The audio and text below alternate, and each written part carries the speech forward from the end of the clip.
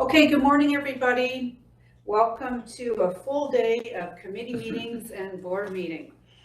I'd like to welcome alternate director Jim DeAndrea, who's filling in for Director Obrick today. Welcome, Jim. And we've got 3 hours under corporate services this morning that will take us to our lunch hour, our half-hour lunch break at noon. So we are going to start with Jan Enns to do a social media workshop with us. We're going to turn things over to Eric Thompson, who's going to introduce us to Jan Enns. Go ahead, please, Eric.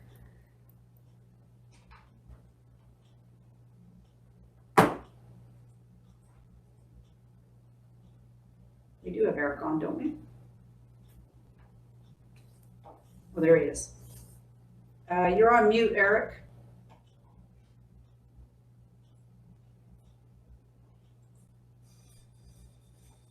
We still can't hear you, Eric. You might want to come in the boardroom. Communications guy can't communicate. Yeah. I just was thinking that. Oh my God. Our communications info officer. We're really in trouble to now. come communicate from this room instead. Here he is. Welcome, Eric. For the record, my computer showed that I was unmuted. I'm not sure what the concern is, but Okay, well, I will now fix we it. can hear you. To the chair. Jan Enns is a communications professional, and her presentation today covers social media. Very timely, this topic, because of what's gone on with the wildfires of late. And of course, for people who don't use social media, it may seem like an odd thing to talk a lot about social media, but I think what we'll get today is a better understanding of why elected officials and staff need to at least be aware of what's being said on social media and how it's being used and how to react if need be. So I'll leave it at that and ask Jan Enns to join us now. Great, thank you so much, Eric. And great to see everyone again as well, especially under these trying times. Not the easiest for anyone this summer with all the things that have been going on. So thanks for having me. And we'll get started with our presentation. I'm going to jump straight to the share slides. So Daniel, just make sure that I can share there. And you can all hear me clearly. We're good to go in that regard. Excellent. There we go. So welcome, folks, and today we're going to talk about those social media survival skills, which are so critical, especially during times of emergency. But I'm going to share a couple different things first, and I just want to talk to you a little bit about what we're going to cover off in the next, I think we have an hour and a half, and I want to build in a lot of time for conversation. We're going to talk a little bit about having a game plan, what that looks like about being on social, or if you're not on social, recognizing that not everybody, pardon me, not everybody is. A little bit about being proactive, how we build that community online and be proactive, how to be reactive, being ready to react and managing your message when, you know, sometimes the conversation isn't always taking the direction we want it to. And as well as a little bit about crisis communications, and particularly on social, which I mean, we've seen these social posts, and I'm going to share some examples with you today about how they can travel just as fast as a wildfire, or almost as fast. And then leave time for Q&A and also conversation amongst yourselves to think about how might we incorporate some of these things, some of these tips, tools, and techniques into our own practice to better help manage and spread the word that you need to get out. You have to recognize that as elected officials, you have a very special position in your community and in the whole communications landscape for the RDOS, because you don't just represent one person, you represent many. And you're often in the community talking to folks at the grocery store, or it probably takes you an hour to buy a can of beans, as George Abbott once said. But you're out there talking to people while the rest of the folks, like Eric, for example, is stuck in the EOC, I think, pretty much right now. So, you know, having that front line is so critical, and your input is so critical to this process.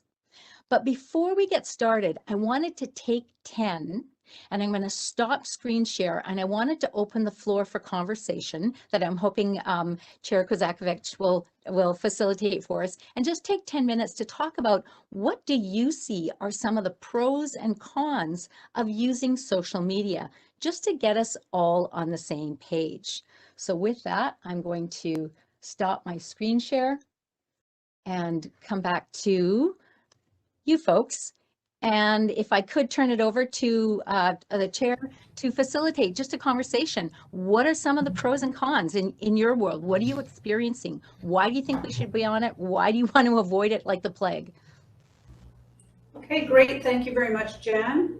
Directors, any suggestions, comments, questions? Yes, Director McCordoff, go ahead, please. Thank you. I do go on Facebook, not to read all the nasty comments, because I don't go on a Suez Connect or one of those wild programs, partly because I think people are very quick to comment on things that they probably don't understand.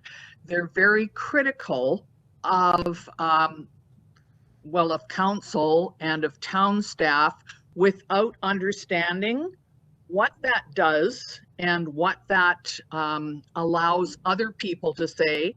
And so, you know what? I don't read it all, because I don't think that I need to see all of those kinds of negative comments. If somebody does have a nice comment, or they send me an email, or they phone me, I will absolutely contact them back. And the ones who say thank you for helping or doing a good job, it just brings a smile to my face. But there have been some nasty ones on, and quite frankly, I don't have time to read those, and I don't think that does me any good. I'm not sure whether that's what other people think or not. Thank you. That's some good self-care knowledge there, self-care advice there. Thank you. Okay, and then from the boardroom, we have Director Santos. Go ahead, please. Thank you, Chair. Good morning, Jen. I am a councillor with the City of Penticton in my 14th year, so I've been around for a wee while. And I am a dinosaur in terms of the technological opportunities, but it's because I have a fear of them. And you know, the City of Penticton, typical of so many others, has spent a great deal of time, energy, and money to facilitate engagement. And it always amazes me that no matter how hard we put forward information, people will believe what they read on Facebook. Often they haven't even read the statement that has come out, but they will believe that element, and then they propagate the story as they see it. And I'm very reluctant for self-preservation, because no matter how I respond, they will interpret that. And it'll turn out on that medium something I don't even recognize I said. So I have a significant respect for it, because there are good things about it. But as long as I am a city councillor, I don't go there. I just can't trust it at all. And as I say, I'm offended that they will believe what they read there, but they won't believe the reports, you know, that the municipality, the RDOS, you know, go to great lengths to get out there. So that's my position. Mm-hmm. Absolutely. Thank you. And one to be respected by all means. Sorry, please continue. No problem, Jan. We've got a few more comments here. I'll go to Director Roberts and then Director Spencer Coyne. So go ahead, please, Director Roberts. Thank you to the chair. Right as soon as I got involved with the RDOS as the Area G director, I started a Facebook page, and the Facebook page wasn't to have superfluous information, or it was more about being quite direct about specifics and being proactive on things that I was thinking about doing, planning on doing, or what was happening. I'm trying not to have too much subjective language. And I started to use it to connect to appropriate news sources and the RDOS information. So rather than getting drawn into debates, I was using it as a place to be a center for people for information. So once somebody likes my page, it connects them to the RDOS, it connects them to the Village of Karamias, it connects them to the, the different news outlets that that we utilize.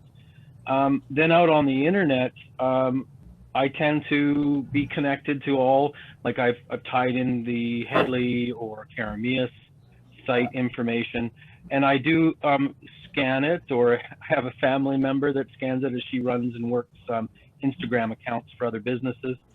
And when there's being misinformation, rather than getting drawn into dialogue, I will just put out there like a direction to where appropriate information is, and then back off. Like I don't get caught up in debate, because again, it's those that choose to go down that path tend to have already made up their mind. I just want to provide access to places where people can access the information that is timely and correct. I have to admit, pretty much the first year and a half, I was really good at having a monthly update. And then with my other job and this and COVID and the ongoing absolutely everything, I fell to the wayside. And I believe I lost a little bit of my momentum that I had, because I was being proactive once a month, and I want to get back to that place. Great. I think that's Thank really you. wise, especially if I could just comment on that, to say that role, and I'm going to stress that again about, you've got your ear to the rail, you're close to your communities, and being able to do things like simply direct them to the accurate source of information. I've got some examples to share with you about that today as well. So thank you for your comments.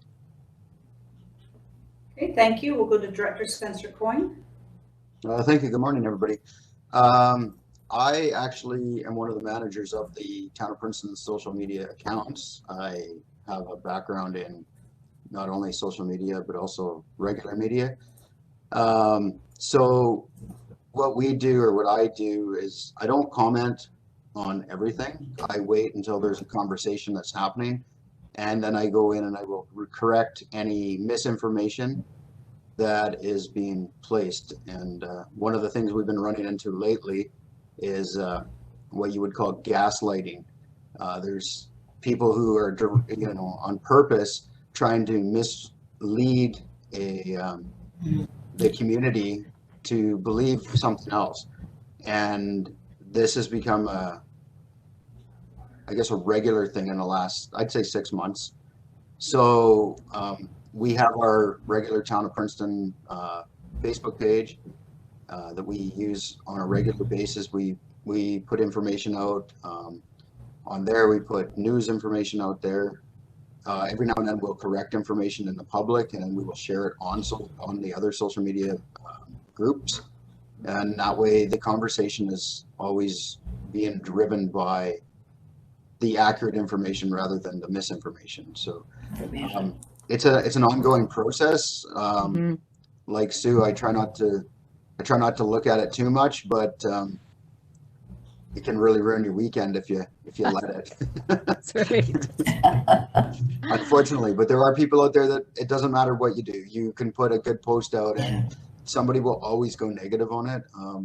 And that's just the way people are. Some people are nowadays.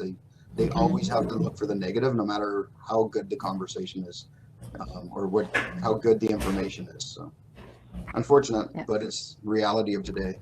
Thanks. That's so true. So true. Thank you. Okay, thank you. I'll go to Director Gettens. Go ahead, please. Thank you to the chair. I think the biggest con, I've said this before at the table, is with social media. I really have a conflict around, I think it should be a supplementary source of information and dialogue and not a primary source, because social media platforms require you to sign up, and then they use your data, and that's how they make money. So expecting our citizens to sign up to a platform to get information, I really struggle with that.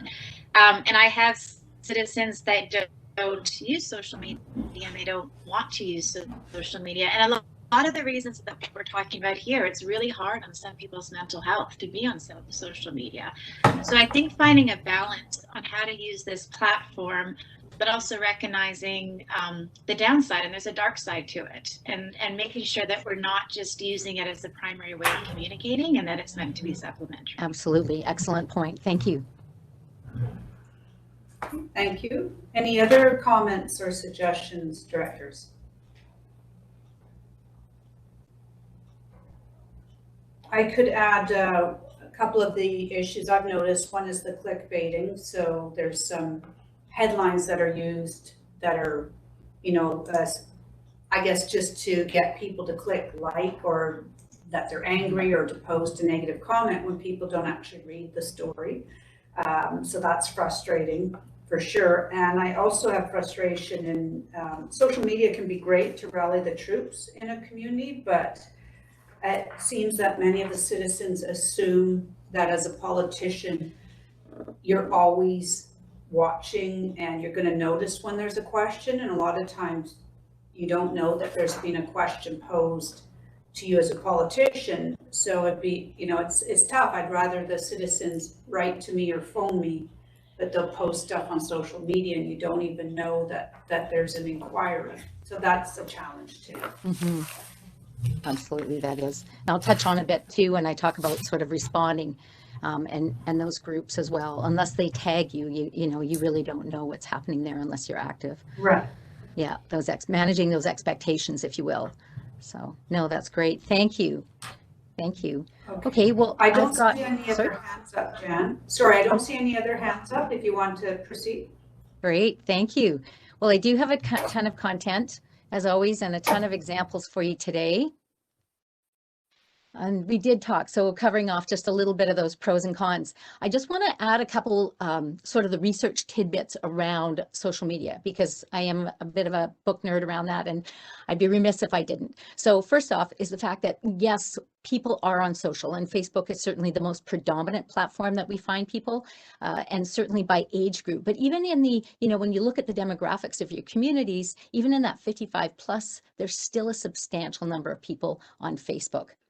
What we're also seeing, though, in the Insights West just put out their BC media study and how we consume information as British Columbians, an interesting stat that they had was that about 79% of the population is going to social media for their news, as opposed to, say, 34% to print media and about 75% to website and other apps. So there's this sort of drive towards online. Now, that doesn't mean that they're not reading the Similkameen Spotlight. It just means that they are perhaps getting it online or getting it through social media. So, but there's a strong number of people. So it's no surprise as well when things happen on Facebook that they get picked up and they get circulated. So this is a post from Mayor Richard Stewart in Coquitlam. He happened to be driving behind the car of the folks that threw the garbage out the window and, you know, posted about gladly taking the garbage and the license plate to their bylaw officer to do something about it. And certainly that was, you know, picked up by a lot of folks, but it's also from Facebook to the front pages, because the other piece about social media is it's where the media is also going. So that story went from his own Facebook page to the front pages of the Vancouver Sun. And well, maybe not the front page, but it was on there.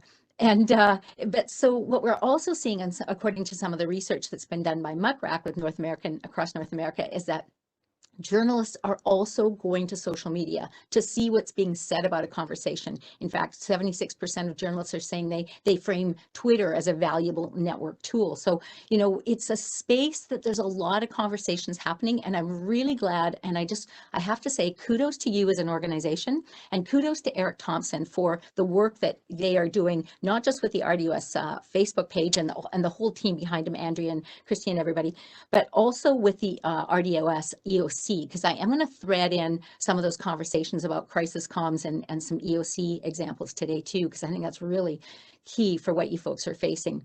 But the bottom line is that these things are happening. But finally, I want to share with you just a quick story about why this is so important that we are there, either through Eric telling a story on social media, but just how fast things spread.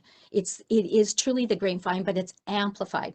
So a few years back when they had fires in Fort St. John, there was a fire in outside Charlie Lake, just a community just outside of Fort St. John. Someone got on Facebook and said, the winds have changed, the fire is headed towards Fort St. John, there's going to be an evacuation order issued for Fort St. John. So the impacts of that random rumor mill spread through social media to the effect that it basically shut down commerce in downtown Fort St. John as stores and banks, yes, banks, closed early to let their employees go home and pack because they're going to be evacuated. Now, completely wrong, completely false information. The fire was about 50 kilometers away. That would be like ordering an evacuation alert for West Kelowna for a fire on the other side of Penticton. So it's, it's just completely wrong. So what did they do? Julie Rogers, who was the then communication manager there, got the amazing Mayor Ackerman and got her to do a stand-up right then, did a video refuting it, got that misinformation, shut down, went into pages, corrected the misinformation, put a link back to the EOC page and helped shut it down. I mean, just Mayor Ackerman's views on her video alone were 67,000. Fort St. John had a population of about 17,000, 18,000 at the time. So the bottom line is that it's a good channel to be able to tell your story, because trust me, if you aren't telling your story, someone else is going to be, if you aren't informing people, someone else is going to be misinforming them for you. So let's walk through four key steps and a Q&A to help refute that and help leverage this channel as best we can. So first off is having a game plan. And I just want to say, I know I showed this to you at the last presentation, but it's so important. And Director Gettens, you spoke to this as well about not being your only channel or even your primary channel, that we use a number of different ways to spread the word. But first, we have to be really clear on what it is that we want to talk about. Who is it that why is it that we're doing that? Important information about emergency operations. Who is it that we're trying to reach? Is it, immediate? Is it an audience on Twitter? Is it an audience on Facebook? Recognizing that you have different audiences on different sites. Twitter, for example, is where I connect more with, say, elected officials and media. Whereas Facebook, I connect with local communications staff from local governments, and LinkedIn is where I connect with local government staff and electeds in their professional. So we have different channels that we use for different reasons. Deciding what that message is going to be. I'm going to talk a little bit today about holding messages as well. And then how you get it out, and directly to Director Getten's point about this is just one of the many ways that you're going to use to get it out.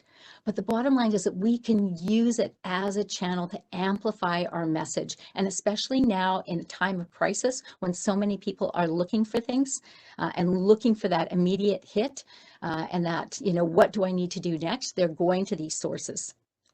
The other thing that we need to do with our game plan, and you have that already, but you need to have a policy. So you need to have some ground rules, if you will, for people inside your organization, both your staff and I believe your elected officials. Not that with your private pages and whatnot, we don't want to be telling you what to do there, but certainly in how do we share information and what's the best way that serves the best needs of our community. And I'm hoping we can have a bit of a conversation about that after this, at the end of this workshop. So having those ground rules, those policies, guidelines, procedures for how things run internally, but also externally. So this is what I call the be nice rules that need to be on everybody's page. If you have your own private pages and you have your own and your corporate pages, you need to have these rules of engagement, because that also gives you some leverage if you need to ban or mute or block someone that you've said, if you behave like this on our page, we're going to cut you off. So lay those ground rules out for people. The other thing that's really useful is that these come into play in times of crisis. So I was working with the town of Creston on a fire hall referendum, and it's a big money, it's a big price tag item for our community, and there's a lot of discussion. As we know, there's usually like 10 to 15% of our population that really loves us and is in favor of what we're doing, and there's 10 to 15% that really don't want to have anything to do with us or move ahead with whatever project. But we have 70 to 80% in the middle that we need to be able to provide a space for them to learn more and provide their feedback. So what we did is we actually pinned the ground rules to the top of the Facebook. And I know you use pin post. Director Mayor Coyne, I've seen you use your pin post on your infrastructure boards, for example, because that's important information. You want to keep it up there.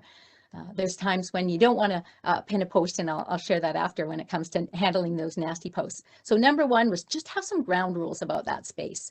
The next is setting the stage for social. And this goes for, I'm going to try to weave in as well, because this goes whether you're communicating, providing information, or engaging people on social or at your local Tim Hortons. It's all important information. It's all how we engage. It's just that on social, we can hit so many more people because so many more people are watching as opposed to a one-on-one conversation. So being proactive, be sure to post for information and engagement. This is from Councillor Frankel up in Vanderhoof. You know, anytime they're doing something, getting out there and posting those pictures about what you're doing. Again, I just, Director Mayor Coyne, I really love the post that you had and your speech from Canada Day about planting the tree. I thought that was really unique and heartfelt as well. So it's relevant, it's timely, it's all those good things. Using pictures and videos, absolutely. Pictures, there's the infrastructure board. Pictures get about 120% more engagement than just straight text. So we always try to include pictures where we can, and videos even more so. And Mayor McCurtoff, I love these videos. Okay, I also like the challenge between, like, you know, Mayor Piper and Armstrong and all Mayor Bassaran and all those things that are going on. But again, it's fun, it's engaging, it's interesting. And interesting too on a small scale. Wow, I didn't know that's how you watered grapevines, even though I've lived in Kelowna pretty much my whole life. And also sort of the challenge piece. But the video is the new way to communicate with people as opposed to text, for example. So it's something that we need to consider in that. The other thing that you can do is, of course, share if you are on social. So you're sharing, you're liking, you're retweeting, you're tagging. What I like about this post from Director Forsyth up in the Caribou Regional District, who's very active, he's got a blog and newsletter and very active on a number of social media platforms, is that little tidbit. So more than just a share, it's like, oh, I really liked how he said, hey, great tip here. And that's all you need is just to say, this is a personal message from me to you that customizes it a bit. I know you're sharing a lot of the EOC information just to say, you know, heads up, folks, this is critical information you need to know. So adding that little personal touch to it is also helpful. And again, redirecting to the actual accurate source of information for that. So just some ideas about that.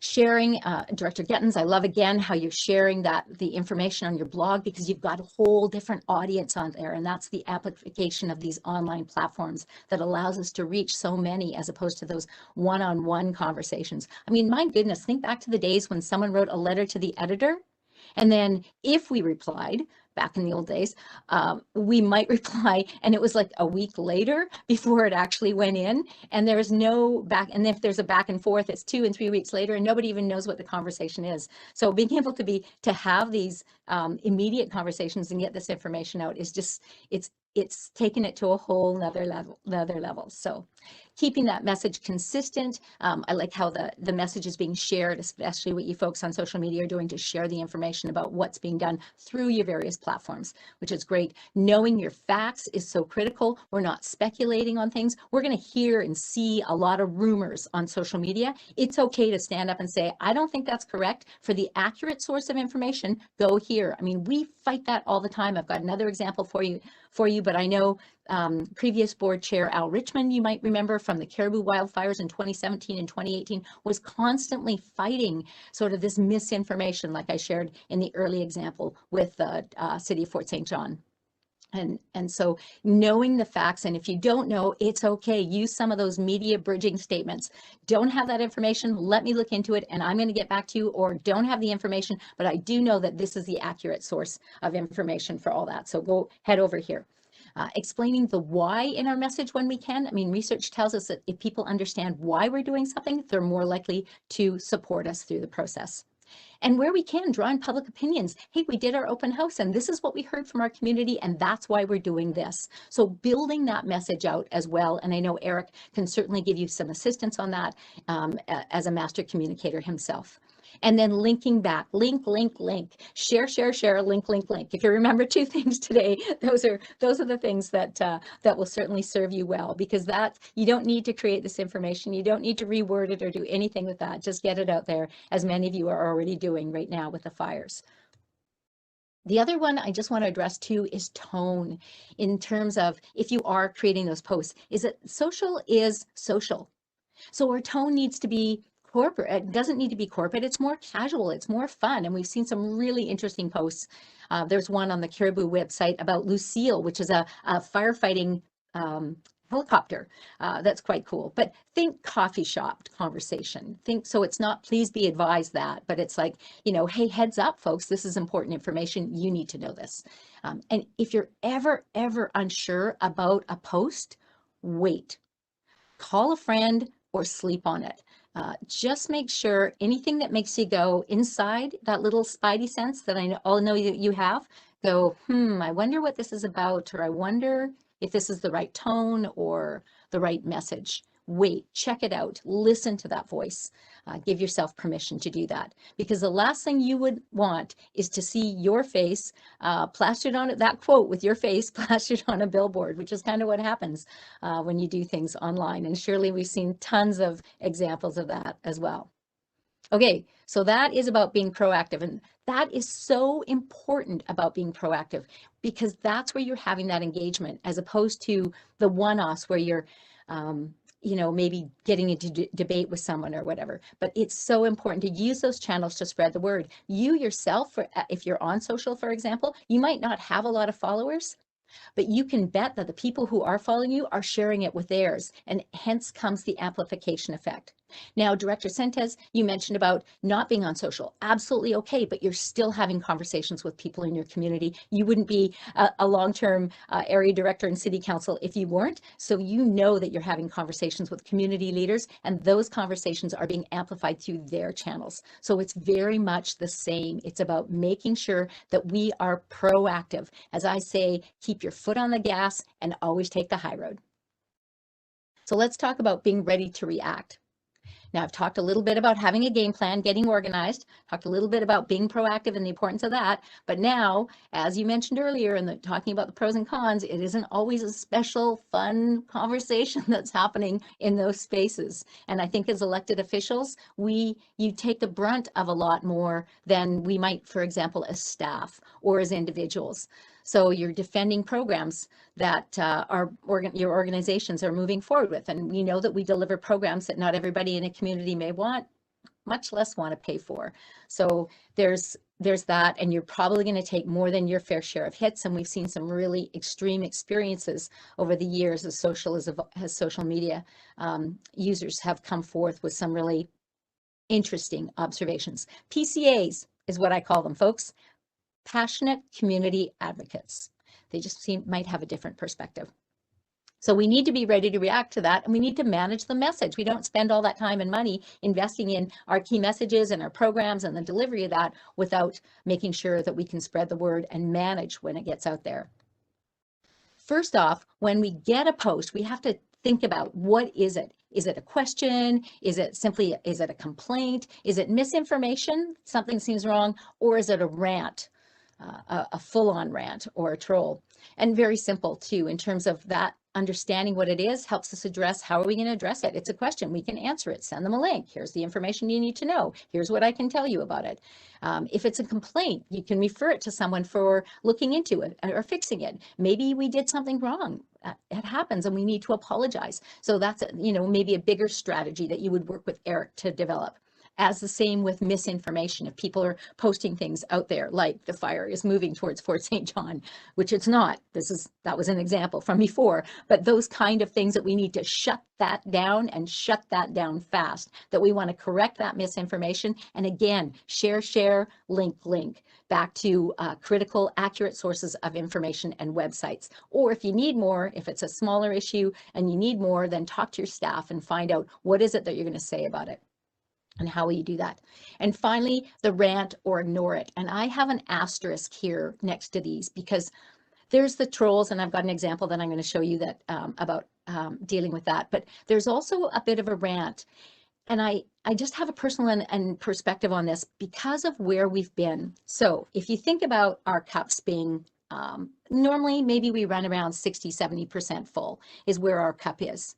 But in the last 16 months, we've added a pandemic, we've added social isolation, we've added not being able to see our families or friends for 16 months, having to wear masks, having to remember to bring your mask into the grocery store, like all these little things that are like, that are hurtful or even sand in our shoe pains. So they keep taking up this extra space, the capacity that we have as humans. Now let's throw in a drought and some wildfires and smoke that makes everybody anxious, and poof, we've overflowed our cup. We're full. That makes places like social media tinder for conversations that hit on some of these soft spots. So we need to allow some space for that in some cases, but not to the point where it's disrespectful or harmful to that effect, but just recognizing. So that's why I have an asterisk about the rant and about whether we ignore it or whether we empathize. And I've got some quick tips for you as well on how to respond with a message. Both online, and I wanted to include it in person, and you guys are already masters of this. It's about getting the information out there, about acknowledging, about active listening, about asking questions, probing, what's this really about? Because we know it might not actually be about the issue. It might be because we're just full and we can't take any more change, for example. How to be helpful. Here's a link. Here's more information we can give you. And being consistent on all our channels, being consistent with the RD message. Now, as an elected official, you might have a different perspective on something, but if you do, make sure that you are doing it in a respectful way to say, well, I don't agree with the decision. That's a decision of the board. I would love to see this, but now we've made that decision. We're going to, I'm going to make sure that we do this in the best possible way. So being respectful when you do disagree and recognizing that is your own personal opinion, which is actually in your social media policy as well as many other elected or local government social media policies. Here's an example though. Councillor Toth from the District of Sechelt basically was in one of the groups and provided the factful information about what the money was for, that there was an additional $650,000 to replace the often rotten, crumbling water mains faster than they rupture, which, asset management is going to be a huge issue for all of our communities moving forward as we continue to live off the assets that our grandparents and parents built that now need replacing. So we're going to see a lot more of those conversations. But even then, just, being out there, being transparent and saying thanks for this information. By the way, if I'm going a little fast, you are going to get a copy of the PowerPoint slides. So you will have these if you want to refer back to these notes or these examples.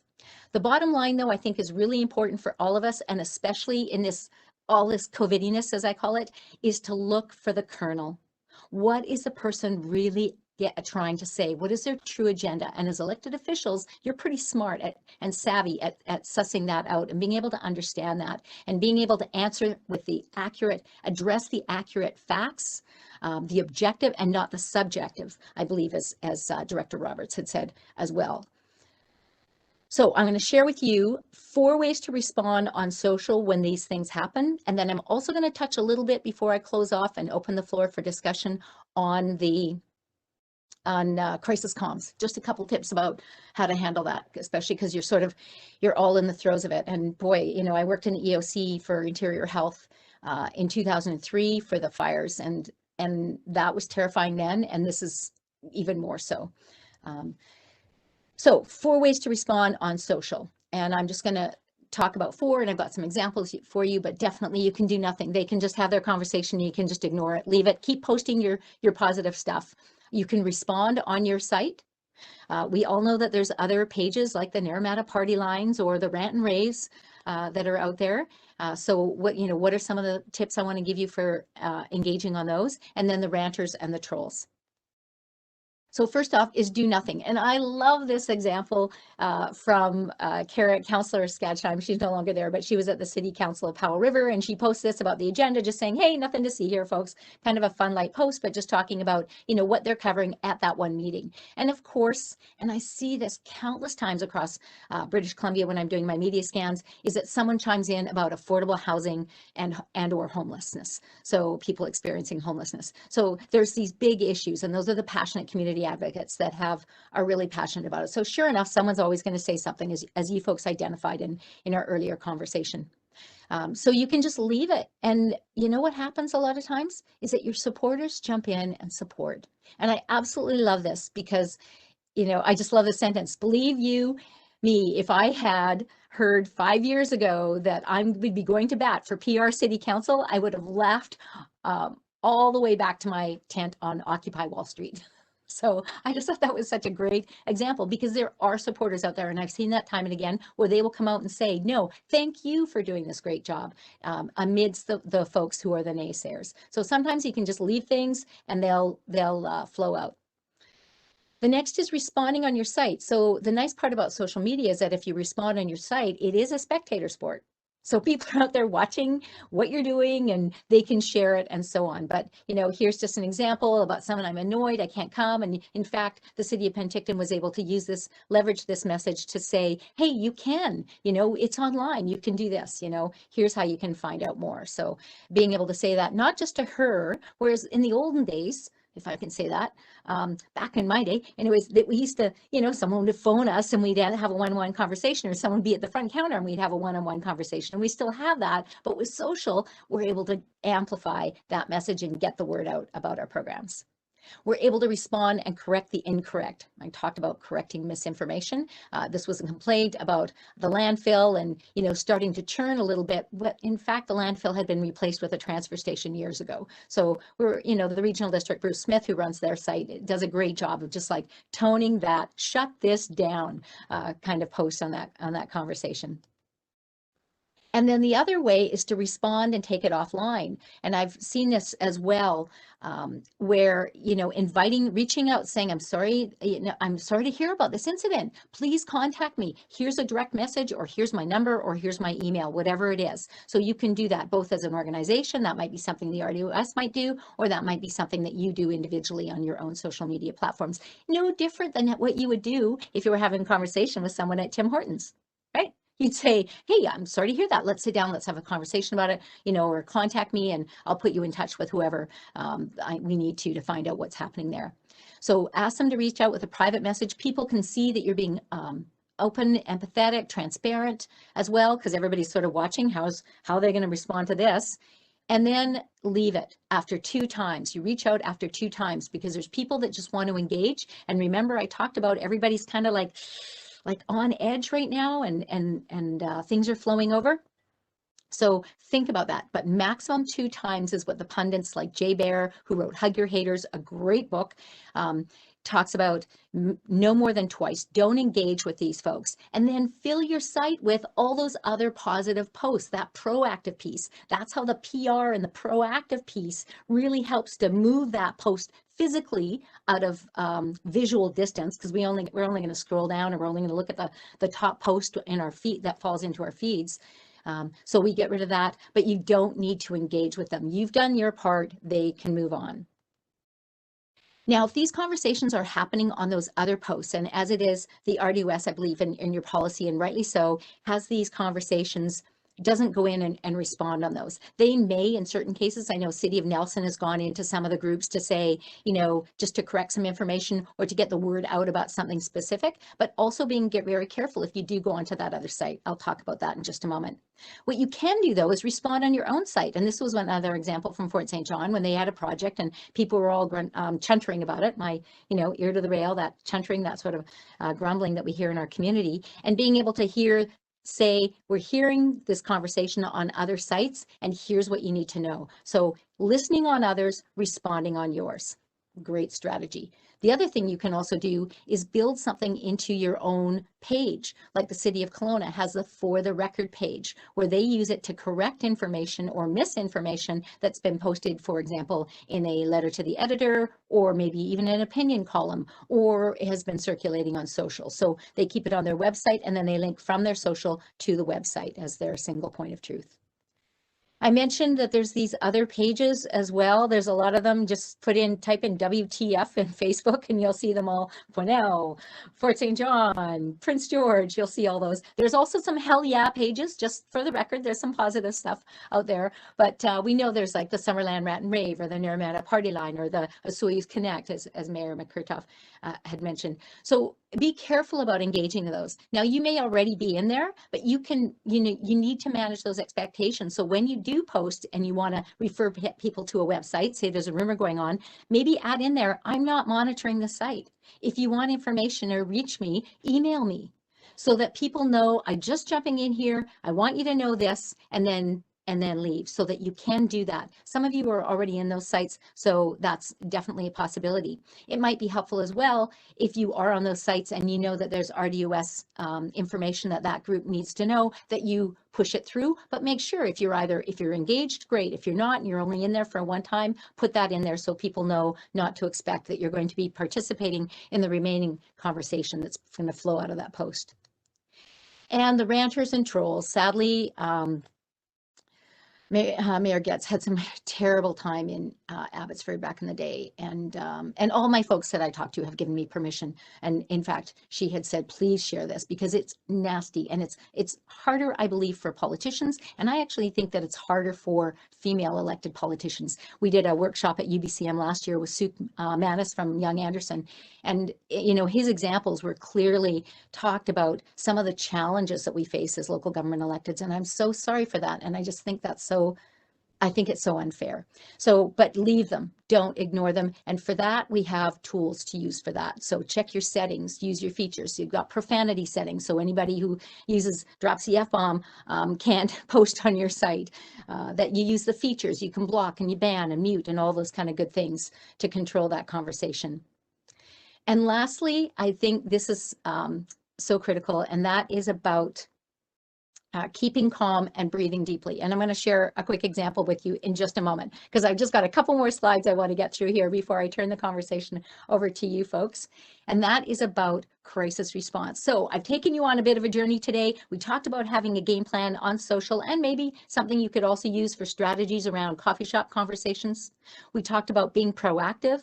We talked about being ready to react in 4 ways that we can react in terms of our own posts and responding publicly, responding on other pages, and so on.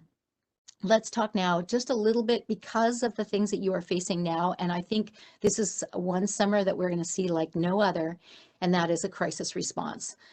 And I just want to say to start out by characterizing as well crisis versus issues. So an issue is typically something that it's controversial. It could be a development. It could be, a fire hall, those kind of things. So they're not really a crisis, but they're definitely issues, but they definitely need to be managed. In fact, according to the Issues Management Institute, 2/3 of our organizational crises are actually issues to begin with. They're smoldering issues that we know they're chuntering along in our organization, and we know they may not have a good response, but they're not a crisis like a true crisis. So, but that said, an issue on social can become a crisis. What are we talking about? We're talking about a crisis. Well, certainly the ones you're dealing with public safety issues, financial issues, or reputational loss, which is a lot of times some of the things we deal with on social media, sort of a bash to the reputation, and bash at how we're delivering things, which is why it's so important to have that consistent message. But it has to be handled, and it has to be handled well. And I think you've got a great EOC, well-oiled machine that is out there doing everything possible for folks. Just a little bit of crisis, because again, I wouldn't be my academic nerd side of me if I didn't tell you a little bit of the research around just to define where we are and what a crisis is. But we know that there's always that fact finding, what happened, and the unfolding drama of a crisis. Certainly we're starting to see some of that blame, some of that fact finding around Lytton. Okay, why did this happen? Who's responsible for this? Was it a train? Was it a cigarette? Like, who knows? With fires, they're kind of these long crises that can really wear down your organization because they stay between fact finding, constantly getting the information out to people, as well as that unfolding drama. Who's affected now and how are they affected? And certainly something the media is going to be glued to until the fires are out. And then some. But in the next two stages really are about blame. Who can we blame for this? What can we do? And then what can we do to change this so it doesn't happen in the future? What do we need to do to better protect ourselves? Or what is the resolution? How has that come about? So thinking about those 4 stages helps you understand how to respond as well. You know, we're dealing with probably the biggest thing that we're dealing with when it comes to a crisis on social is misinformation, as I shared earlier with Mayor Ackerman's video that she did for Fort St. John. But just last night, I was watching this, and again, because I follow Chris Walker on CBC and sort of, you know, staying current on what's happening there, being one of the 79% of British Columbians who are getting their news from social media. You know, I came across this, and in terms of the rumors that are happening about 100 Mile. So those things are happening up there. And again, the post response for that is perfect. This is the accurate source, folks. Please check it out. So if there's anything that you can post, there's those. And BC Emergency Management has samples of posts that they have for local governments to use on their pages that are already pre-written that say things about, here's what you need to know about leaving your home. Here's what you need to know about wildfire. Here's where you go for that source of information, that kind of thing.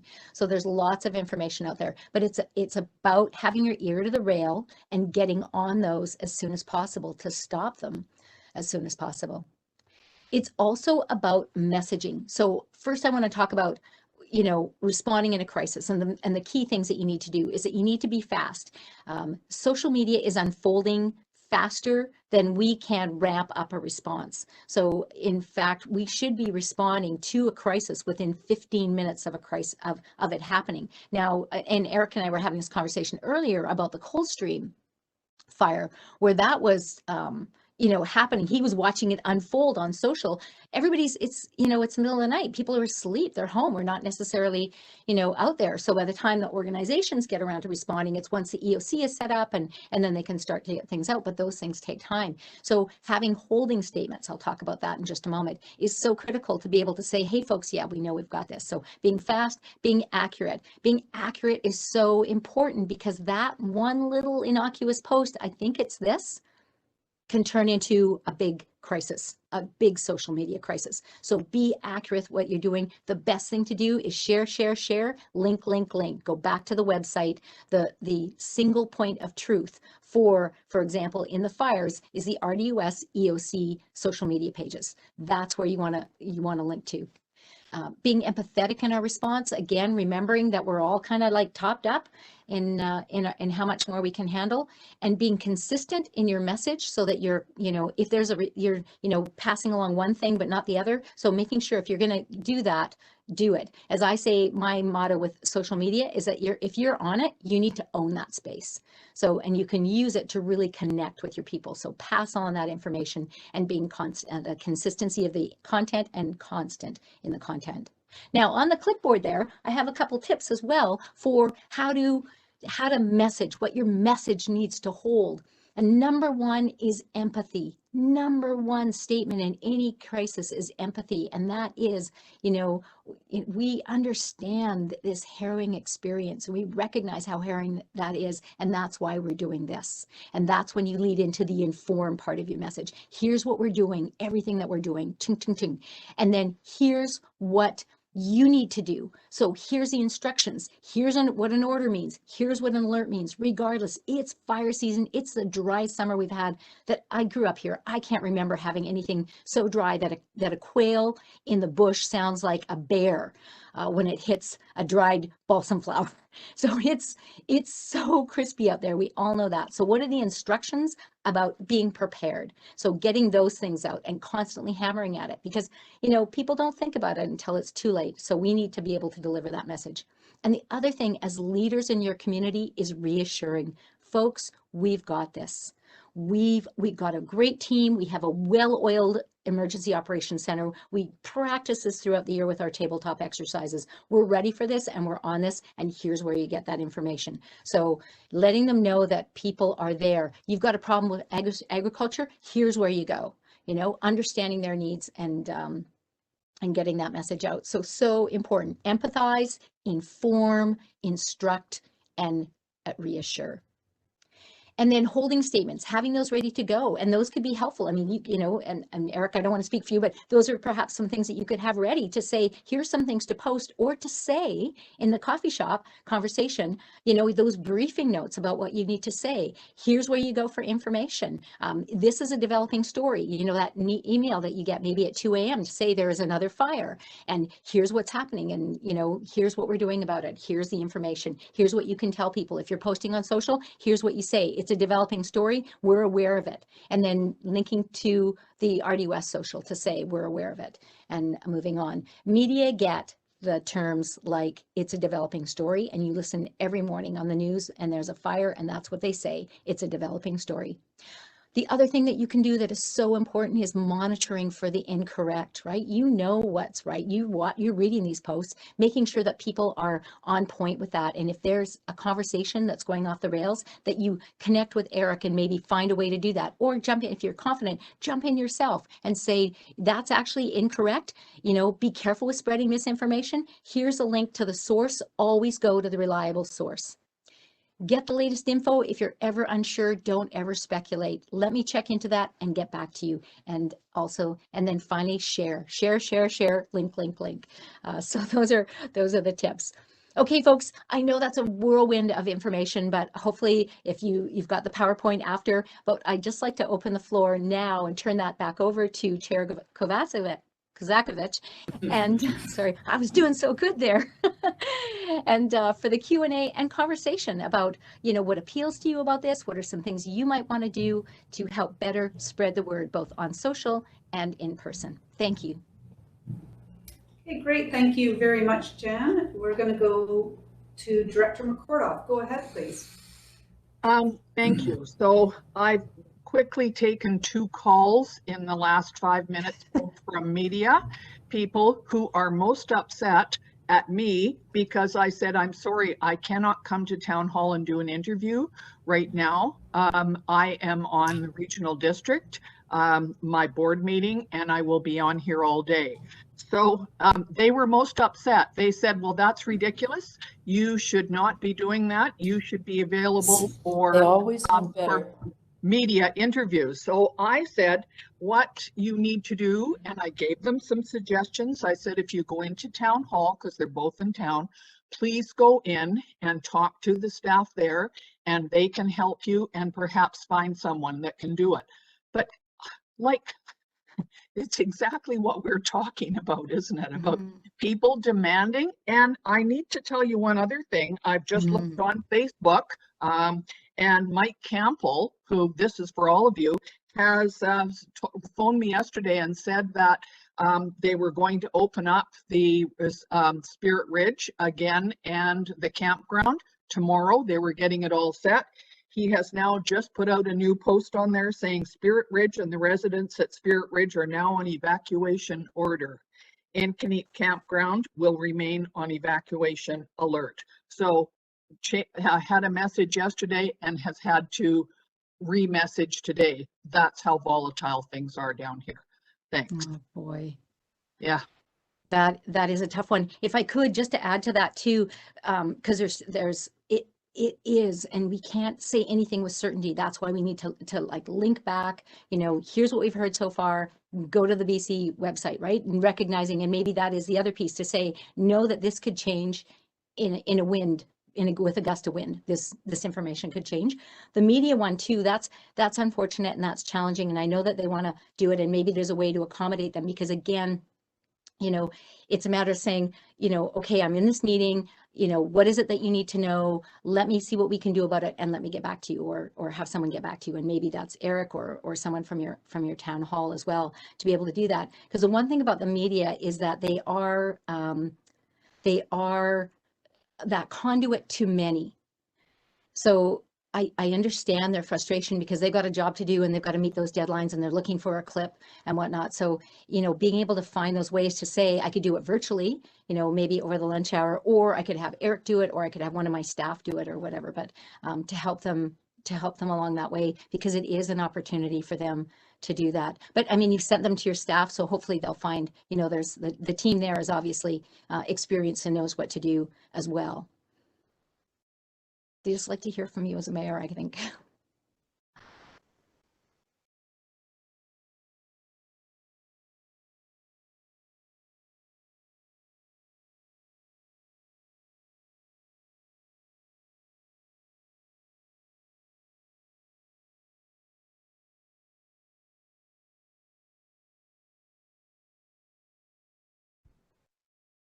Other comments, questions?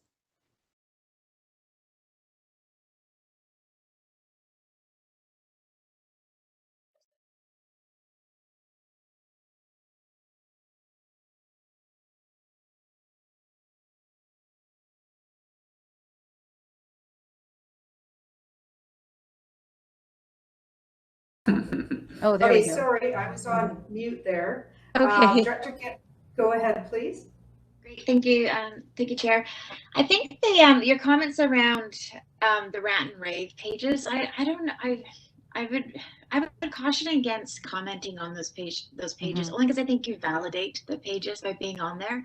And if you do comment, then I think you're proving that you are reading those pages, but only commenting kind of when it suits you. And I think that could be a bit of a rabbit hole to get dragged down upon. And I don't know if those audiences on those rant and rave pages want to be corrected. I think that, you know, it's like you having a conversation with 100 people that want to prove the 100 people right, not you. And they're going to have more time than you always will. I do really like that single point of truth or for the record page that you had referenced. And I think our staff here do a good job with the hot topics. But I do like that. And I think even linking, if you have a rant and rave page and you do see something on it, and then like you were saying about commenting on your site and your information and linking back to the truth, because that will get back to the other people that are on those pages. But I think providing links to the single point of truth is a good idea. I don't know if I would comment on a rant and rave page personally.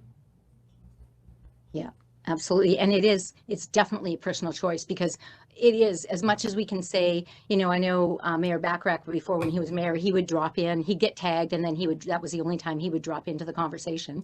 And then he would just say, I'm not monitoring this. So it's hard to do because people will still see the post or still think you're there. And like you say, that you might be lurking as you suggest. So yeah, so it is. Maybe with the tag, that might work for sure. But yeah, I think, yeah, exactly. I do. Perception's funny. Sorry. And I think that I was going to say the perception's is such an individual thing, and I think some people just want to find the problem, and they'll always be successful at it. So, talking to the people that want to hear your message and want to work with you and want to improve, I think it's just such a better investment of time. Absolutely, and having the post on your page to say we've been hearing on other pages. Yeah. Good points. Thank you. Okay, thank you. I'm going to go to Director Holmes. Go ahead. Yeah, just following up on that, when you mentioned that you do nothing, you let your supporters jump in and support you, I don't think you can count on that at all. Certainly in Summerland, there won't be anybody jumping in to support you.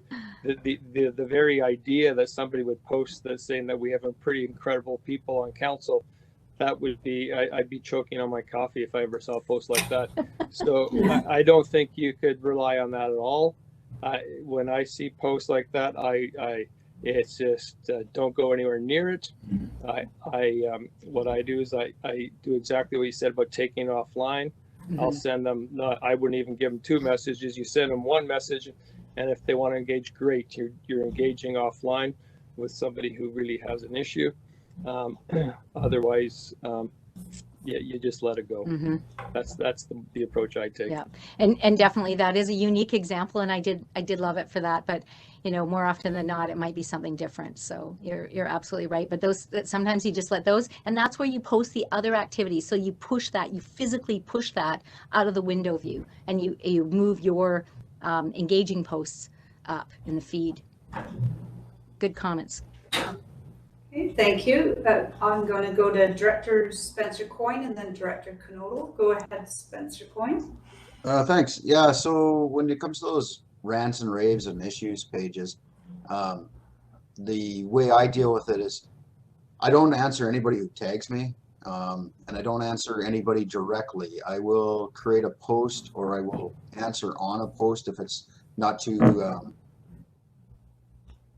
hostile. What I'll do is I'll take all the questions or all the topics or questions that come up in the other conversation, and I will address each one of them individually, and I will not name a single person who brought up those questions. That way, it doesn't give them, it doesn't focus it back to that person. It just corrects any of the information that may be there that's inaccurate. And usually, when you do that, you don't have to ever come back to the post because people will support your effort, and they'll give you a thumbs up or they'll say thank you or however that works, because people want to know the real information. They don't want to know speculation or rumor. They want to know what's actually going on. And if you allow those 3 or 4 people, and that's what it really boils down to, a handful of people on every one of these pages, they continue to cause the same grief. And it's not just for us, it's for everybody. It's for, highways, or it's for the RCMP or anybody you can think of, even businesses. They'll go after businesses, right? But if you address it and you put it to bed, the majority of the people in the page will come out and support the effort to stop that misinformation. And don't engage with them afterwards unless there's an actual dialogue that needs to take place. That's not hostile, right? You want to have that good back and forth, but most of the time you don't have to. After you set the record straight, you can walk away from it, and your post will speak for itself, bringing the tone back to where it should be and squashing that negativity. So that's what I've started doing, because we did try to ignore it. And when you ignore it, you allow them to create the narrative, and that's what people are going to hear on the street, right? It's all about controlling the message. And as long as you allow them to control the message, you're fighting an uphill battle every single day. So you have to somehow redirect it back to the truth and bring that tone back to a place where people can actually have a conversation. Exactly. You're clearing that space for your supporters to have the conversation, that it's not just, oh, that page is full of all this negativity. So I think that's really good. And I do recommend that you engage, but it's that balance of what's just a one-off kind of post that we can ignore, and where do we need to drop in and deal with, and that's usually comes back to what is a bigger issue in the community as well. So just good points. Just to follow up on that, one where this has worked is our infrastructure one that you were talking about earlier. And there were a certain group of people that were trying to make allegations that we were doing something that we weren't going to do, and it was in a plan. It was all there. We did a public engagement process and everything. But there was this misinformation that was being perpetuated by a certain group of people. And as that continued, it grew and grew and grew until I came online and I created a whole nother post, and it was in an issues page, and it had the maps, it had the information, it had the links that go back to the town's website to show all the information, including the studies and everything else. And right there, it stopped. All the negative stuff stopped, and people wanted to ask questions based on what the actual project was about, not what the people were making the allegations about. So it changed the entire tone of the conversation. And at the end of the day, we had 10 votes against the entire project out of I forget how many they had to have, over 200 to take it to a referendum, but 10 votes against. And that's because we engaged with them in a civil manner with the accurate information, and it just put everything to bed. And otherwise, I would suspect that would have failed. Our AAP would have failed if we didn't do that, because they were running away with the narrative, right? And you got to stop that. It is. It's like a wildfire on social, and you need to put it out. Absolutely. That sounds like great, and congratulations for that proactive strategy, and congratulations on the vote. That's super. Okay, we're going to go now to Director Knodel. Go ahead, please. Yeah, thank you to the chair. I, like many of the other elderly people involved in the board, I decided to stay away from social media in totality, just for the simple reason that I don't trust most of the information that comes on it. Quite often it's conjecture and sometimes confrontational, as Director Coyne has pointed out. But one of the things I have noticed, and having given a few radio interviews with this current fire, is one of the main functions that I've been getting comments on is that we provide comfort to those people that have elected us. And I've had a number of calls on the radio, as to the radio interviews that I've done in the last couple of days. We're a familiar face to the people who voted for us, and they really want to hear from someone they know. To that end, the information that we have that available to us has to be the most up-to-date as possible to keep us from stepping on our toes. If it's dated or misleading, we can cause more grief than we solve if we don't have the proper information. To that end, I try not to speculate in any way as to where we're going. People want to hear from a familiar voice, and it's important for them. They're in times of crisis, and they're hurting, they're scared, and we're supposed to be their leaders, and that's what we should do, lead. To that end, I'd also like to do a quick shout out to the firefighters, but what an awesome job they're doing. Thank you. Absolutely. Okay, thank you, Director Knodel. Not seeing any other hands up. Did anybody else have a comment to make or a question to ask of Jan? Director Knodel, did you have another one, or is that a leftover hand? Leftover hand, okay. Anybody else? Director Bob Coyne, go ahead, please.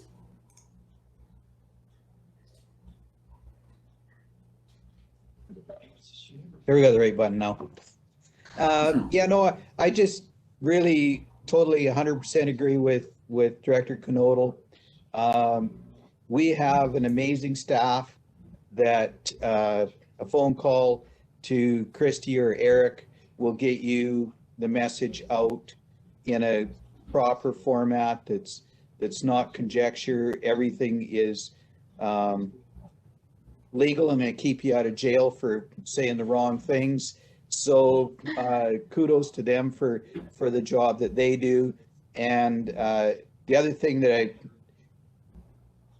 Rick touched on a bit was radio interviews are usually very safe because they're usually live, whereas sometimes when you do the TV ones, you got to be super careful of what goes on because they edit it so well that they change the message quite often. So there again, I strongly recommend that people use our staff who are very well trained in this field. So I just have a very firm policy that social media does not exist, and I let the trained professionals deal with it. Thank you. Thank you. Okay, thank you. Any other directors with a comment or question? Okay, Jan, I'm not seeing anything else. I know you're going to share the slides with the board of directors. Did you have any final comments before we wrap up? I do. I think they're just more of a personal comment that this is challenging. These are challenging times. And again, as I said, you know, our platforms, if you will, are so full, and people are at their end. You know, it's great that we're seeing the Restart program come through, but we just have to remember to look after ourselves and look after our communities. Empathize, inform, instruct, and reassure. However, whether you do it on social media or you do it online, you've got a fabulous team there. So just keep it up, folks, and stay safe. Great, thank you, Jan. So on behalf of the Board of Directors, I'd really like to thank you for your session this morning. That was very interesting, and I think it's given us all more to think about as we progress with our social media and how to engage. And maybe some more tips will come as we interact with Eric and Christy and with our communications advancements here as a team. So thank you. And Board of Directors, what we're going to do now is take a short break before we continue with the rest of corporate services. So we're going to take a 10-minute break and we'll start at 10:25 a.m. with the rest of corporate services. Thank you. Thanks, Jan.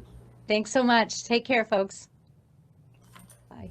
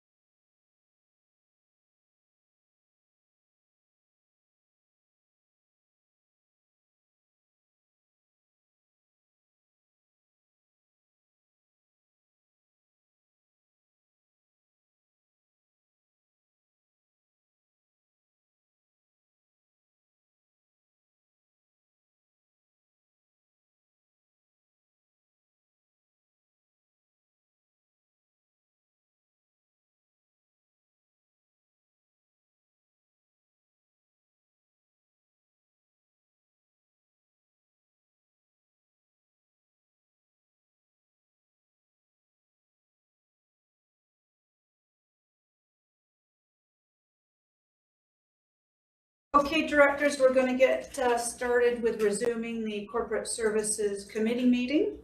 So have a look at your agendas. We're going to go to item C, Procedure Bylaw Amendment, and I'll go to CIO Newell on this. Thanks, Madam Chair. So, on July 1st, the province went into step 3 of the COVID restart protocol, and that was when the emergency order came off. And that then leads to our discussion about Bill 10 and the changes to the Municipal Affairs Statute. So within there, and what we'll have to do is make some changes to our procedure bylaw, because any change to a statute is usually an enabling provision that will allow municipalities or local governments to take advantage of the clauses in it. So anything to do with changing the municipal statute means that we have to enable those sections by making a change to our procedure bylaw. So we have a number of proposed amendments to our board procedure bylaw regarding electronic meetings. And then we have also some changes that we have to make later on to our board remuneration bylaw for the same thing. But this one then is to enable the Regional District of Okanagan-Similkameen to proceed with the electronic meeting changes and declaring those attending by electronic meetings as in attendance, Madam Chair. Okay, thank you very much. Are there any questions or concerns with this? Or comments? Okay, I'm not seeing anything. There is an administrative recommendation in your package there. Looking for a mover for that. Director Bauer and Director Robinson is seconding. I'll call the question then. All in favor? Thank you. And is anybody opposed? Okay, that carries. We'll go to item D, Board Remuneration Bylaw Amendment, CIO. Thanks, Madam Chair. So, way back, it seems now, when we entered the global pandemic back in March of 2020, and we started then implementing the safety procedures with regards to COVID-19 and going to electronic meetings.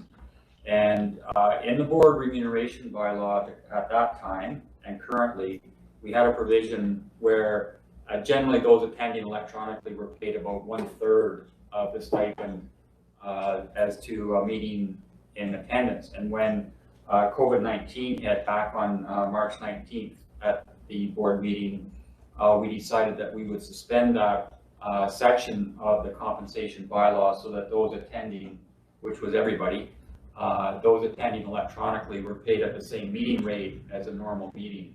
But we also put a proviso on that saying that that exemption would expire when the provincial state of emergency was lifted. So we would have to now, Madam Chair, go back and determine, because I mean, there is a provision that extends Ministerial Order 192 until September. So that was that 3 months extension after the expiry of the order. But what we'll have to do now is determine whether those that will still want to attend electronically on a regular basis are going to get an electronic meeting payment or a regular meeting payment. So we're recommending that we do make some changes and just take out that reference in the schedule to the remuneration bylaw that sets a rate for an electronic meeting, and just call all of the meetings as they are a meeting and not stipulate whether it's in person or electronic. And that's the proposal that we're making now, Madam Chair, is that we do that. Okay, great. Thank you, CIO. Board, any questions or comments on that? Okay, in your, yes, Director Bob Coyne, go ahead, please. Yeah, is this a time that I can make that motion? Yeah, there's two motions in your package and they could be moved together if you'd like. Well, I'd like to make that motion, please. Okay. Second by Director Sentis, CAO. Oh, there was a second part to that, Madam Chair, and I omitted that. There is also a section in your bylaw that says the year before local government election is that maybe the time you want to do a remuneration review. So it's up to you whether you want to do it. We had to bring it forward because it's in the bylaw, but we did just do one about a year ago. We had the lay committee that did the review and made a proposal. So up to you. Because it's in the bylaw, we've recommended that we commence. If we're going to do it the same procedure, we'd have to start later this year so that the remuneration committee could come back with their recommendations to the board early enough in 2022 so that you could make that decision prior to the election. But that would be up to committee to discuss and then recommend to the board, Madam Chair. Okay, thank you. So that was the second Yes. part of the recommendation in your package. So I'll go back to Director Coyne. Were you comfortable moving both of those? Yes? Okay. I think, or nod your head. You're on mute. Yeah. Okay, and Director Sentis? Yes, okay. So both of those are on the floor. Any further questions or comments? Director Holmes, go ahead, please. Yeah, thank you. I don't personally see any point in doing a remuneration review. We just had one recently, so I can't support that. And I would like to request that we separate the two as separate votes. Okay, all right, thank you. So we will separate those. I think I saw Director Roberts, or I think I'm confused. Director Oh, Holmes beat okay. me to it. Oh, okay, great, thank you. So we're separating the vote. Okay, so the first motion, I'll just read it then, is that bylaw number 2903.01 2021, being a bylaw to amend the board remuneration expense and benefits bylaw to facilitate electronic attendance at the same rate as in-person attendance, be read a first, second, and third time and be adopted.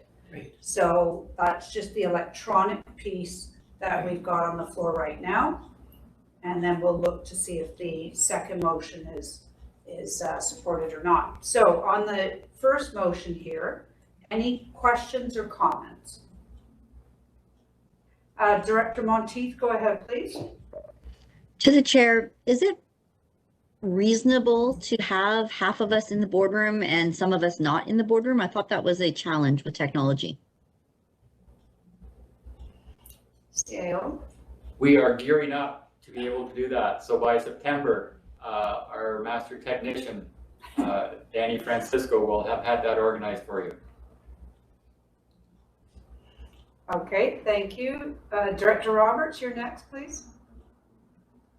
Thank you to the chair. Are there meetings, special or otherwise, where it would be required to be there in physical attendance? Like, I'm wondering whether or not, do we have a caveat put in place for those if there are any? CAO, do you know? I don't think there's anything that requires, I mean, you can always now, if you aren't able to attend, you don't attend. I don't think there's anything that where a board can require all of the 19 members to appear in person. But I should mention the other thing is that after September, the masking and physical separations go away. So we will be back to the normal 2 feet distance between chairs so that everybody can fit in the boardroom. And the other thing that Director Monteith might have been referring to is we did send out a memo saying that for our commissions, once they go back to in-person meetings, we aren't able to move that capability for recording and posting meetings of the commissions unless they're in this specific room. We can only do the electronic stuff if we're in this room where we have all of the technology. We won't have that capability out in any of our other remote facilities. So that might have been the confusion around that part. But anything in the boardroom, we'll be able to do electronically or in person, or both. Okay, thank you. Any other questions? Yes, Director Bob Coyne? Yeah, you know, this here, I really like this motion because when there's bad weather, be it up in anarchist area or over here, sometimes it's a little dicey whether or not you should be getting in the car and heading off to Penticton to attend a meeting in the winter time. The other thing is, reflecting back a few years ago, we had some very controversial items coming to the board, and Director Sidden was away on vacation, and he had to try and educate his alternate to what was going on, and this way he would have been able to attend that meeting and make sure that his point was brought to the board the way he wanted it done. So it has the ability to allow people to not be here at that in physically and still attend the meeting. So I think this is a real big step in the right direction. Thank you. Thank you very much. Anybody else with a comment or question before I call the vote?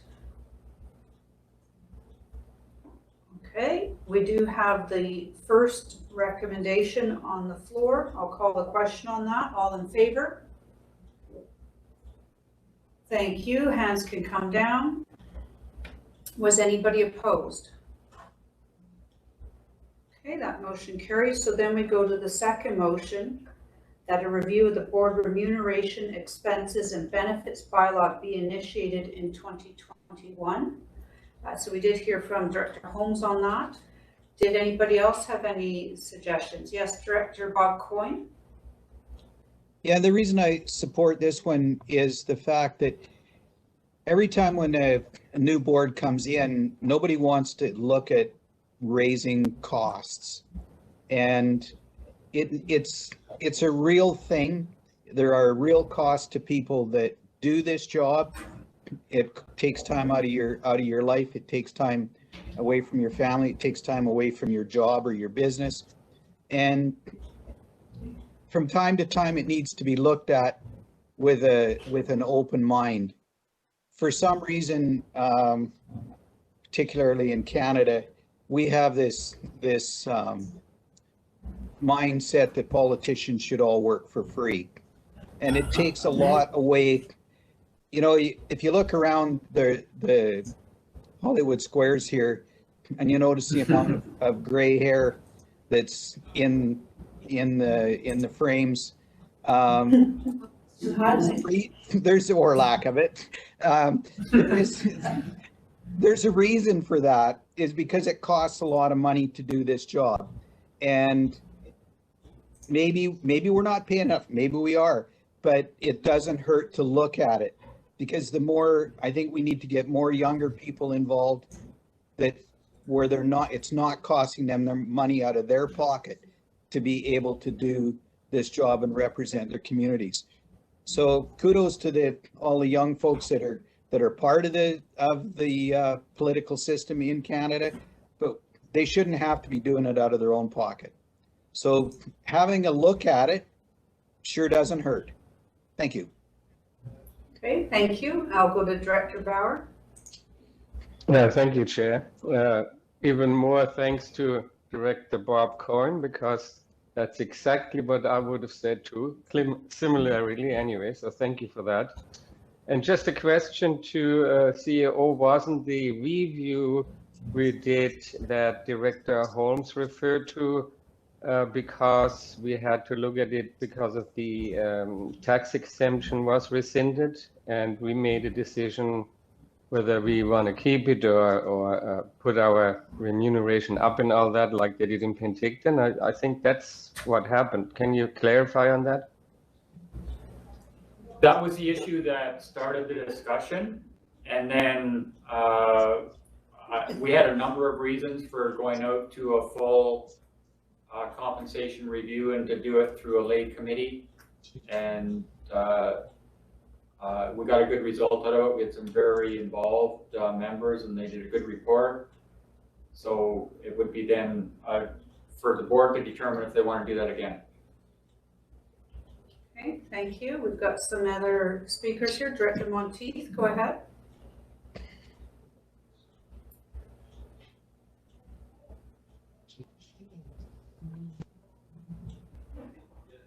Did she shake her head? Oh, Yeah, no? she is Oh, shaking her okay. Director Roberts, you're next. Thank you to the chair. I always, of course, find, and I think most of us do. It's an awkward discussion, and that's kind of why I wanted it kind of separated out as well. I think it's important to have it as a separate discussion, and thank you for that. I think one of the things that was brought up by Director Coyne that was really important, and I think we mentioned it right when we had to do it the other time, because I was, as a good group of us here, we're all brand new. It felt really awkward to be doing, having sessions around remuneration when you just got elected. And I do like having it set up so that on a regular basis, where it comes up before election, so that it's taken care of in a timely manner. But the same idea, it's people that have kind of been around at least for a couple of years to kind of understand the ins and outs, the costs, and what it truly means. And you don't feel like you're put on your rear foot as soon as you're elected and coming up to one of your first board meetings. So anyway, it's my opinion now. Okay, thank you. We'll go to Director Vasilaki. Thank you very much, and this is a very interesting subject to be speaking on. At a different time, this wouldn't have been a bad idea to go forward with, but I would have loved to see it when it's closer to the election, before we actually start discussing it. But under the circumstances that we're facing at this time, with COVID and the economy of scales in the province, and as a matter of fact, right across Canada, I don't think it's in the best interest of the public for us to start talking about raises to our remuneration. Sorry, for an increase in our pay, to make it simpler. I think it wouldn't be in the best interest, not only for the public, but also for ourselves to show greed. And it's not really greed, because it costs money for directors to be here doing the work for the public, but it has to do with ethics. And I don't think at this time it would be ethical on our part to start thinking about the process where we might get an increase in our pay. So I won't be supporting this motion. Thank you. Okay, thank you. I've got Director Knodel and then Director Sentes. Go ahead, Director Knodel. Yeah, I'd like to support Director Coyne and his statements, and Director Robertson on the point of being before the election. That way any decision we make can be judged by our electorate, and rightly so. Doing it after the election seems a little underhanded. I also find it interesting that some of the larger incomes at the table disagree with the premise altogether, but I think it should be at least looked at. There's definitely a considerable number of hours involved in this job. And as the area's populations grow, the amount of difficulties grow too. So it's going to get harder and harder to attract people that are younger towards these jobs, but we definitely need them to come forward, and they won't be able to even entertain the thought unless they have an independent wealth. and doing a director's job and holding a job at the same time can become very counterproductive, and we've seen that a couple of times in the past. So I will be supporting Director Coyne's motion. Thank you. Okay, thank you. Director Sentis? Thank you, Madam Chair. I too am going to support this, and I've been around long enough, as many of you know, that I've watched the various campaign conversations where people are running for election, and invariably they reference how much money the remuneration. I don't like to call it anything other than a remuneration, because that's what it is, just a remuneration. And it doesn't reflect at all on how much time and energy we give. And I find that when newly elected people join, they very quickly realize how much time is actually given. And it's almost comical for those who profess to have knowledge, and they've been around a long time, they've watched, and they know what the position demands, and therefore, you know, we're sort of at the trough, as some people so irreverently call it. And boy, they do change their tone. In that first year, man, they have a huge awakening of what the reality is. And I don't think it's even fair, as has been commented, if you're newly elected, to try and make a decision on something you're still learning about. So I think this process is right. You know, it's unfortunate it was just looked at because there were extenuating circumstances. So that's just the way that it happened at this point. But I think it's really, really important that the process is reevaluated by the existing board, and let the people coming in experience the reality of what they're taking on. So thank you. Okay, thank you. And so just to remind the board, our bylaw states that we do this a year before the next election. And by voting this through today doesn't mean we're debating this next month. It's to start the process, and it sounds like we would be looking at that in the new year. Yes. So it wouldn't be happening this year. It's just to give the go-ahead to staff to work on this for discussion in the new year. I'll go to Director Robinson. Go ahead, please. Thank you to the chair. I'm just wondering, is the RDOS remuneration tied to the inflation rate? Would it go up automatically each year anyway, based on inflation? It does. That's CPI. That's correct, Director Robinson. Thank you. Thank you. Okay. Anybody else? Director Roberts, go ahead, please. To the chair, I do understand what Director Vasilaki was stating as well, but I think it's also important that when we talk about it, it's just that we're setting a process or maintaining a process of when we talk, you know, the timelines before and when we have the discussion. In those discussions, there could be a critical point in time where we make a choice to have less. You know, it's that we're reviewing it, we're looking at the options and the costs. And I just think it's important to do the review. It doesn't necessarily mean that we're just setting in place a means to give ourselves raises, because I don't think that's correct. That's right. Yes, thank you for that, Director Roberts. It does not mean that the discussion is going to end up in a raise. It's in our bylaw that we will do the review. It may be status quo, there may be changes, maybe not. Director Robinson, is that a leftover hand? Yes, okay, thank you. Anybody else before I call the question? Director Holmes, go ahead, please. Yeah, thank you.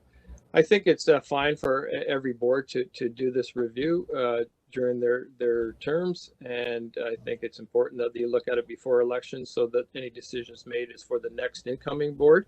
I agree with all that, but the fact does remain is that this board has already done a review, and so I don't think we need to be doing 2 reviews within our term. Thank you. Thank you, and I'll go to Director Trainer. Go ahead, please. This is just a question for our CAO. Would the review involve a lay committee again? We would propose that. Okay. That seems to be the independent way of doing it. Yeah, no, I think that's a great way to do it. And with this type of committee, do they present options and also comparisons to payments that other regional district directors get around the province at all? So we kind of have an idea of where we fit in?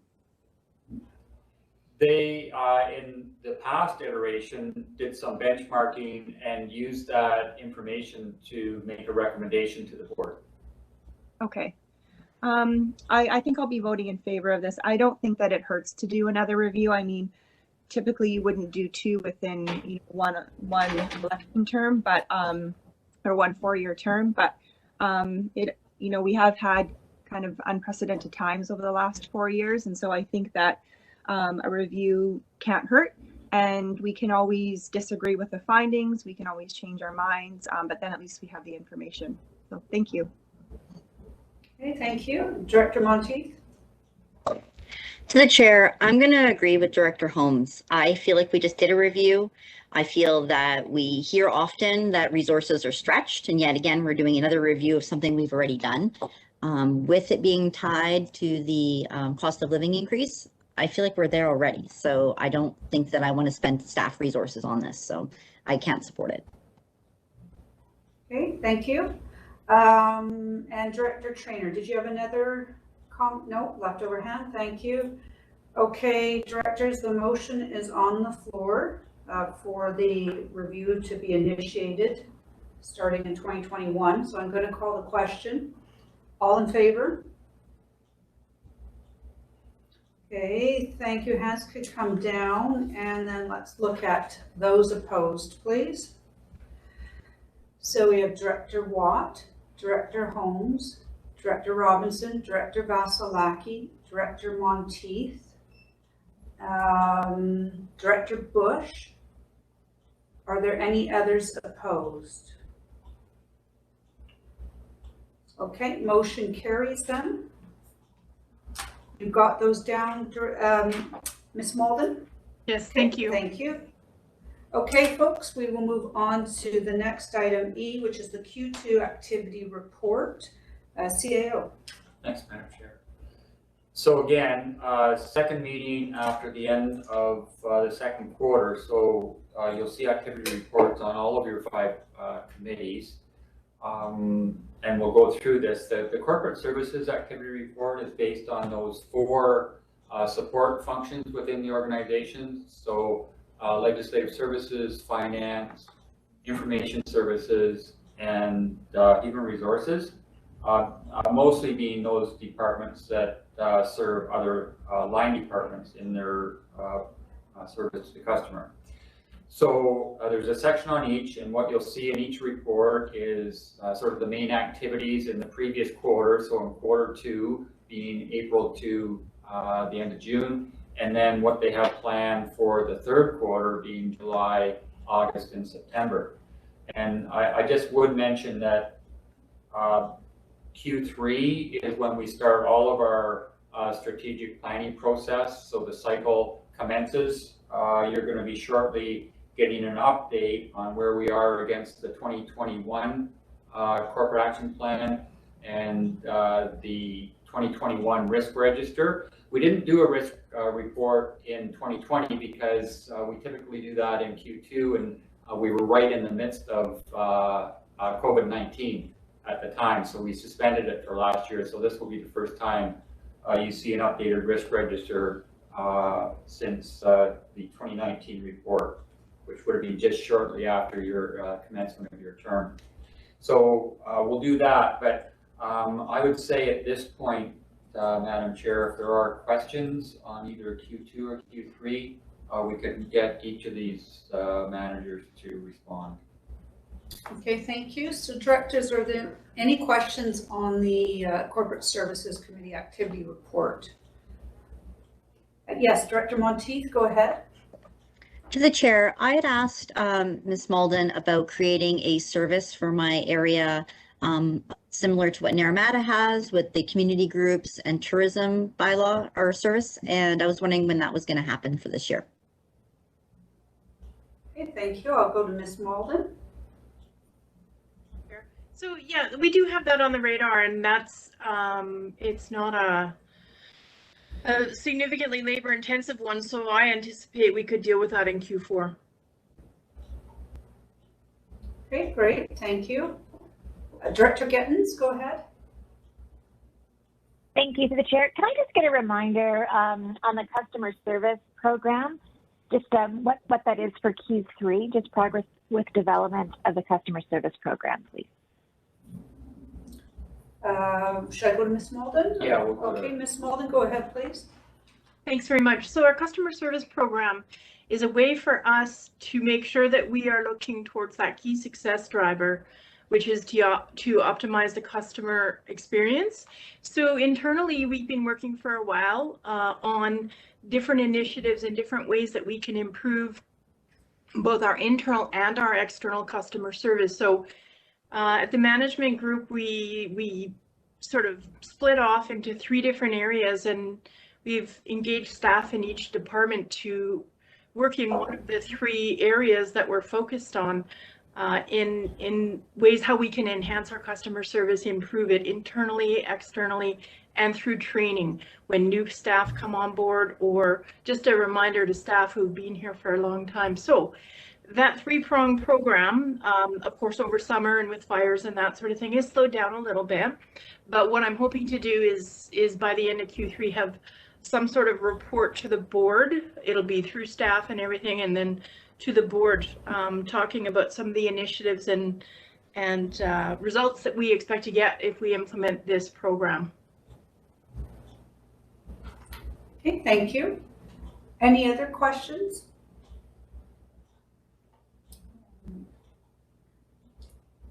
Okay, I'm not seeing any.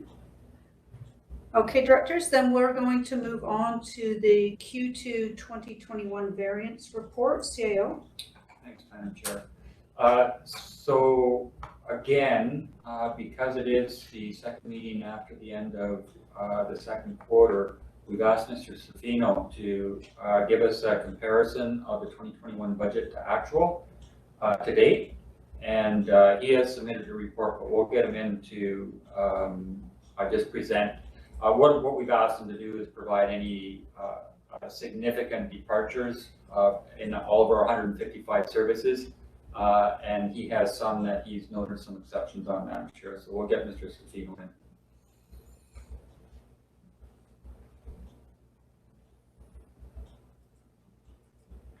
Okay, go ahead, please, Mr. Safino.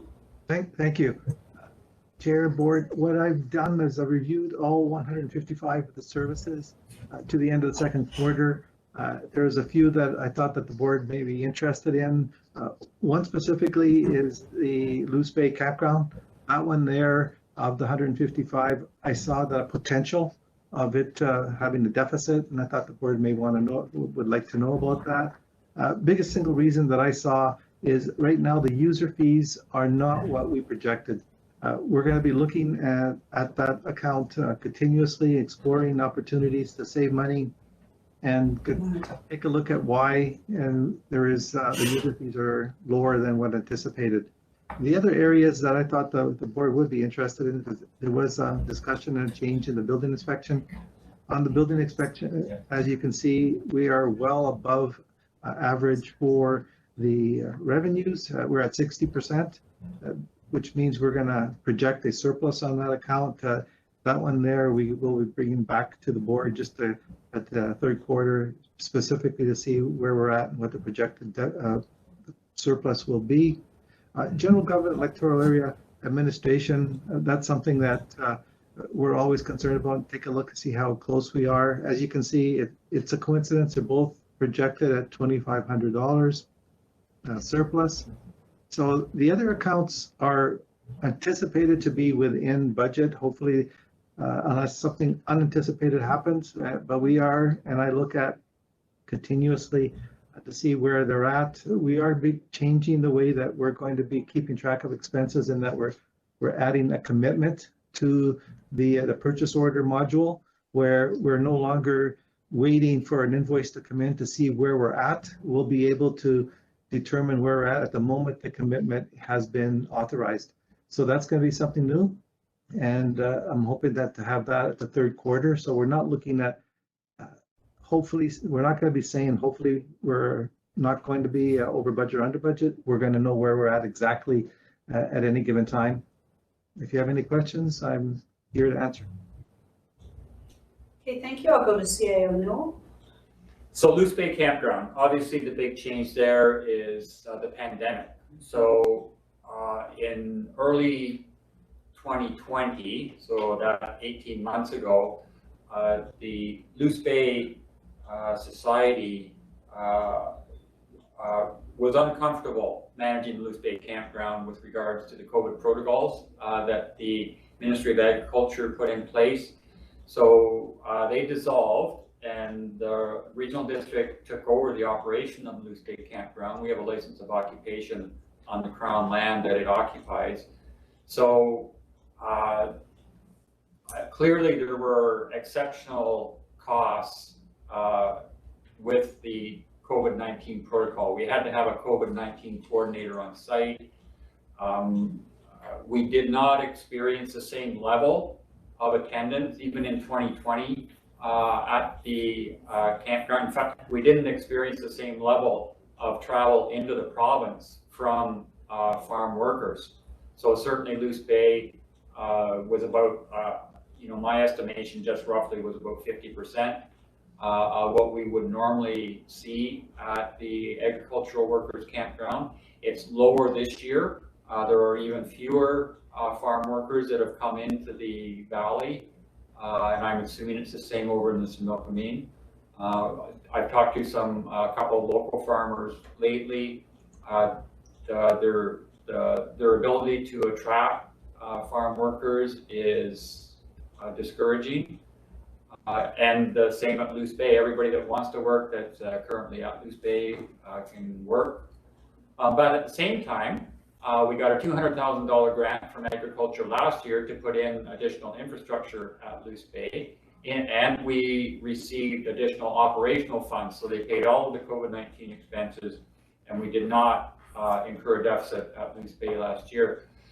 We just did receive a $467,000 grant from the Ministry of Agriculture for Loose Bay. So that's to again put more infrastructure into Loose Bay. This year, last year it was showers and washrooms and laundry facilities, more safety oriented. This year it's more towards fencing and road improvement. We did also get operational funds on that. There will not be a deficit for Loose Bay in 2021. We weren't supposed to announce the grant at this point. Those that are in municipal office know, they tell you and then they say don't say anything until we get our communications plan in place. So don't mention this to anybody, but we have received that grant and it will be announced shortly. Okay, Director Knodel, go ahead, please.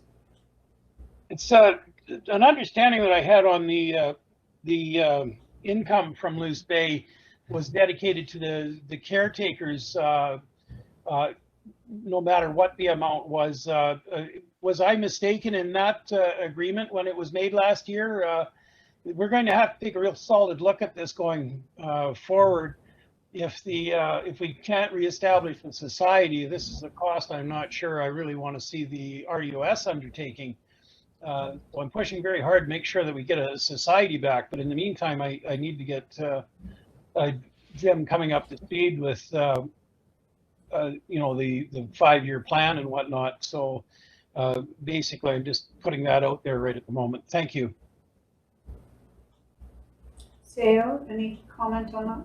Oh, we're very fortunate to have the Loose Bay Campground manager and maintenance worker that we do, Madam Chair. They have typically in the past received only gate receipts, and because of the reduced attendance at Loose Bay, both last year and this year, we're supplementing that.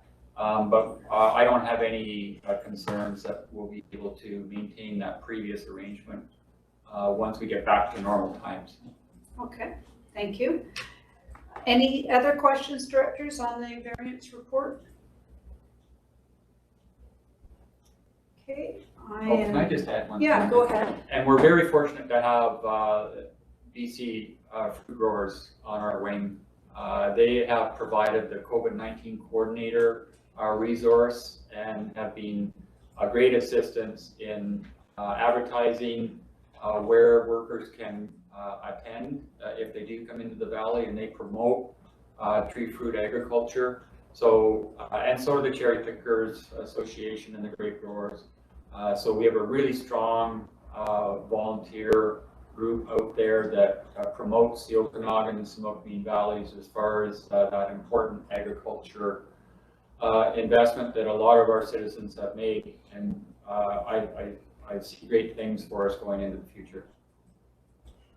Okay, thank you very much. Okay, I'll ask again, anything further on that, directors?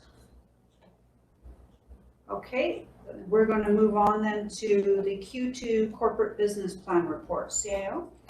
Thanks. Okay, so each year in the fall,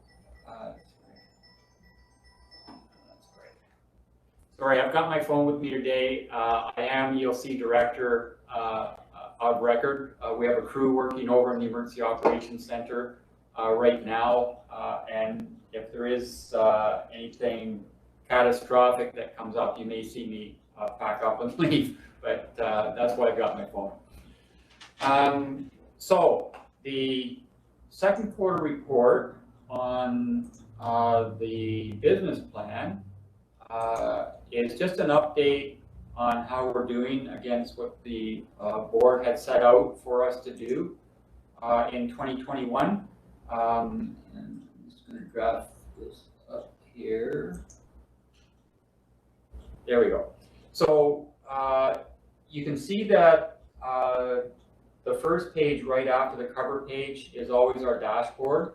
So I've identified all of the objectives that the board has adopted in the 2021 business plan, and whether green, there's a little key on the next page, but green means that we're on schedule and on budget, and anything yellow means there could be a minor issue that may by the end of the year detract from us achieving that one, and anything in red means we already know we're not going to make that. So you can see we got did we actually send this out with the agenda? Everybody got it? Okay. The whole chart, yeah. So I've changed the dashboard probably since you've received yours.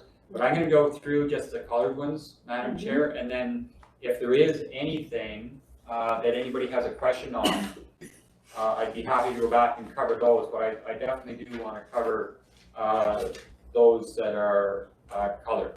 So let me then go to 1.4.1.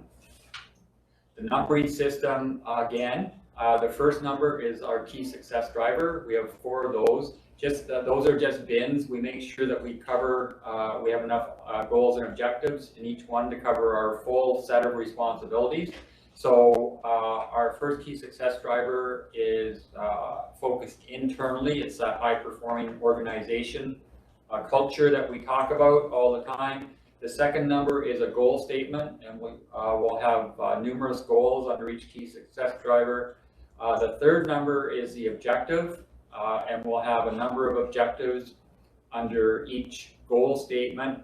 And then the fourth number will be the performance indicator, and that's what you hold us accountable, finally, for achieving on your behalf. So always with the performance indicator, there's an accountability line as to who's doing that, and a measurement line as to time as to when we're going to have that done. So having said that, if we go to objective 1.1.2, so this is under that key success driver of high-performing organization, and that first goal is to be an effective and fiscally responsible organization. The second objective under that goal is to be effective, right? The first one was fiscal. The second objective is effective. And under that, we have a requirement to conduct cybersecurity training for all staff and rural directors. That is an insurance requirement. So in order for us to get cyber insurance, we have to provide a certain amount of training to everybody that uses our systems within our calendar year. So we had initially had that scheduled for Q3. We are going to do that in Q4. We'll probably do it for the elected officials at the legislative workshop, which we have in November. And then we'll do staff by departments. So that is just a minor setback as far as timing goes, but we will do it, or we'll lose our insurance. I also wanted to point out goal 1.4, which is our new one that the board added this year about enabling a broad array of IT-enabled tools. So that performance indicator 1.4.1.2 was about connectivity. We wanted to get out into the more remote areas of our 10,400 square kilometers and see if we could upgrade the connectivity that our citizens had in those more remote areas. And we know that with COVID, there are a lot more people staying in the valleys and working from here instead of going back to more populated areas. So we're making some headway in that. We've had some good connections. We've had a couple of workshops with that. You're going to get a report a little later today on what do we call that, Danny? The soft passive infrastructure that the chair attended a meeting on. Danny's now prepared a report, so we're going to give that a little bit later. And that then is just going to take us a little bit longer than we had initially thought. So that slips from Q2 to Q4. And then implementing that full suite of security recommendations from the IT assessment that you received a couple of months ago is going to slip from Q2 to Q3. And we are going to present the results out of that forensic audit that happened after the cyber attack of 2020 at the next meeting. So those are going to occur. We're going to achieve those by year end, but the timeline on them is going to slip a little bit. If we go to goal 2.2, so when we get into a key success driver number 2, that's an externally focused bin, and it's all about improving the customer experience. This is where we have that objective about improving bylaws, policies, and processes, sort of the red tape issue that a lot of local governments have. We had in there that we were going to update the invasive weed and pest bylaw by Q2. We're slipping that to Q3 because we are going to present on a noise consolidation bylaw, which took a higher priority for us than the invasive weeds one. So we just changed the priority on those two. We were going to do both of them. We just changed the priority, but that invasive weed and pest bylaw slips a little bit.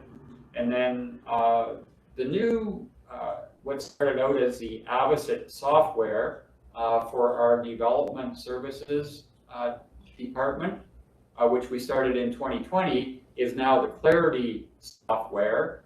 And we're having some issues making sure it's compatible with our SharePoint system. So we're doing, it is, we just have to do some changes to it. And we're going to now move forward on the Microsoft 365 cloud rather than what we had initially started to do. So long story short, both of those under objective 2.2.1 are going to slip a little bit, but we are going to get them done. The one red objective on the dashboard was 2.2.2, which is our transit future plan. And you've already been informed that BC Transit is slipping all of their 2021 capital projects into 2022. So we are not going to achieve what we had set out in the transit goal statement. So those now slip into 2022. They are going to do them, but not this year. We have one yellow marker under 3.1.1.2, which is presenting the emergency response plan to the emergency management team. We're going to slip that from Q2 to Q3. Q2 is not a good time to engage the emergency management team in any sort of administrative type of work. So we're going to just defer that, but we will get it done. And then the only other color that I have on the plan is, oh, maybe I got a couple more. So 3.3.4.2, we had identified under this one that we were going to acquire the Sage Mesa water system. And again, that is completely up to the owner of the system. That's a privately held water purveyor, and they are not ready yet to turn that over to us. So that is just dormant until we hear back from the owners of the system. The other yellow marks are on 4.2.1, which was about improving regional district relationships. And we had one where we were going to plan and implement a local board municipal council training program. So that was to be that larger one where we're going to have a training session for all of our municipal councils and the board of directors to try and build those relationships. Doing educational workshops is a good way to do that. Because of COVID, it just isn't going to happen. We thought, for those that remember back that far, that probably by summer or even early in 2021, we might be through the pandemic. We're hoping that we're through it by September, when step 4 of the provincial restart program starts. Now we're hearing nasty things about the variants and what's happening down south. So we just aren't making any formal plans for big gatherings at this point. So that one, we've got it listed for Q4. If we're still clear of COVID by the time that we get into sort of November, we can consider it. But otherwise, we may take it into 2022. And the last one, Madam Chair, is that we were to investigate the potential impact of UNDRIP on the regional district.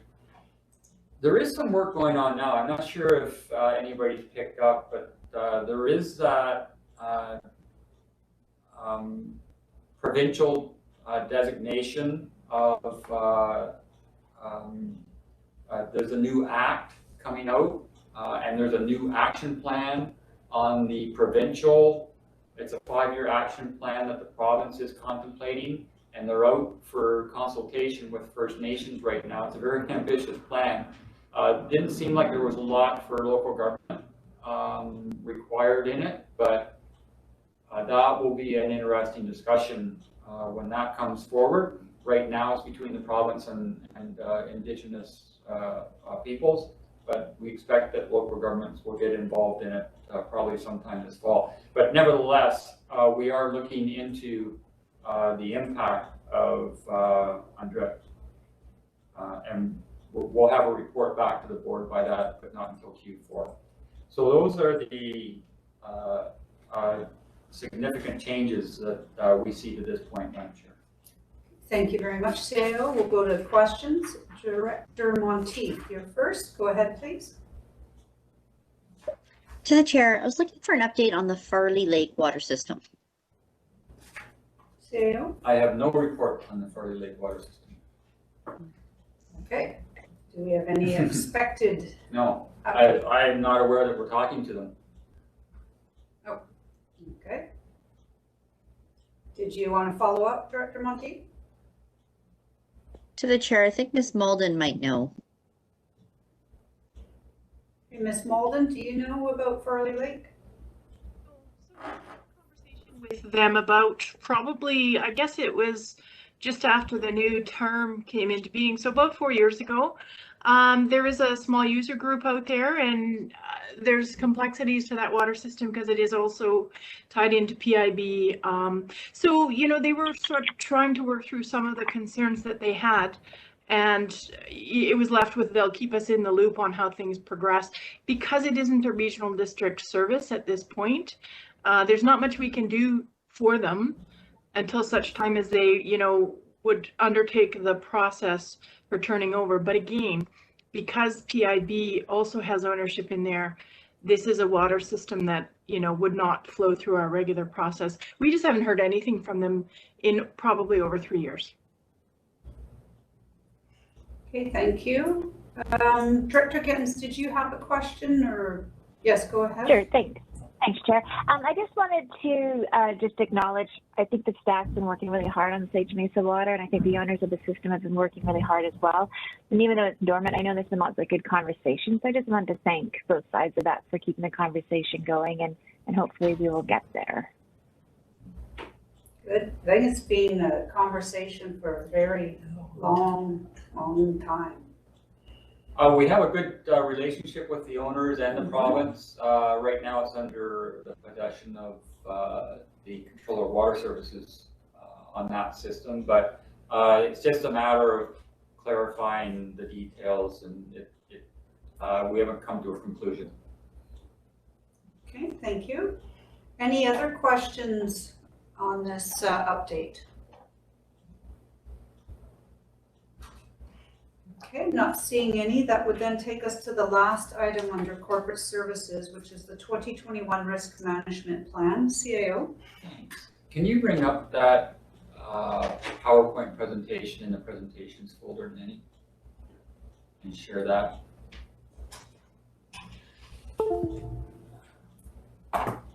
Okay, so enterprise risk management for our organization is really the kickoff to our strategic planning cycle. It's the first step.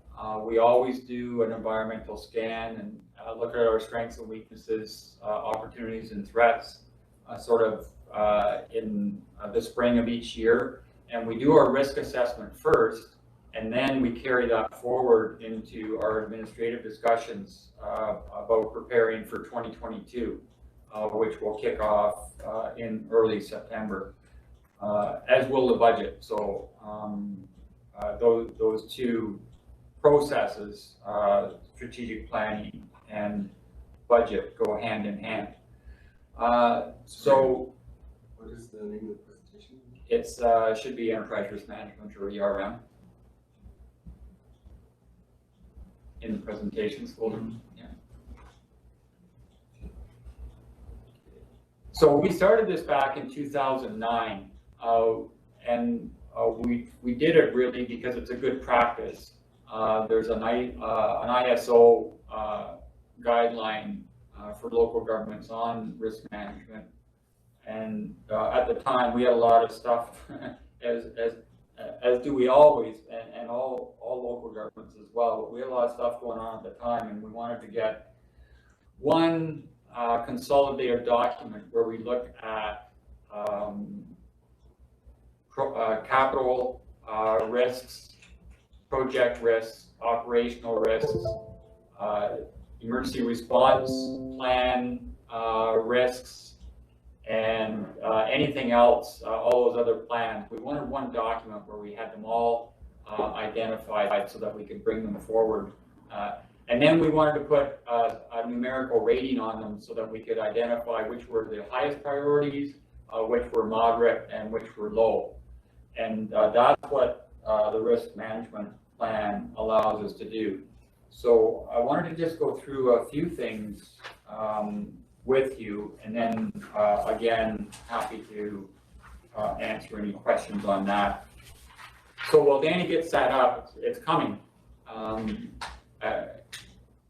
Danny is sort of the depository for 9 departments and the CAO. So as we go through getting ready for a meeting, we dump stuff into different folders and then continually surprise him when he doesn't have them already on the screen for us.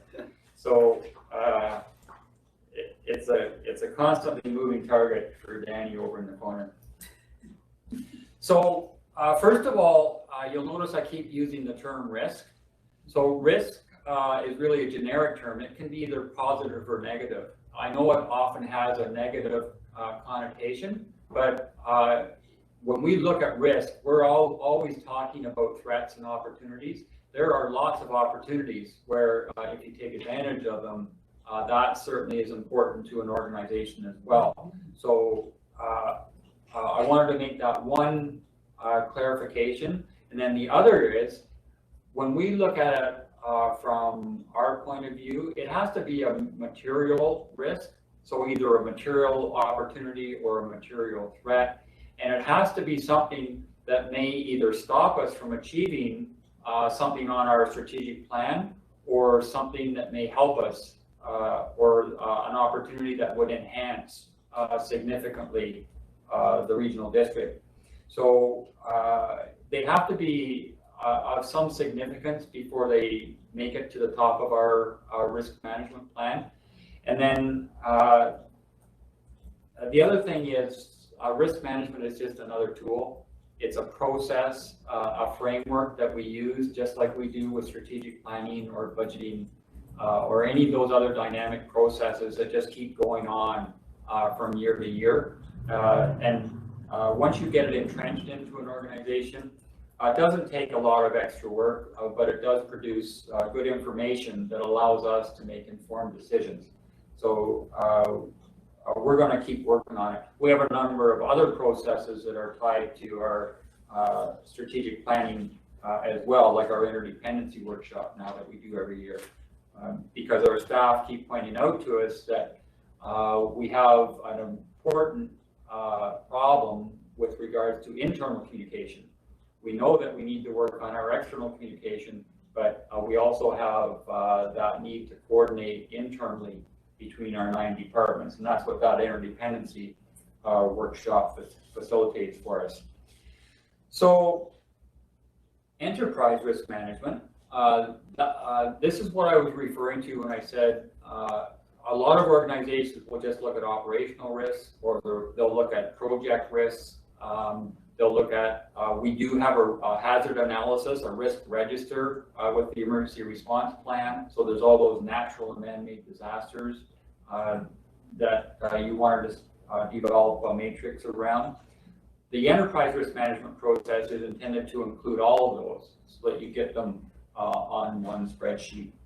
And in doing that, that then allows us to go through that process of identifying the risks, assessing them, and then rating them. And then once you rate them, those high ones, you develop a mitigation plan for, and then you re-rate them to see where they would fall on the list. And that will be the final part of it. We haven't concluded administratively on our final part of it. I wanted to show the board or committee the risk register, and then if we have any more, or if you have something that we didn't particularly take into account when we were rating them, we'll do that before we develop our mitigation plans and come back with the final report. Okay. So this is our process. Forget the blue boxes on either side and the top box. What we are really interested in is these 4 boxes in the middle. So risk identification is key for us. That's where we do that environmental scan. We get out, we do surveys, we canvass all of our departments for strengths and weaknesses. We're always looking for those external strength or opportunities and threats, and that's what forms more or less the risk. So it's important that we identify them. And typically, once you identify a risk, it doesn't go away. The numerical rating of it may change either up or down, but usually the threats or opportunities perpetuate. So it's important that we get them on the list, and then we can determine really how important they are. Once we identify a risk, we need to analyze them. So you need to fully understand them. And this is where we would then say, okay, which of our 4 key success drivers does this risk relate to? And when I get into the register, I'll show you how we accommodate that. But it's really all about, for us, is what is going to either threaten or assist us in achieving our 2021 business plan. That's what we're looking for here. If there's something out there that's a threat, then we need to know, and we need to put our resources to it. Or if there's an opportunity that will enhance it, we need to take advantage of it. So that's part of the analysis. And then the evaluation is the rating. And I'll show you our rating. These are all subjective. Every organization will probably treat it differently. depending on the nature of business they're in. I'll show you our rating index and what that means as far as who takes ownership of the risk once identified. And then once we do the rating, then we need to do our mitigation planning. So, and I'll show you our classification system as to who's responsible for what level of risk within our organization, because it changes based on the level of rating. And that's what we call risk treatment. And then at the end of all of that, we'll go back, and after the mitigation plan's been identified, we'll determine then if that has lowered or increased the risk level. Next one, please.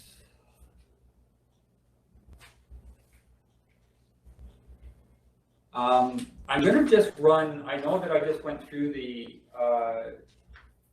Q2 update on the 2021 business plan, and I did that intentionally because, again, the risk management plan is attached to our 4 key success drivers and our goals and objectives. And I'm just going to run through, but we do the risk rating at a higher level. We don't get down into the objectives or the performance indicators when we're looking at risk. We only stick to the key success drivers and the goals. And I'm going to run through those. So you can flip, Annie. So key success driver number 1 is that internally focused, high-performing organization key success driver, and we have 4 goals under key success driver number 1. The first is being effective and fiscally responsible, and then we have a number of objectives and performance indicators under that.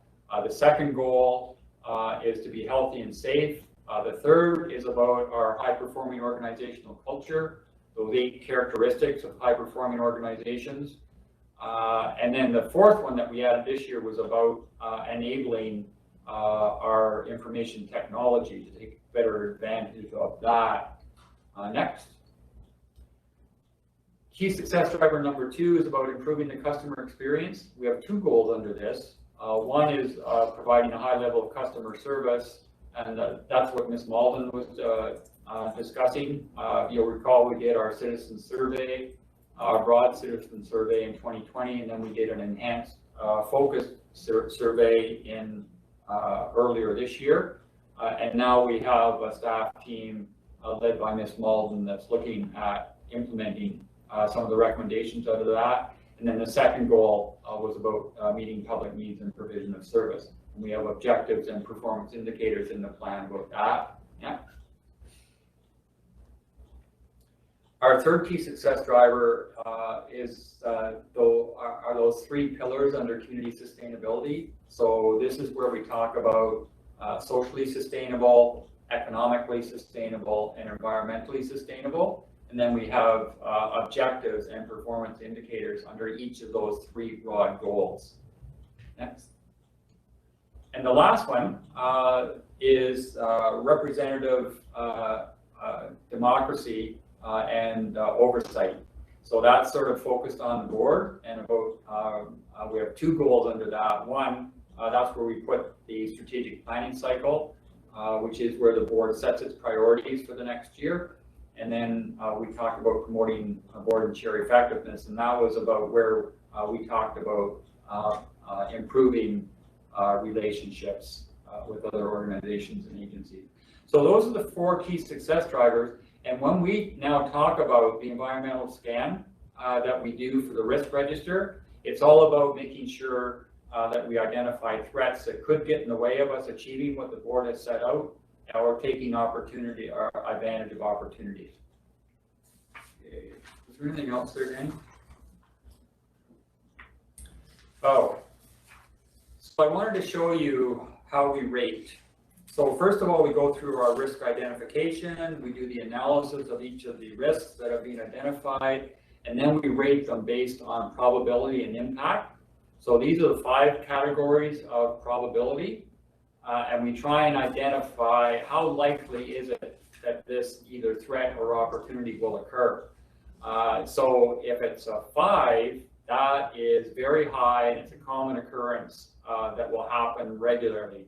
If it's a 1, that's a very low, unlikely to happen, but nevertheless, it could have a significant impact. And if it does happen, if we happen to be in that 1 year of the 25-year location, that would have an impact. So we like to identify them. So that is the probability rating. Next one. And then we multiply it by the impact rating. And again, that goes between 1 and 5. And we have 4 areas that we rate on: health and safety, finance, public image loss, and productivity. Okay, and there's a brief description here, but if you turn the page there, and you don't have to look at this, but this is our description. When we get into the rating session, these are descriptions of each of those 4 categories on whether they get a 0 to a 5. And then once we identify the highest threat or opportunity level, so if it's a safety issue, then that would be that rating would be multiplied by the probability to give us something between 0 and 25. And I should say the only one that can get a 5 on the impact rating is health and safety. Okay? And that was our rating system for our organization. We said anything that is going to affect the health and safety of our employees or our citizens, that should be a red risk, and we're going to drop tools and tend to that. The other ones, whether it's financial, public image, or productivity, important, but nothing is important. In this day and age, no way, no how should we be putting people at risk. So that's the way that we rate. Okay. Oh, you can't see the reds. There actually are 2 versions of red on there. So when we rate now, so if we have a productivity, if we give it a 5 on the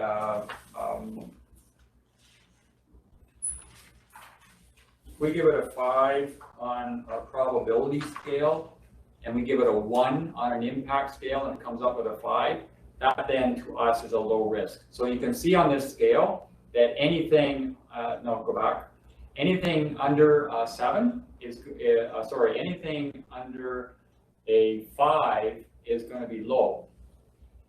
Anything, I don't have my colors right here, I could change those later. Anything 6 and over, up to 12 is going to be medium. Anything over 12 up to 20 is going to be high. And then anything over 20 is going to be very high. Okay, now you can flip. So anything that's a very high threat, something that registers over 20, that's 9. Okay? And we have one of these on our risk register, and I'll show you the register in just a sec. Anything that's a high threat, that belongs to the management team. They will jointly develop a mitigation plan, and we will jointly be responsible for implementing that plan. Anything that goes from 7 to 12 is going to be moderate. That really then becomes the property of one department, and we leave it with the department manager and hold the department manager responsible for making sure that there's a mitigation plan and responsible reporting on it. Anything below 6 and below, we consider a low risk. We know that there's a potential that it might happen, but we don't develop a plan or take any action on it. I'm going to show you what we constitute as a low threat in a sec. So we have those 4 categories of either threats or opportunities on our risk register. So here's what I mean by a low risk. Anything that is so low that a specific treatment's not necessary, we consider low. And the reason for that is that, first of all, there may be nothing we can do about it. So it might be a threat or an opportunity, we know it's there, but there is, if it's somebody else's control, or if it's a provincial responsibility, but we consider it a threat, we can't do anything about it, so we register it, but we don't develop a plan of action around it. If the cost of mitigating the risk is higher than the value, then that for us is a low risk. Or if the opportunities presented that outweigh the threats, and the risk is justified, then we consider it a low. There will often be an opportunity and a threat on the same issue. It can be either good or bad, depending on how you categorize it. So we take that into account when we're rating. Okay, so can you go into the corporate services folder and pull up the risk register?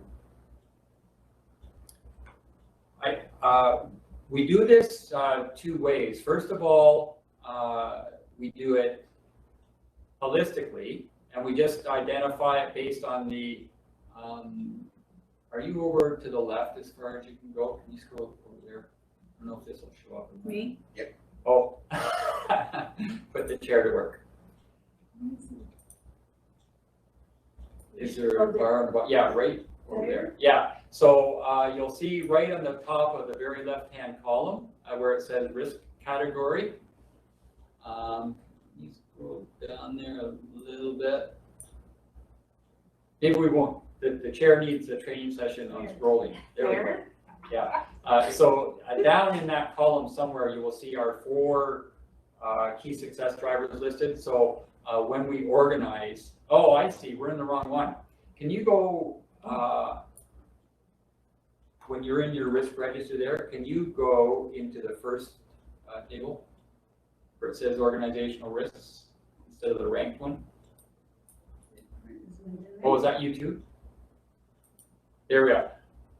So on the very left-hand column, you'll see right at the top there, high-performing organization. And then we go through fiscal and effective and those other 4 goal statements that we had, and we have them organized that way. But I don't want to talk about this one. So go back now into the rank by score. See, you'll be an expert. That's Danny doing it, not me. Oh. Okay, so first of all, we do it sort of in a holistic, jumbled manner based on the 4 key success drivers and the goals under each. And then we rate them, and then I put them into an order based on score. Because again, we have different responsibility levels depending on which category they fall into. I'm gonna have to change our reds. It works. It's on my computer showing up. It does show the difference. Oh, okay. Yeah. It's on the ones that we sent out. Yeah. You One's see a that? little darker. Okay, so that's good. So basically what we have is anything that's very high, we showed you, and that is our 1. You can see only on that line 4, disaster emergency response, where we have a probability of 5, and we have a health and safety rating of 4. So that took it up to the 20, and in my mind, that's a very high risk. So I take that on personally. And besides, in the emergency management bylaw, you've made me the EOC director, so I don't have much choice. No choice. The 3 lines below that, you can see, are in the high category. So, and we'll bring these to your attention. This is where we need discussion. We see, this is an administrative perspective, we see an increasing parochialism on the board, and we believe that that is going to affect our ability to achieve some of those goals and objectives that we set out, where we need to do them collectively. But yet when we get into the discussion, we seem to be more specifically talking about protecting either an electoral area or a municipality. So with the regional district perspective, we think it would be worth discussing how we can improve. We would list this as an opportunity, how we can improve our effectiveness by looking more regionally instead of parochially. Okay, so we've identified that as a high risk. We have a probability of 4 on it, and then it comes under the productivity impact assessment as a high. So that's where we get to 16. The third one, obviously because of our cyber attack in 2020, we now know that we're accessible. We now know that every organization is at risk of cyber attack. Doesn't matter who you are, we have learned, and you'll see this in our forensic audit, you saw it in the IT assessment, there's no organization that can stop hackers from getting into their systems. It's about the protections that you have inside that will protect you. So in our case, in 2020, in our intrusion, they were able to get in and create an administrator's account, which gave them access to everything. It's the protections you put in place that even though they're in wandering around, they can't do anything that would actually jeopardize your operation. Okay? So that's where we're saying that this hacking, intrusion, social engineering is now a high threat for us.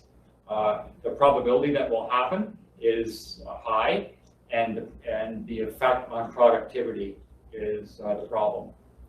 And then the fourth one is this deteriorating provincial responsiveness. We're seeing this everywhere, and we're not blaming anybody. It's just that when we apply for a license of occupation on a trail, say the board tells us to go and develop a section of trail, they're just being frank, 2 years before we'll make it to the top of their list to get occupation on that part of a trail. There's just no argument about it. They're taking first come, first serve. You go through Service BC and it will take you 2 years.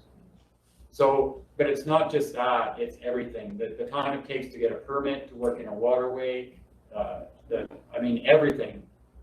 It's just, it's frustrating, but it's also impacting our ability to get our jobs done as well. So we see that as a high threat. That is one of the things that you've asked for that meeting with the Premier about, is to talk about this horizontal management, as to not only is it taking longer, but there are so many different departments or ministries involved in every issue that to get them coordinated, to get a holistic response is getting more and more difficult as well. So there's a whole bunch of complexities at the provincial level that are a threat to us being able to perform our jobs. And nobody's fault, it's just that there aren't the resources there and there's not the mechanisms there in order to speed that up. So we want to talk to them about that. I'm not going to go through all of the moderate or medium risks that are in yellow there. You can see that the developed regional partnerships is in blue. That then for us is an opportunity. We think we have a much bigger opportunity to improve relationships with First Nations and the province and other agencies in front of us. So we've identified the probability of us having success at that as high, and we see that as a productivity issue as well. So you have the register. If there are any questions on any of the other threats or opportunities that we've identified, I'd be happy to answer those. Sure. Okay, great. Thank you. Directors, any questions or comments? Yes, Director Gittins, go ahead, please. Thank you to the chair. Can you just provide an example, please, of the increasing, I just got off there, the increasing parochialism trend? So when we enter into a discussion,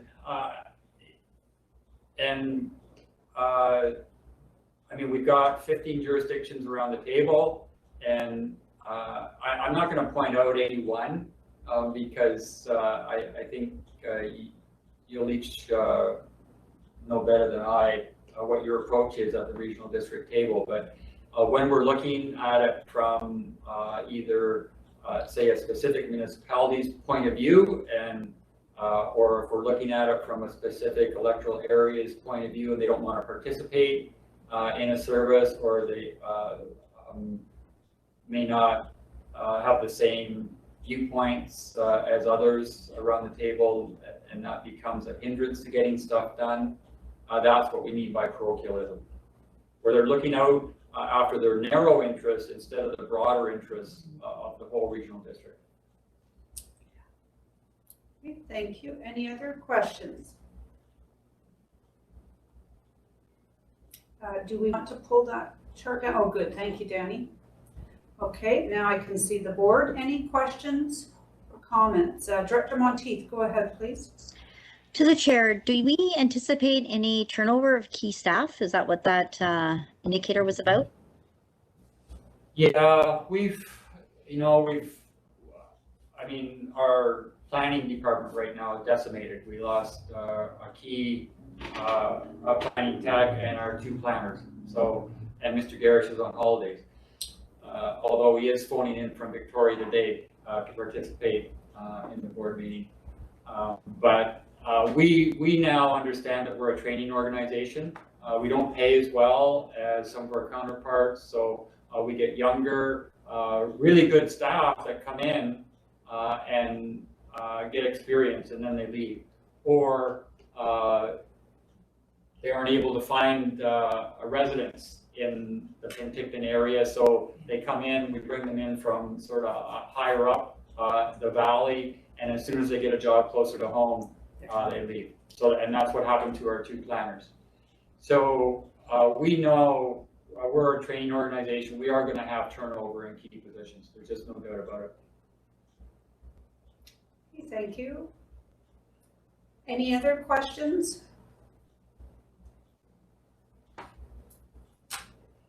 Okay, I'm not seeing any hands up here. Okay, I'm not seeing anything further, board. That takes us to the end of corporate services. And I'm looking for a motion to adjourn corporate services. Director Robinson and Director Roberts, all in favor? Thank you. Anybody opposed? Motion carries. Okay, folks, we are adjourned. We're just a tiny bit early, but we will be starting with Planning and Development Services Committee with Director Knodel promptly at 12:30. So if you can be back here and ready to go for 12:30, that would be wonderful. Have a good lunch break. Thank you.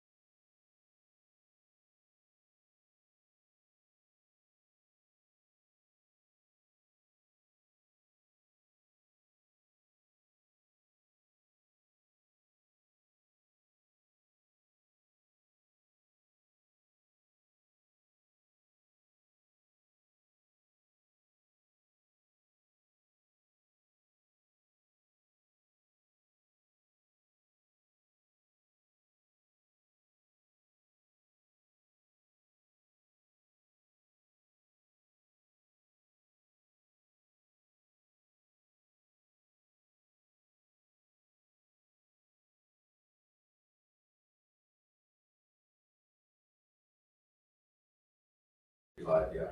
Okay, Just tell them to go ahead and you'll bring the order in later.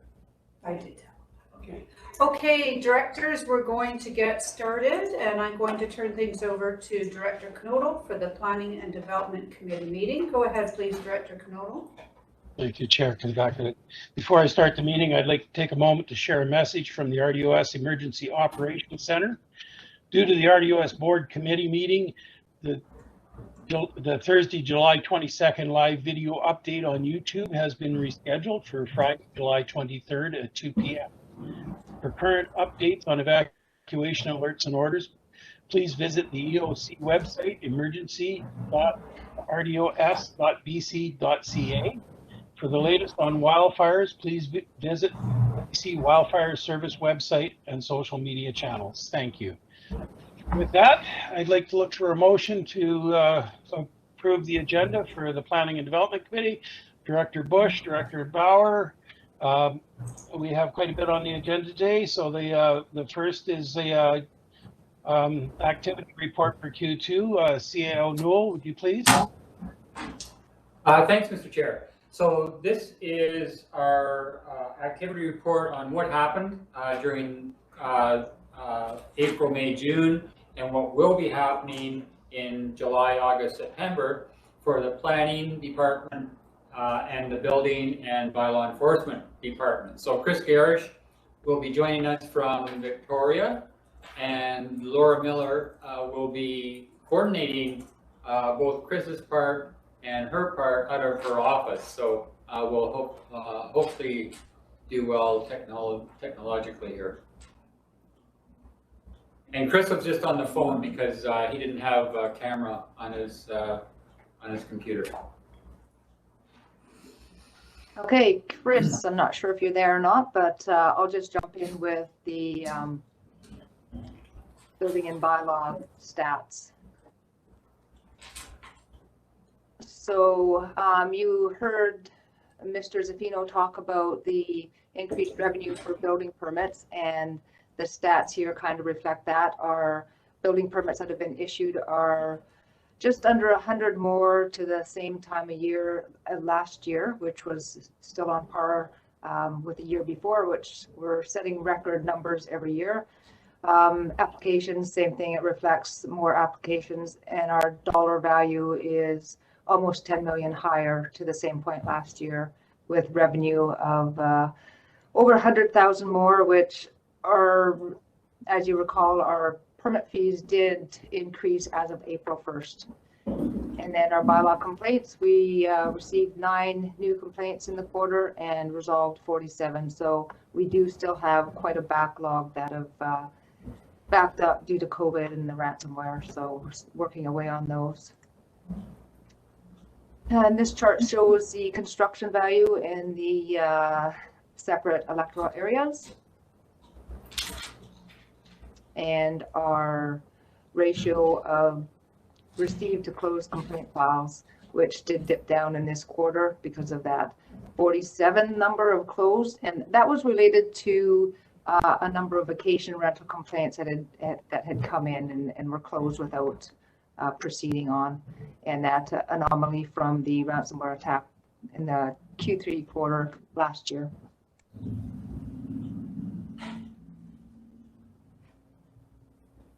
And Chris. Yep. Yeah. Okay, so I'm going to apologize off the start because I'm going to be trying to do this presentation with the cell phone screen, so I might miss some of the more smaller details here. But as the board can see, in terms of Q2 activity within the planning department, we've issued a fair number of permits primarily.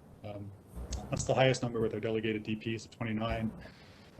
We've also had 13 development variance permits, which is unusually high. We've also been dealing with 5 temporary use permits. Bylaw amendments, ALC referrals, LCRB referrals, and MOT referrals are about standard on a quarterly basis based on the numbers you can see there. Next slide, please. Okay, so as the board can see here, this is our year-to-date comparisons going back to, I believe, 2017 up to the current year. And prior to COVID last year, we were generally on an upswing, and then we had a dip because of the provincial health emergency. But as you can see from where we are today, we're back on an upward trajectory. And at this point, I think forecasting to set a record in terms of applications and referrals processed in a calendar year. Next slide, please. Okay, so I'm going to struggle with this one. I can't quite make out all the letters, but from what I recall putting together the PowerPoint presentation, I believe. Oh, what is this showing here? Area E, H. Anyway, sorry. Hopefully the board can see the chart better than I can, but that just gives a breakdown by electoral area. Next slide, please. So moving into projects, there were some that we were able to wrap up in Q2 and others that are ongoing. So I'll just go one by one here. So with the RDOS review, background work did continue in Q2. We are hoping to have a presentation ready for planning and development in Q3. I have put an asterisk there, which is probably a good point to segue.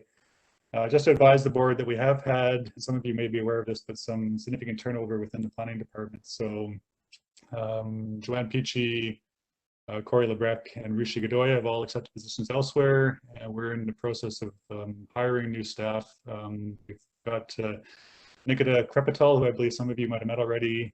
We have 2 more coming online in August, which will help get some of these projects back on course. And so our RGS review is one of those that's on hold until these new staff are up and running. ECDev, the recovery plan for OK Falls, that's just ongoing implementation of that plan. And the housing needs report, as the board is aware, that was completed Q2, so that project is now done. Next slide, please. Area A was also completed in Q2. The board adopted the OCP on May 6th. The Area G OCP review, this is another one that's we've slowed down at the moment just because of the staff changes, but we're hoping to continue with the Citizens Committee in September. And I believe that there's a wrap up of the community survey results going on at the carrying over Q2. Area E, another asterisk on this one, impacted by the staff changeover, but we're hoping to get this back online Q3, start with the consultation plan. ESDP review has also been impacted, but again, knock on wood, we're hoping to get the public meeting scheduled so that we can bring back the amendment bylaw for first reading, hopefully in Q3. Work on the subdivision servicing bylaw remains ongoing. May see some more amendments from us coming forward in Q3. And West Bench Geotech, I believe we're almost at the finish line. There was just one set of amendments left to go. Waiting on the finalized report from the consultants, and hope to bring that back to committee Q3 for your review. Solar energy devices, the zoning regulations were adopted Q2. The zoning bylaw review, so this is the work on the single Okanagan zoning bylaw. The C4 zone review, I believe it's on the agenda for adoption today, and then we're also hoping to bring forward the amendment bylaw for the RS and SH zone review at an August meeting for your consideration. And then the final one here is the ongoing work with the province on trying to find a suitable replacement for 60, which is the land use contract that applies up at St. Andrews and relates to the observatory. I believe that's it for my slides.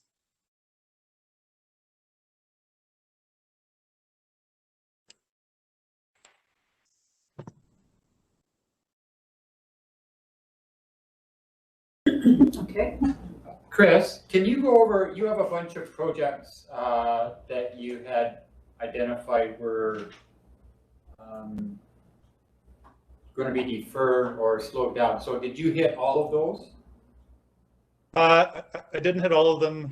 For the board's benefit, some of the other projects that are impacted by the changeovers in staff, metal storage containers, it's been delayed. Just looking at my list here, I mentioned ESDPs. We have on our to-do list an update of watercourse development permit areas to respond to provincial guidance or direction on compliance inspection reports, which is just a way forward for people who find themselves stuck based on the current regulations. We also have a review of farm labor housing, and I think that stemmed from some of the applications that the board was looking at this year for ALC approval and how they relate to our bylaws and potentially changes that need to happen. We've also flagged also the review of the zoning in Calder, just based on development activity that's happening within the water service area. And then we also recognize that we have a number of discussion papers based on various board motions that are kind of on hold at the moment. And so some of those are the bunkies, mobile tiny homes and RVs, increasing food security, ticketing of DP infractions, cannabis retail, and then I believe one of the other items today on the agenda is the patient rental review as well. Mr. Newell, do you have anything to add to that? No, Chair. I think I mean that's our biggest concern. We talked a bit about this morning in that we're just experiencing some staff challenges, and then again over summer with holidays for the rest of the staff that are remaining, and then with the activity in the Emergency Operations Center. Planning is a big part of an Emergency Operations Center, and all of that takes a toll on what we're able to produce. So I just want to express my appreciation to Chris and his remaining planning staff for the work that they are doing. Thanks. All right, thank you very much, and thank you to the planning staff. I know you're working with reduced capacity, but you're doing an excellent job from what I've seen. All right, moving forward to item C, the consolidated noise bylaw. CA O'Neill, would you please? So we've got 6 electoral areas with unique noise bylaws, and that has become somewhat contentious over the last short while. So we asked Ms. Miller to take a look at, do some benchmarking to see what other areas use for guidelines, and look at where the differences are between our electoral areas to see if we could provide some consistency. So we'll turn it over to Ms. Miller, Mr. Chair, and she has a presentation that she would like to give. Thank you, Ms. Miller. Okay, thank you. Just get this up on the screen.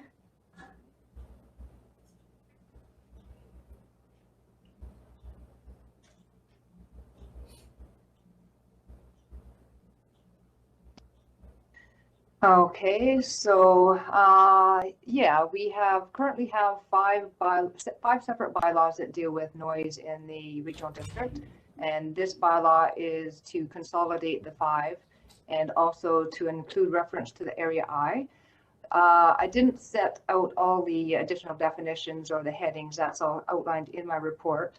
Also added some extra headings for administration and enforcement and expanded wording. Clarified the process for exemptions, and we are moving the fee, which we're increasing to the fees and charges bylaw. The biggest change in this bylaw is with respect to the construction hours. There was a request made to eliminate Sundays from the permitted construction hours, but we felt that that would limit homeowners from doing their small projects on weekends. They'd only have the one day to do any work. So I did check other bylaws within our member municipalities, and both Princeton and Summerland have a provision to restrict construction to not have commercial activity.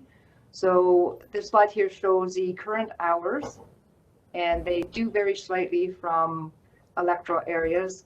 The area C, D, E, H, and I are all pretty consistent, and area F is a little bit more permissive. So these are the proposed hours, so keeping with the 7 to 8 majority, and then moving to on Saturday and statutory holidays, 10 a.m. to 5 p.m. with no commercial activity on a Sunday. So I think that eliminating Sundays for commercial activity may affect smaller type of projects, maybe a small business owner helping out a neighbor, and there may be some money or trade at hand. So would that be considered commercial activity? It's unclear, but enforcement is through a complaint action, and community members may be a little bit more tolerant of the occasional small project if it's just their neighbors. So these are our hours for our member municipalities. The highlighted red ones are pretty consistent with what we currently have. So Penticton and Summerland are a little bit more permissive in that Penticton allows construction on Sundays from 7 till 10 p.m., same as the rest of the week for them. And Summerland has that provision for no commercial activity on a Sunday. Through the years that I've been doing this, the last couple anyway, there's been requests made to go to measuring sound based on decibels, and we've been cautioned against doing this from our lawyers because there's several cons that go along with that. Having to do with testing the equipment, the training of the officers, it needs frequent calibrations. And I did check with other municipalities within the valley, and the only one that uses decibels is North Okanagan Regional District. And I spoke to my counterpart there, and she said they very rarely use it. They also have the ability for the bylaw enforcement officer to use their judgment, which is what most bylaws go with. And they do have it, and it has not been challenged. So they're not sure how it would hold up in the legal system. But like I said, that it's very rarely used. There'd be some extra equipment that would be required, and the training and the testing and calibration before and after each use. This just sets out some of the requirements for that measurement. And then we've all heard the thumping noise of bass with music. The level of the noise might be below the specific decibel limit, but that thumping noise could be irritating, or a high-pitched noise could also be irritating as well, even though it's a quiet noise. And this is the North Okanagan Regional District. And that is it for my presentation. If you have any questions. Thank you, Mr. Before we go ahead on this one, I have a question about farm animal noise. For the farm consideration, does the animal have to be on a commercial farm, or would a home occupation farm qualify? Any farm noises would be based on the farm board, and the only thing that I can think of that we get frequent complaints about is the sound of roosters, and that is precluded from our zoning bylaw. So we proceed under the zoning bylaw that roosters, I think you're only allowed to have one rooster. Fair enough. The reason I ask is there's in my area alone, there's now turkey, geese, and ducks. It is a farm area, and I don't see it as an issue, but I'm sure as more and more urban people move to the flock to the rural lifestyle, we'll probably hear more complaints. And I really hate to tar the rural area with a bad brush. I have noticed some inconsistencies, and I'm still wondering about the use of decibel meters, if not so much as the absolute mark, but as a trigger. Would there be provision in the bylaw to allow that? Yeah, right now we rely on our bylaw enforcement officer to use his judgment when he goes out, when he receives a noise complaint. He goes out, and depending on the time of day, he'll see if the noise is disruptive, or yes, we rely on that point right now. Using the decibel meters, I guess that would be a little bit more specific about being not so arbitrary based on one bylaw enforcement officer's judgment compared to another. I might suggest that we give that some consideration. At that point, let's open the floor to questions, please.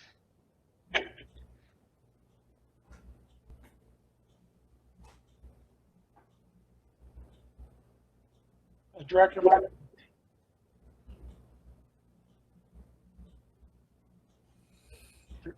Director Mark. To the chair, I guess I'm wondering about why the areas have different noise times. For the first question, sorry.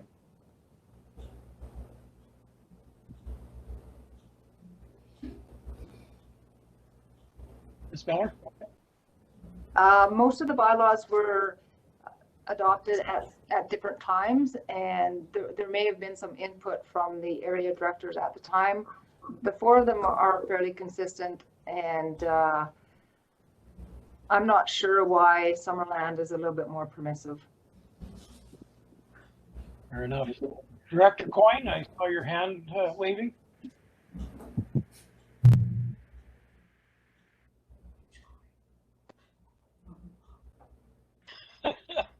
Trying to skip back and forth between screens here, and it's not working very well. The proposal to make it so that there can be no commercial activity that make noise on Sundays, I take exception to that. You know, there's so many out here. It's so many absentee owners that it's kind of the only time that a lot of them are here is Saturdays and Sundays, and that means you can't have anybody hired. If I understand it correctly, if somebody's hired, they can't work on Sundays, but the person that owns the property can work on Sundays. Is that correct? Ms. Miller? Yeah, in a nutshell, that's correct. It's more targeted towards the large scale construction companies who are working 7 days a week on a large subdivision.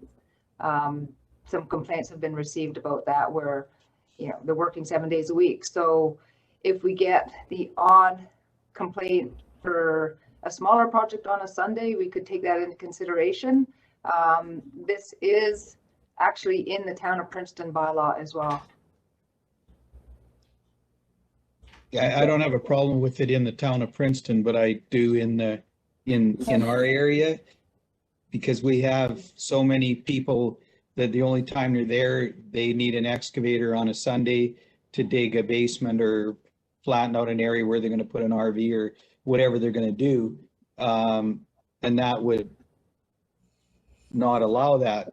So I can't support that.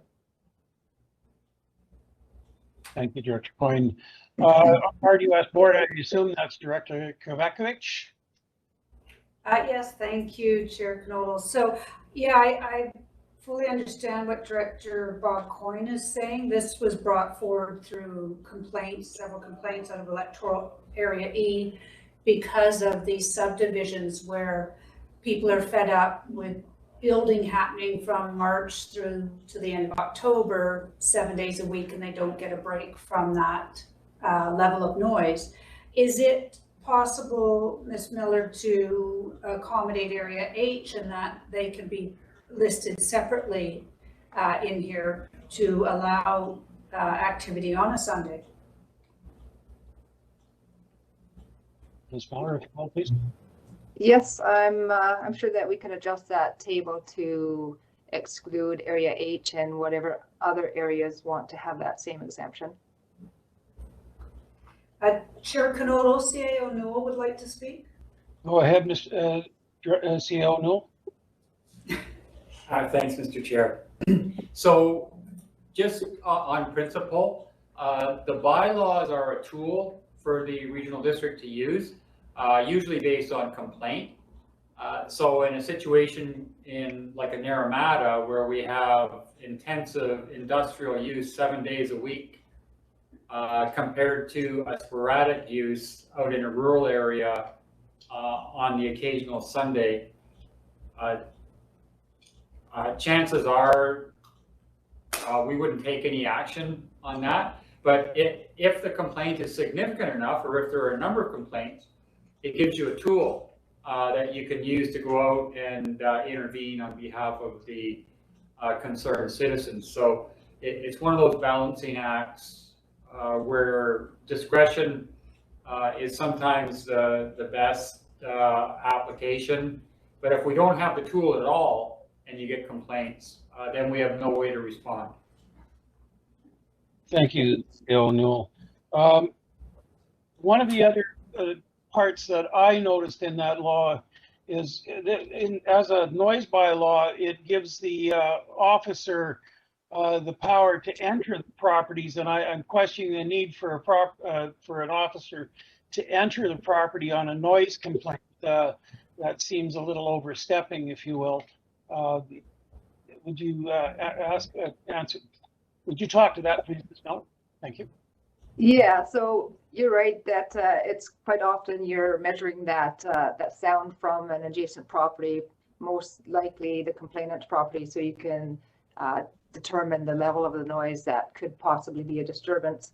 But in the event that you do have to access property, we do have to have that authorization to enter in our bylaws.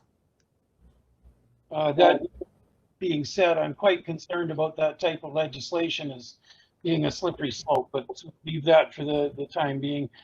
Are any other questions from the floor? I see Director Gettins. Director Gettins, go please.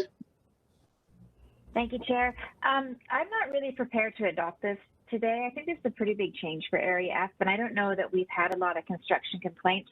Similar to what Director Coyne was saying, people that live here and just have to work on the weekends who hire people to come on a Sunday. Construction, I know there's a lot going on.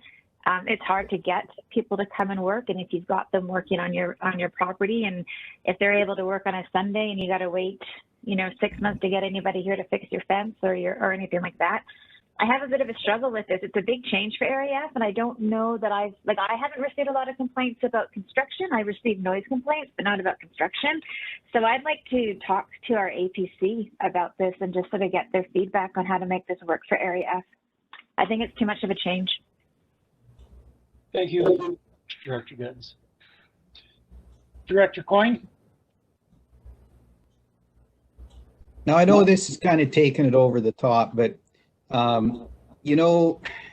this whole thing about penalizing people that are actually going to work, we kind of threw out this whole having Sundays off when you're allowed to go to the grocery store on Sundays, or you go to Walmart on Sundays, or any other business on a Sunday. But the guy that's a building trades, we seem to be discriminating against them in this bylaw.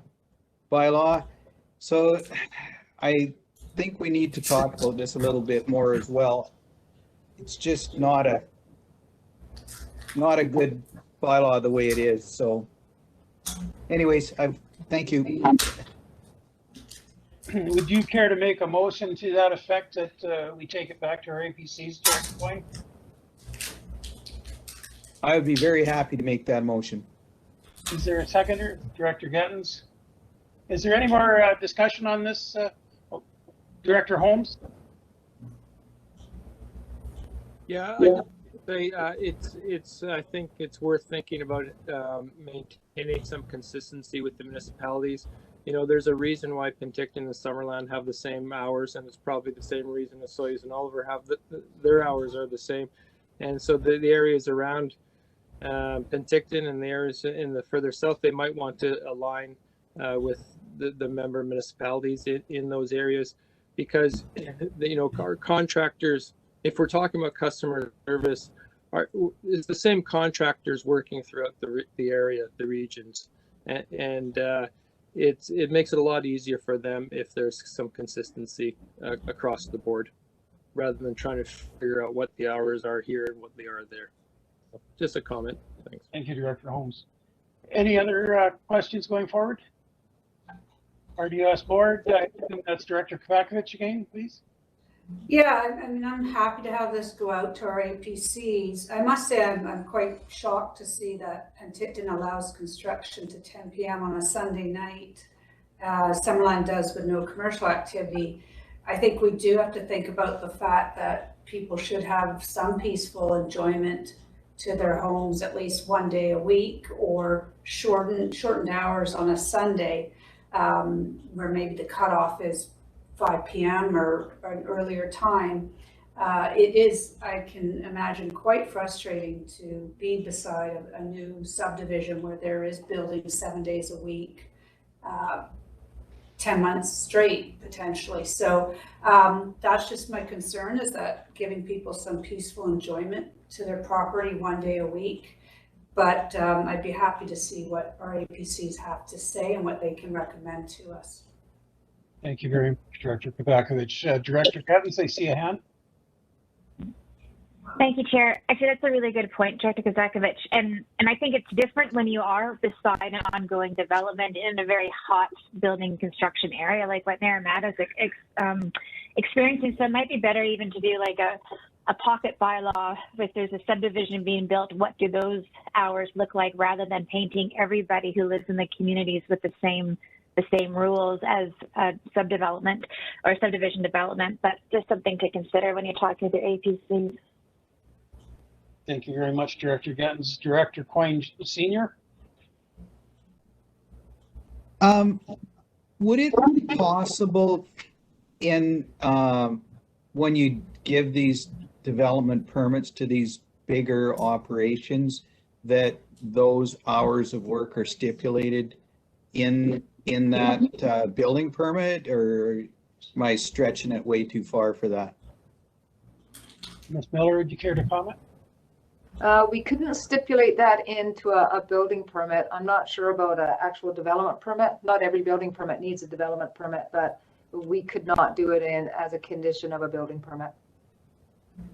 Thank you. Any other questions at this point? I'll make my comment before I call a question. I also would like to see this go back to my APC. There's more than there's a couple of things I'd like to see addressed by the APC on this. I do recognize the need for the tool. Coming up to the end of COVID, I've had a number of complaints that are actually from knowing that people are more neighborhood youth, if you will, and it definitely puts the bylaw people in a tough place. Especially if you have a chronic complainer, it becomes very difficult for them to weed that out. So I would also like to consider the use of equipment to, at least as a trigger, it gives a basis. But with that, I'll call a question about taking this question back to the APC. All in favor? Opposed?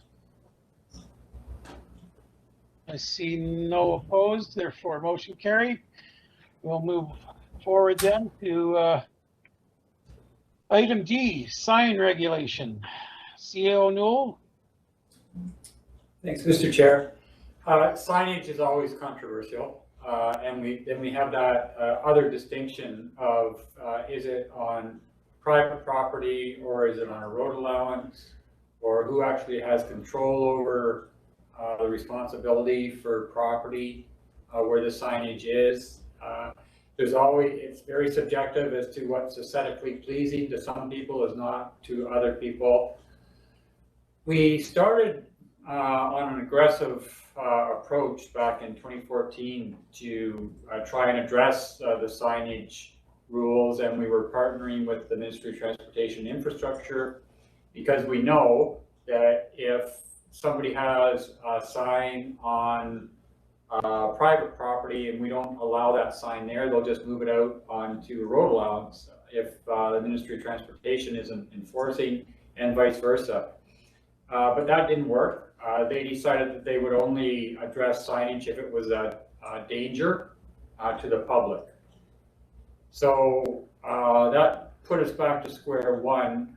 We had a discussion back in 2019 about coming up with sort of a comprehensive signage bylaw. Right now, the regulations are entrenched in the zoning bylaws. In the meantime, we have some ongoing issues. So Mr. Garish wants to talk to committee about doing some interim changes that would address some of the more pertinent issues right now, and then at some point in the future, we'll have to address this more comprehensively and see if we want to come up with a separate bylaw on it. But we should turn this over to Mr. Garish, Mr. Chair, and Danny. He has a slide deck on this. Thank you very much, C.L. Newell. Mr. Garish, are you available? Yep, I'm here. Now I think Laura is bringing my PowerPoint up. Okay, so yeah, further to what the CIO was just saying, we do have some proposed revisions that we'd like to put to the board in relation to our signage regulations, and I've just got some slides that go over the background here. So, I just thought I'd start with statutory authority. I mean, this is just pretty basic stuff out of the Local Government Act. There is a section that allows the board to actually regulate quite extensively the location and size of signage that people will put on a property. And for the most part, at least from what I can tell, looking at some of the historic records, the regulation of signage has been in the electoral area zoning bylaws since the very first generation were adopted back in the late 60s and early 70s. So we have a long history of at least having zoning regulations related to signage. Next slide, please. And yeah, further to what the CIO was just saying, we did undertake, or at least try to undertake a comprehensive review of signage regulations in 2014. This project was primarily concerned with the signage that was occurring on commercially zoned and agriculturally zoned parcels, and primarily how the two relate in relation to private property versus the road reserve, and where were these signs being located and how big were they, et cetera. That project was abandoned in 2015. Next slide. However, we're also aware that the board, in considering the Nature's Basket proposal in 2019, asked for a comprehensive review. Comprehensive review, we think, is a bit beyond the scope of the single zoning bylaw, but there were some beneficial aspects to the amendments considered in 2014 that were never adopted that we'd like to put into the draft single zoning bylaw. And given the controversial nature of signage in general and how the public responded to the 2014 amendments, I thought it'd be beneficial to bring these forward for the board to review at this point and just make sure we're on the right track. So next slide, please. Yeah, okay, sorry, I just touched on that. Sorry, next slide. So in terms of what's being proposed for the single zoning bylaw, I tried to put this in a table format to show what's current versus what's proposed. I do have some notes here which I'll share. It's kind of also in the notes just below the table here, but the 2014 amendments had proposed at basically allowing for agricultural zone parcels a maximum of 10 square meters. And the amendments at that time proposed to break that down into 6 square meters for fascia signs and a flexible approach to freestanding signs where you could have 1 or 2, but if there was 1 or 2, neither of those could exceed 4 square meters in height. So we felt there was a benefit to that, because when you do look at the current signage regulations for agricultural uses, they are fairly restrictive and probably not reflective of what we see at a lot of the fruit stands and other operations occurring along the side of the highway. So we dusted off those 2014 amendments. They are slightly different this time now. The 10 square meters is still being proposed, but we're proposing a more even breakdown between fascia and freestanding signs, and also to increase the numbers so that you have 1 of each, the 10 square meters, and then also further the 2014 amendments, increasing the maximum height for the freestanding 3 meters to 4.5 meters. I'm happy to answer questions on this at the end of the presentation. I'll just go through the rest of the uses now. So the next one up I have here is the industrial. Now, we weren't aware of this until recently, but it appears that our current zoning regulations for signage don't actually reference industrial uses, which presents a bit of a problem. I think prior to becoming aware of this, we had just been applying the same regulations that are generally used for the commercial and administrative and institutional. Obviously, we see this as an unfortunate oversight within the current bylaws, and we'd like to correct that with the new one. And again, just because of historic practice and how we thought the bylaw was structured, the proposed signage is basically what we've been applying for industrial uses over the last few years. So even though that's not specified, we don't see that, quote unquote, as being a change. So we're suggesting one fascia, one freestanding, 25 square meters for the fascia, 5 square meters for the freestanding, 6.5 square meters, or sorry, 6.5 meters in height for signage. Now, you can see how that relates to the administrative and institutional. Generally not too much change. There is a slight proposed increase in relation to the total area allowed, and again, that's just because we feel there's a need to clarify in the bylaw, what the total area of signage is. It's sometimes confusing as to whether the current regulations are saying 23 square meters for fascia and 23 square meters for freestanding, or if it's 23 square meters in total. I think normally interpreted that as being overall allowance, but it's not clear. So we want to rectify that in the new zoning bylaw and clearly state 25 square meters for a fascia sign, which is a sign on a wall, and 5 square meters for freestanding. Otherwise, not too much change. Next slide, please.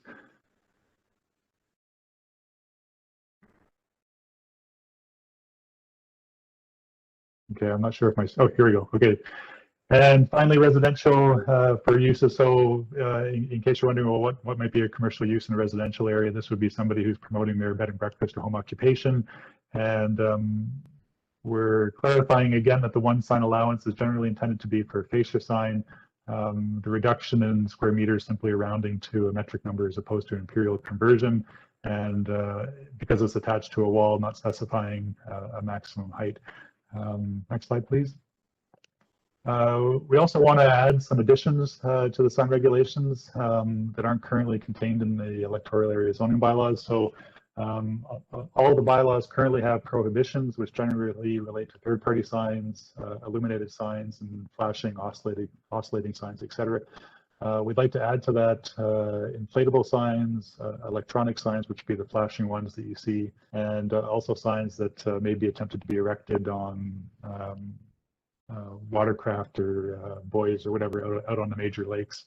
In terms of exemptions, again, there are currently exemptions, and those are generally for political election signs and real estate signs. Again, we'd like to make a couple of additions to those, just for clarity's purpose, have murals listed. And again, recognizing that the Ministry of Transportation does have a formal, what they refer to as service and attraction sign program, which does allow for signs to be lawfully established within the road right-of-way.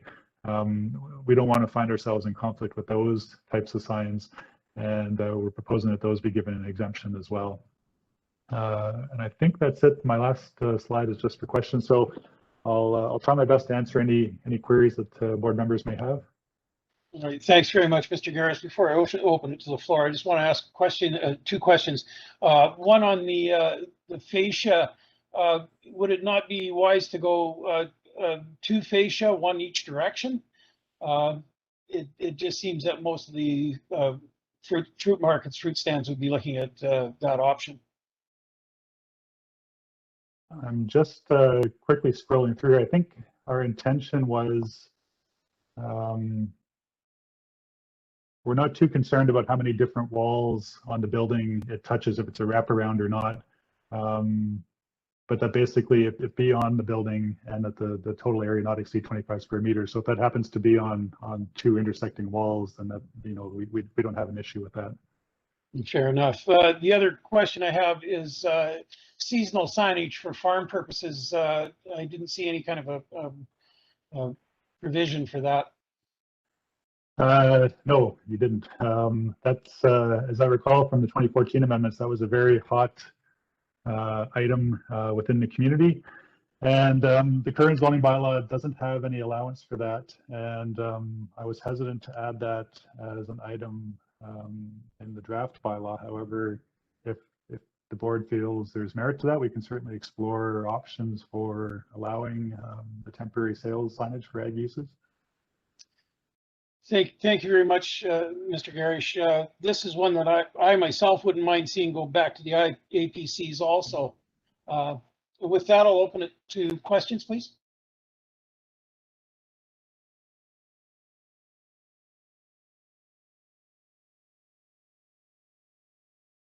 I'm not seeing any questions at that point. So would anyone like to make a motion? I will then entertain a motion to have the APCs look at this. Would anyone care to second that, please? Second by Director Gettens. All in favor?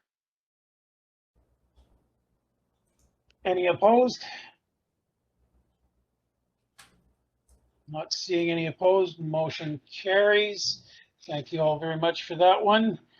We'll move on to item E. Review of mobile home park redevelopment. CAO Newell, if you please. Oh, thanks, Mr. Chair. So again, this is an ongoing project that Mr. Garish has been working on, and he does have some slides that he wants to put up to take the board through as well. So if we can get those up and then turn it over to Mr. Garish.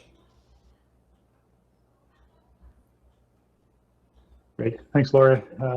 So yeah, further to the CAO's comments, these slides are related to the manufactured home park redevelopment policy and a review of this particular policy. So next slide, please. So I suspect that this is a policy that the board hasn't seen too often in recent past. So I just wanted to provide some context for it. So the purpose of the policy itself is to require manufactured home park owners that are seeking to redevelop their land, that they undertake two different, I guess, actions prior to submitting what would generally be considered a rezoning application for redevelopment. So one of these steps is the early notification of residents in a mobile home park, i.e. 30 days notice prior to submission of the rezoning application. And the second requirement of the policy is that the property owner develop a relocation plan for the residents, and that includes creating basically a housing needs assessment, demographic profile, you know, the state of the various homes, giving them rights of first refusal. Anyway, a lot of various steps to help them transition out of the park as it's being redeveloped, and that the board put down as a requirement in 2007. Now, as per this next slide, that policy was drafted in 2007, and so that was prior to the adoption of our current development procedures bylaw, which was in 2011, and also some amendments that we undertook to the procedures bylaw in 2017 related primarily to requiring the early notification of rezoning applications. So our current procedures require that a property owner who, you know, if they're proposing to redevelop a mobile home park, has to post a site notice on the property prior to submitting the rezoning application to the regional district. This wasn't a requirement back in 2007. As I recall, in 2007, a rezoning application would proceed all the way to the board for first reading, and only after first reading would we do notification, which was some of the problems that resulted in this policy being created. We're also requiring of applicants now that they undertake a public information meeting prior to first reading. Again, this wasn't something that was happening in 2007. And we're also undertaking other early notification of rezoning, such as posting on our website. We also redrafted the requirements for the site notice to direct people specifically go to our website to get information. We're also using social media now, Civic Ready, and other means, sometimes biweekly ads in the newspapers, etc. Now, the second component, the relocation plan. So again, just for the board's benefit, as it happens, the Manufactured Home Park Tenancy Act already establishes a requirement for mobile home park owners to provide formal, what they refer to as end of tenancy notice to residents. So that's a 12 months notice to move once all the approvals for redevelopment have been secured, and that you know, if they are seeking to redevelop, that has to be for a use other than a manufactured home park. They just simply can't use the Tenancy Act to evict people they don't like. And apparently the act also requires the payment of 12 months rent to people who are being evicted from a mobile home park. Next slide, please. So again, I think the board's thinking at the time in 2007, with this end of tenancy requirement under the act, that it was creating confusion in relation to local government's role in the process. And people were getting notice of these potential redevelopments prior to a final decision, and then putting pressure on their local government either to stop it because they have nowhere to relocate to, for trying to extract compensation from the mobile home park owner as part of the rezoning process. And so our manufactured home park policy is not that different from others that some local governments have adopted after the legislative changes in 2004. Next slide, please.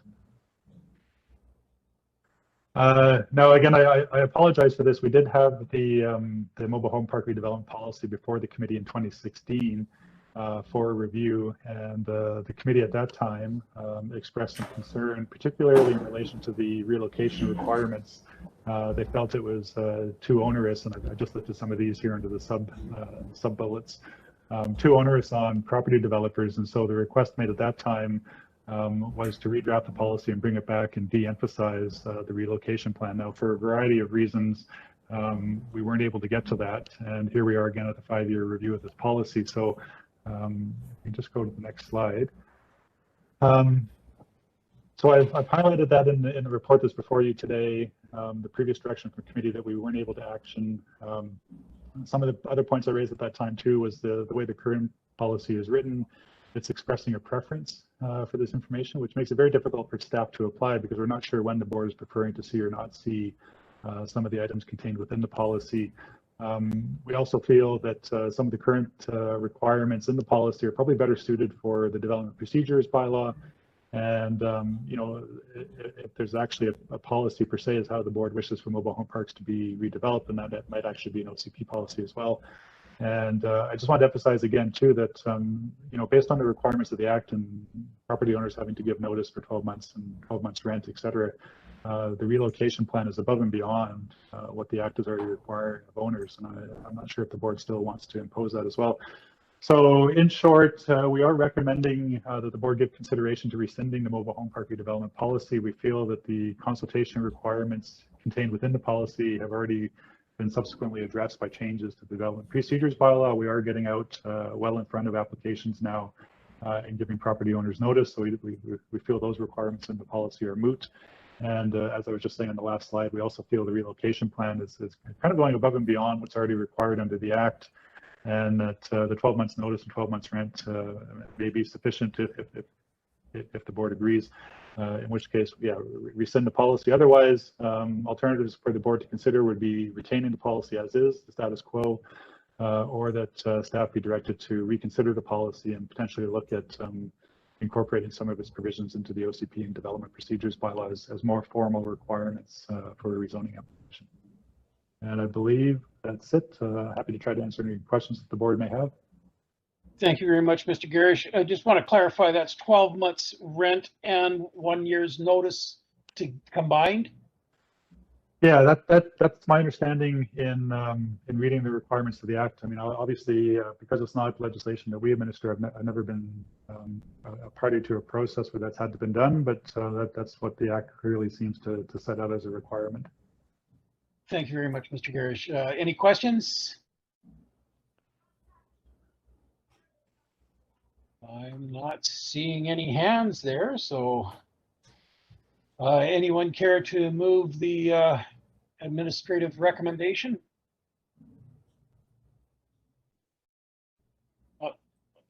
Director Robinson, I'll second. All in favor? Any opposed? I see none opposed. Motion carries. Moving forward to item F, policy update on hillside steep slope development permits. CAO Newell, if you would, please. Thanks, Mr. Chair. We're going to be recommending that we rescind the hillside permit area policy, just because we figure that it's covered in other pieces of legislation and it's already addressed. But Mr. Garish does have a background slide deck for you to explain what we're heading for. Thank you, Mr. Garish. It's a lovely holiday you're having, by the way. I'm not on holiday.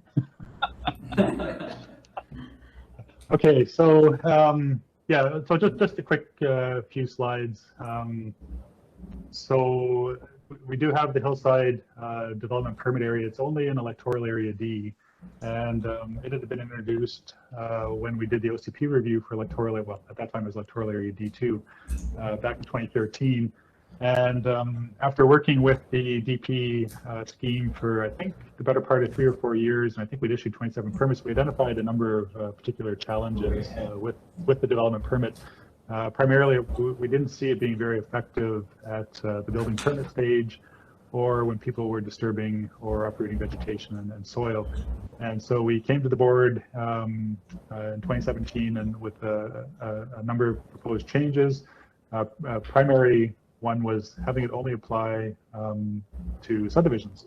And the board agreed with that and directed that an amendment bylaw be initiated.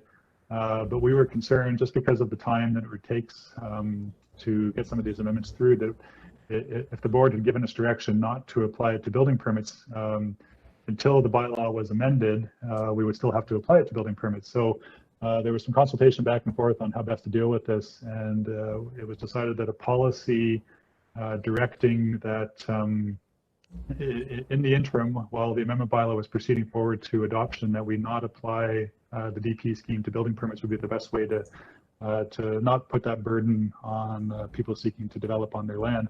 And so we built a sunset clause into the policy, which basically gave us 12 months to get the amendment bylaw done, after which the policy would cease to have any effect. Unfortunately, it took us a little bit longer to get the amendments done, but it's all complete now. The policy basically, oh, sorry, Laura, I'm just kind of talking here, but if you want to flip through some of these slides. Next slide, please. Yeah, so it's, I don't know how to describe it when the sunset has set on a policy, yet it's still active, but it's basically serving no purpose anymore, which is the primary reason why we're recommending that it be rescinded. And just to confirm, the OCP has been updated to apply the DP only to subdivisions, so that's now been done as well. I suppose there is the alternative retaining the policy, but again, because of the sunset clause built into it, it doesn't really serve a purpose anymore. So hence our recommendation, and that's it for my presentation. If there's any questions, I'll try my best to answer them. Again, thank you very much, Mr. Garish. Are there any questions on this?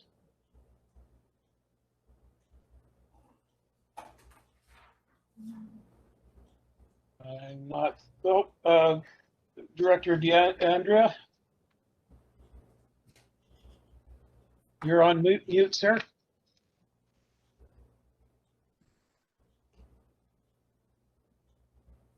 My apologies. I just wanted to ask a question. With respect to the bylaw that's been in place, is that preventing people from blasting, for example, part of their properties and things like that to bring the slope down and effectively, you know, build some buildings they may not otherwise be able to? Mr. Garish? No, the hillside development permit is like in the context of the Act, it's a hazard lands development permit area designation. And it's not intended to prevent anybody from doing anything. Really, its purpose is when blasting is required in relation to, well, now subdivision, but previously building permits, that blasting and the way that the hillside is developed is basically done in a sympathetic way that tries to take into account existing contours, avoids the creation of steep rock walls or the use of overheight retaining walls, and just try to give it a more natural feel. But it's not really intended to try to prevent people. I mean, unless the geotech was to come back and say that any blasting of the site posed an undue risk to human health and safety, in which case we would then take that and not issue a permit, because it is, like as all of our DPs, professional reliance, and so we issue the permits based on geotech recommendations. Okay, thank you. Any other questions? Not seeing anyone. Any more questions? Would anyone like to move the administrative recommendation? Director Robinson, Director Roberts, all in favor? Opposed? Seeing none opposed, motion carries.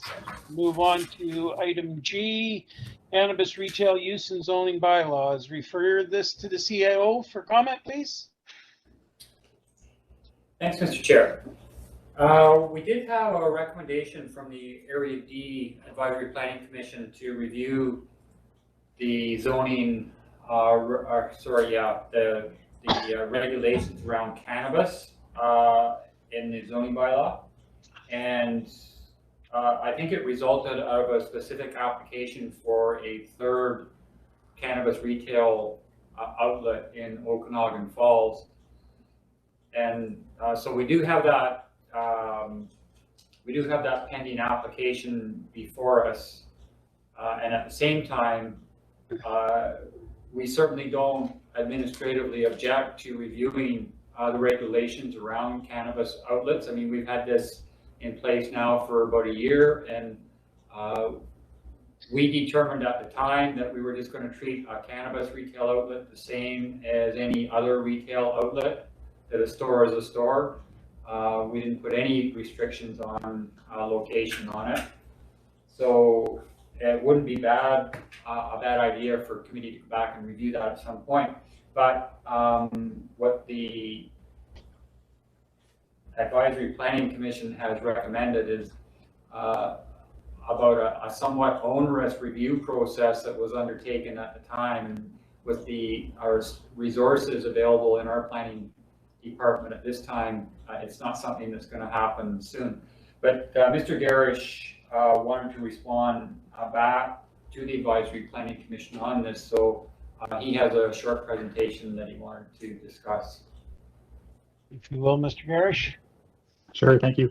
I didn't actually put any slides together for this one, but I did want to just further to what the CAO was saying, mention that in between the APC's recommendation to the board and getting the minutes to the board, Director Obrick did move a motion that the board accepted at its May 20th meeting to do precisely what the APC is asking, which is to review cannabis retail store regulations in electoral area D, which again further to what the CAO was just saying we're happy to do. It's just with available resources, staffing resources at the moment, it's unlikely to happen until the latter half of 2022. And just a point of clarification, unfortunately, I was anticipating the third cannabis retail store being on your agenda today, but there were still a few items that we need to finalize before you can bring it forward. I know there's a reference in the committee report here to this being on your regular agenda for July 22nd. I think I was a bit ambitious in putting that in there, so I just wanted, in case anybody was looking for it, I can't find it, that we weren't able to get it ready in time. So. Thank you, Mr. Garish. Any questions?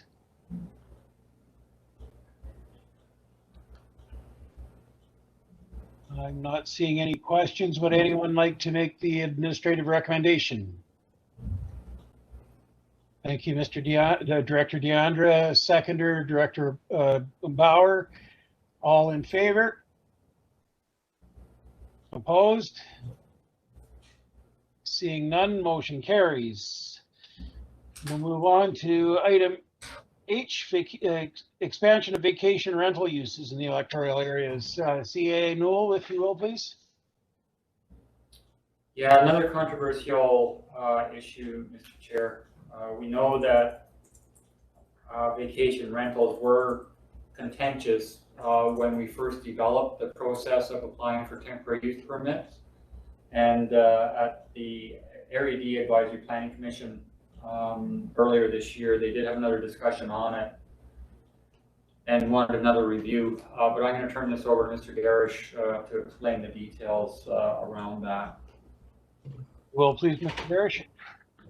Sure, thank you. So, I mean, my understanding of the discussion that happened at the electoral area DAPC was that, and as some of the board members may be aware from your own electoral areas, that we've been receiving some novel applications for vacation rental uses through the TUP process. After we lost the court case in 2012, the bylaw changes that were made were basically an allowance to small scale commercial, tourist accommodation commercial type of use in a residential zone, whereby somebody could do a vacation rental or bed and breakfast. Bed and breakfast obviously requires that the property owner be in the house. vacation rental doesn't, but the common factor there is that, both involve a dwelling unit that's used for residential purposes a majority of the year.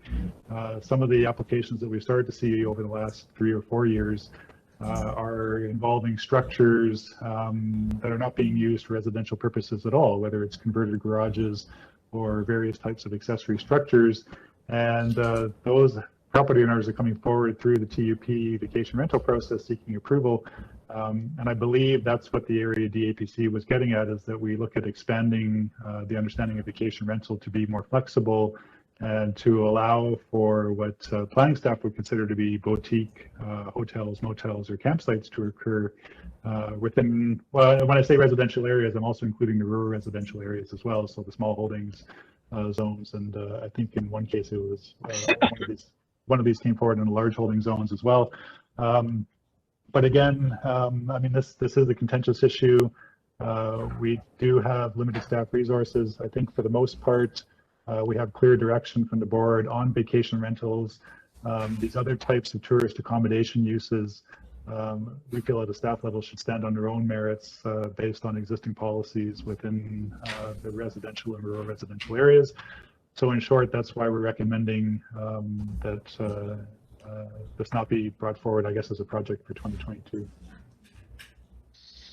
Thank you very much, Mr. Garish. Do we have any questions at this point on this?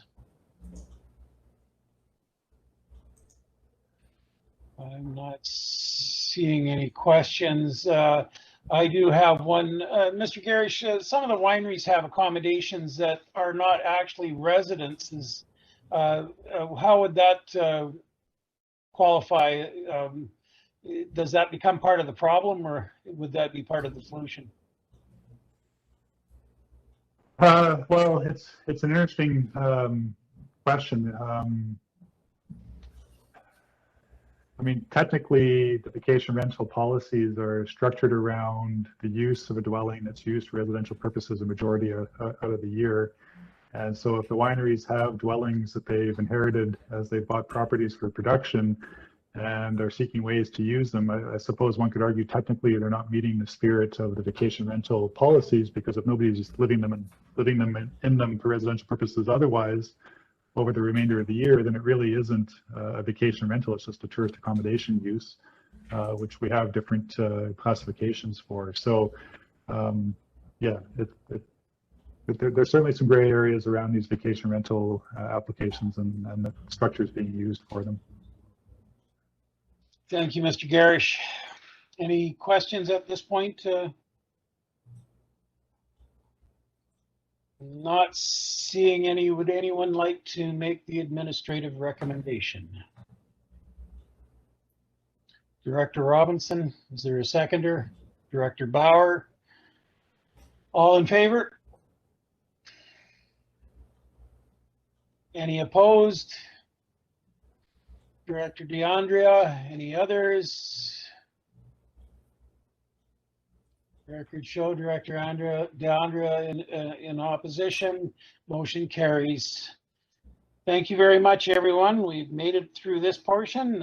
If there's no further business, I would ask for a motion to adjourn the Planning and Development Committee. Motion by Mr. Director Bauer, seconded by Director Roberts.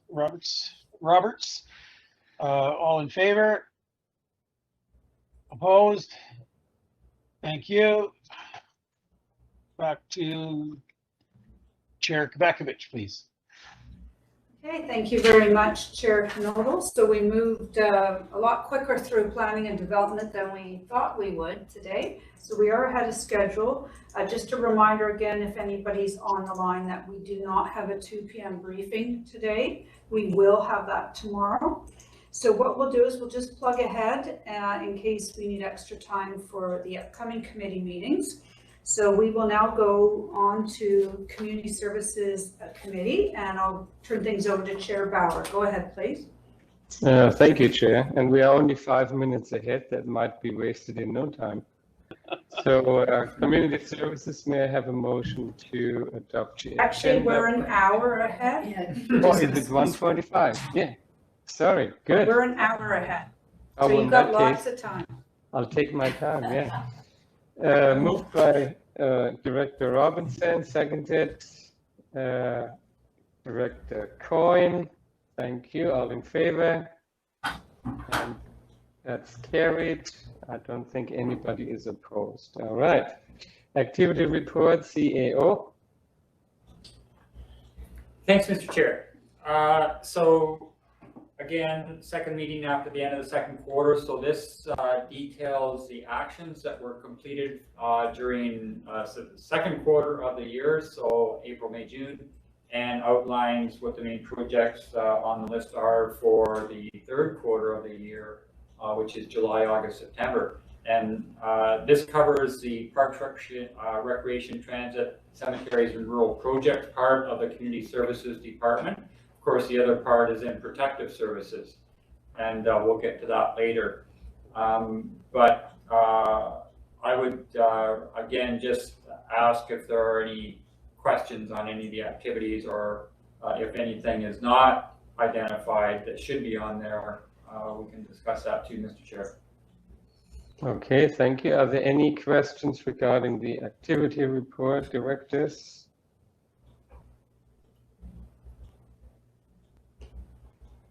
I don't see any. Oh, Director Gettens has a hand up. Sorry. Go ahead, Director Gettens. Thank you, Chair. Just under the support staff moving to 184 Main Street, is it, I thought it was just IT staff going over there. I just wanted to know if that's also going to be recreation staff going over. Thank you. So we'll have to change the front end of this report. It also covers facilities. Community Services has the responsibility for facilities management. So their staff are not moving, but they are responsible for doing leasehold improvements at 184. And we are getting very close to an approved lease on that building. If the board or committee remembers that, that's the second and third floor of 184 Main, which is directly across the street from City Hall. And that's where the First West had its data center that we were very interested in on the second floor. And then really they just threw in the third floor to give us additional space. And that is the intent then, is to relocate over there. I believe now we're probably looking at in September. Okay, are there any other questions from the board regarding the activity report?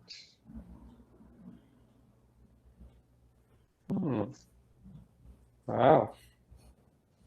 We're gonna get a lot of time out of this. So just going to say thank you to RDOS staff and everybody who worked on getting the trail going this year, and with the looking for well, later on you're going to have that on your board to get the trail between Carameos and Carson. And also I'd like to say thank you for all the extra efforts to get the pool open for in time, so people can use it. And it has been used incredibly. It's been really busy from 7 o'clock right until late. So thank you for all of that. Again, any questions on the activity report? No? Well, then we have a question to a motion to adjourn. Director Roberts, seconded by Director Coyne. All in favor? And that's carried. Opposed? Nobody. Thank you. Back to the chair. Okay, thank you very much, Chair Bauer. Now we're going to move on to Environment and Infrastructure Committee meeting, and I'll turn things over to Chair Gettens. Go ahead, please, Chair Gettens. Thank you, Chair Kozakovich. Can I get the meeting called to order and ask for a motion to adopt the agenda? Director Canoto, second by Director Bush. Thank you. All in favor? Anyone opposed? Thank you. Q2 activity report. I'm going to refer this over to the CAO for comment, please. So this is the one where our Department of Operations, which is our utilities, solid waste, and other functions report through. and then also our Department of Engineering, which is where our capital projects report through. And I'm not sure who we have on the line. Is Mr. Reader or Ms. Bloomfield on? Andrew is very involved over in the Emergency Operations Center. He leads our operations desk, and there's some intense activity over there right now, which I'm going to report on again shortly under Protective Services. And Ms. Bloomfield was on holiday, so I'm not sure either one of them are available. But if there are any questions, I may be able to give a partial answer, Madam Chair. Go look at the board, see if there's any questions. I'm not seeing any CAO, but I was wondering, I did have a question at the groundwater licenses for Falder. I didn't know, can you just explain that a little bit more if you know what that is referring to? Well, when the Clean Water Act came in, I believe it was in 2018, the province used to license just surface water. So any water system that was drawing out of a lake or a river had to have water licenses, but groundwater was not licensed. And with the new act, it became mandatory for anybody that had a community water system or a well to apply for a license. So on all of our systems that use groundwater, we had to apply for licenses. As I explained before, it takes about 2 years for the province to process that, and I think they are still way behind. There's not only the municipal water sources permits, but any improvement district or private water purveyor that has groundwater as a source was also required to apply for a license. So they're way behind. So I'm assuming that's what we were referring to. Okay, thank you, CAO. Director Roberts, go ahead, please. Thank you to the chair.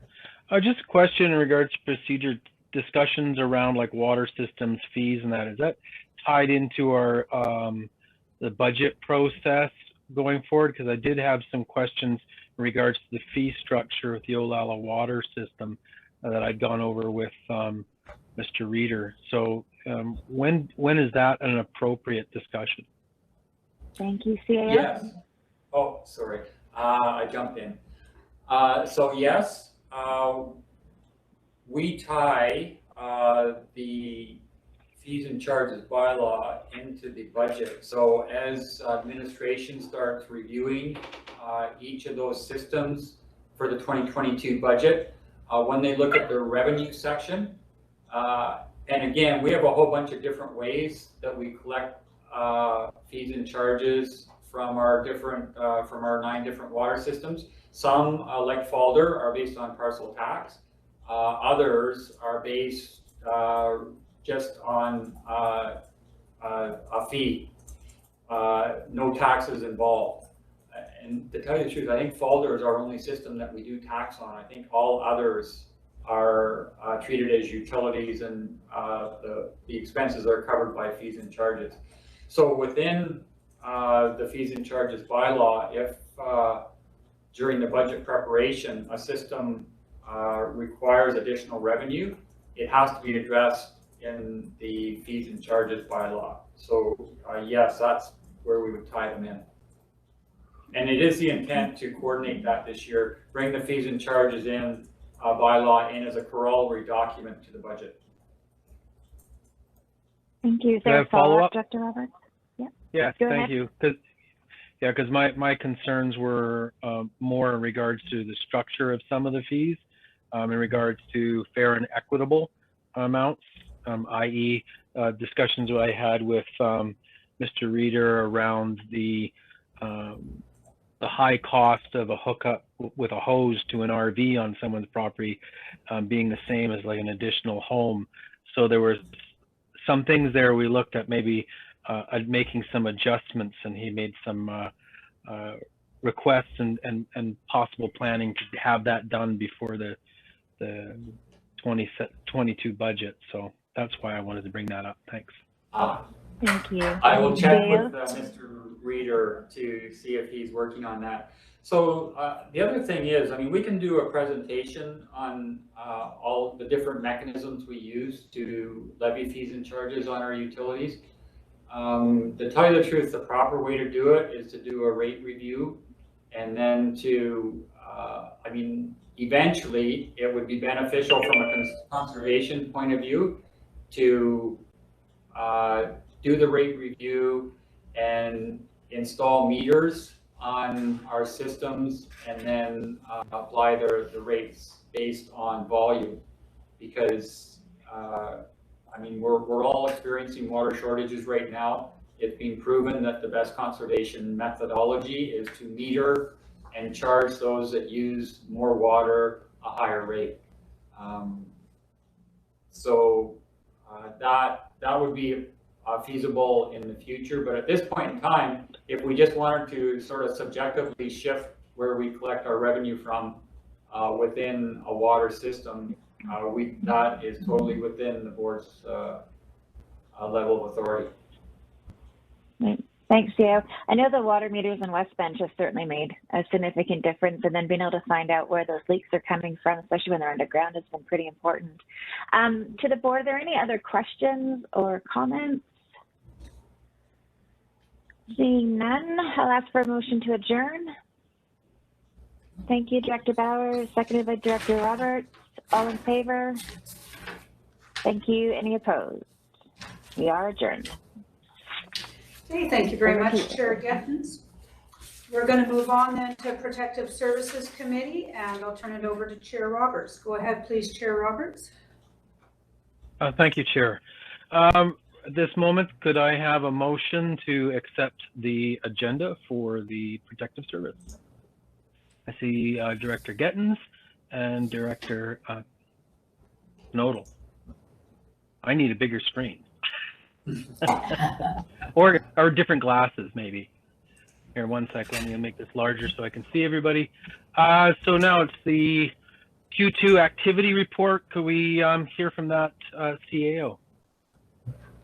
Thanks, Mr. Chair.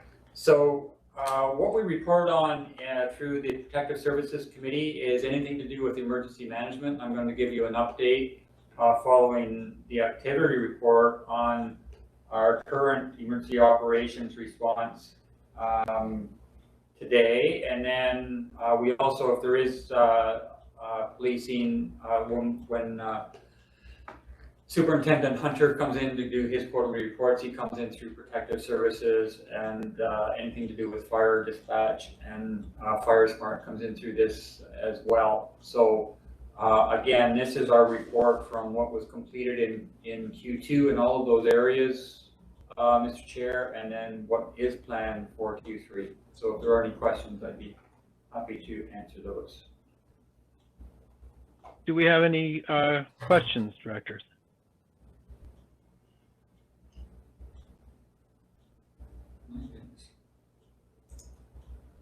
I don't see any.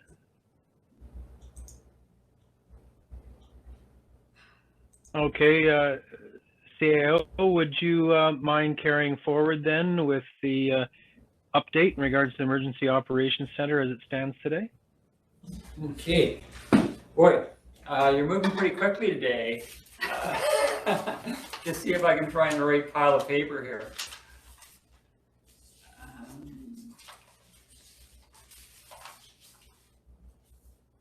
Yeah. So we should report that Director Pendergraft has left the meeting because he just got evacuated. Oh. But let me have to drop my administrative. I suppose my notes don't help you. I know. A little bit. Stop looking. So in the meantime, does anybody have a poem or short story that? No, I'm just kidding. Well, we just did an evacuation order in Area A, which is why Director Pendergraft had to leave the meeting. since Is his there any address further file. information that we could have on that, or is that a part of the CAO's report? Yeah, I'm going to give that to you right now, Mr. Chair. Okay, so everybody's aware of the current situation, not only within the regional district of Okanagan and Similkameen, but throughout the province, up through Western Canada, really, with regards to the volatile nature of the weather. Lack of moisture and extremely hot temperatures has made the fire activity just grow exponentially. We know that now we're in a provincial state of emergency to make sure that we have the resources necessary to respond to that. So on Sunday, July 11th, we around 2:30 in the afternoon. These things always seem to happen on a Sunday or at 3 o'clock in the morning, as everybody knows. So on Sunday afternoon, July 11th, we were notified out of the Provincial Emergency Coordination Center in Victoria that there was a fire about midway through McLean Creek Road. For those that are familiar with electoral area D, sort of out in the same area as the Okanagan Falls landfill, down East Side Road, and that it was fairly close to structures and people. So we activated, it was a grass fire. We activated immediately. We ramped up the EOC. We implemented our emergency response plan, called our people in. By the time that we got in, it had gone from a small fire of around 20 hectares up to about 100 hectares. So within a matter, I believe, of 8 minutes, it went from 20 to 100. The Okanagan Falls Volunteer Fire Department had already responded and had called in the Cleveland Fire Department on mutual aid, and they did a terrific job out there, as they always do. RCMP were on site. A huge smoke plume was evident, so lots of public interest as well. And at that point in time, the Ministry of Transportation Infrastructure closed East Side Road, at McLean Creek Road, and again at Maple Street in Okanagan Falls, to try and restrict access to emergency vehicles, just again because it was very close to infrastructure. It was a really volatile fire, growing rapidly. Fortunately, the winds were from the northwest, and it was blowing the fire southeast up the hill behind McLean Creek Road. BC Wildfire was on the scene almost immediately and started their aerial attack. Initially starting very close to McLean Creek Road, trying to move the fire away from it and up the hill to the east. And they were successful in protecting all of the structures with the assistance of ground crew. Nothing lost. By that evening, we were fully engaged at the Emergency Operations Center. We had opened a reception center we engaged the City of Penticton to open a reception center at Ellis Street, and they did that immediately. We put on a state of local emergency for Area D.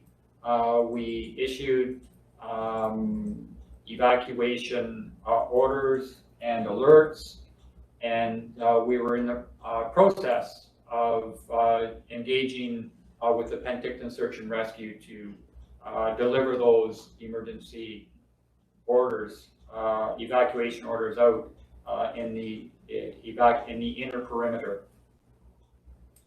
So with all of that, a lot of people engaged. We were in direct contact with the Provincial Regional Emergency Operations Center up in Kamloops. We got task number. We were in the process of talking to IHA and BC Ambulance to determine if there were any mobility disadvantaged people in the area. Fortunately enough, there were none in the order area. There were some in the alert area. So we immediately engaged to address those. And then, as happens, all of our functions of an emergency operation center were engaged. So planning was involved in identifying the perimeters of the inner and outer perimeter based on the order and alert and the staging requirements of first responders. The operations desk was involved with regards to road closures and making sure that we had the appropriate security. Anytime you order people out of their home, you know that you have to protect those homes. And private security, which we use right now, is extremely hard to obtain, and especially for duration. So as we progress into the other fires, we're now, we've tapped out everything around here. We're up into the Kelowna area as far as trying to engage private security companies to attend. So we have to use them strategically. The RCMP being very good. They've got roving patrols out. They don't have the resources to actually remain on site either, but they are providing roving patrols. We established a public inquiry section in order to address the number of calls coming in. By this time, at around 6 o'clock on Sunday evening, you remember it was a 2:30 start, it was already up to 500 hectares and moving quickly to the southeast, and hence the smoke. There is PIB reserve lands up above East Side Road, so we did engage PIB. They didn't have any structures or animals in that area, but nevertheless, there are some archaeological interests up there. So we were working closely with them as well. And then it came down to the evacuation order area involved 77 properties in the inner perimeter, and then which was only 67 dwellings. So there were some properties that were vacant at the time. But nevertheless, 77 properties within the evacuation order area, and those were all around, for those that know the area, Ellendale Road is where the Okanagan Falls landfill is. Certainly McLean Creek Road, Chapman Road, East Side Road, Parking Creek, and Maston Road were all in the inner perimeter and received evacuation order notices. The evacuation alert area was 627 properties. And that went down just from the south side of Heritage Hills down into Okanagan Falls. Now, having said that, we have very knowledgeable residents that are out in the McLean Creek area, and once they saw that the fire was moving east, they did not leave. Because if you know the nature of the area, a lot of them have small farms and they have animals, and with that type of a fire where it's moving so quickly, they were not going to leave without their animals. They were probably going to stay on property and try and protect them, defend their property. Fortunately, with the way that the fire was moving, they didn't have to do that. But nevertheless, we got our notices out, and we kept them up to date as much as we could with regards to the behavior of the fire. We did put security out in the area because we did have some people leave and register at the reception center. And we were still going around 11:30 that night. The fire was still growing, but again, going to the southeast. We did get a media notice out that evening. We tried to have an electronic media conference over WebEx and YouTube, and unfortunately that didn't go well for us. So, I mean, we did the media briefing, It's just that it didn't get communicated out. So we had a practice run on that.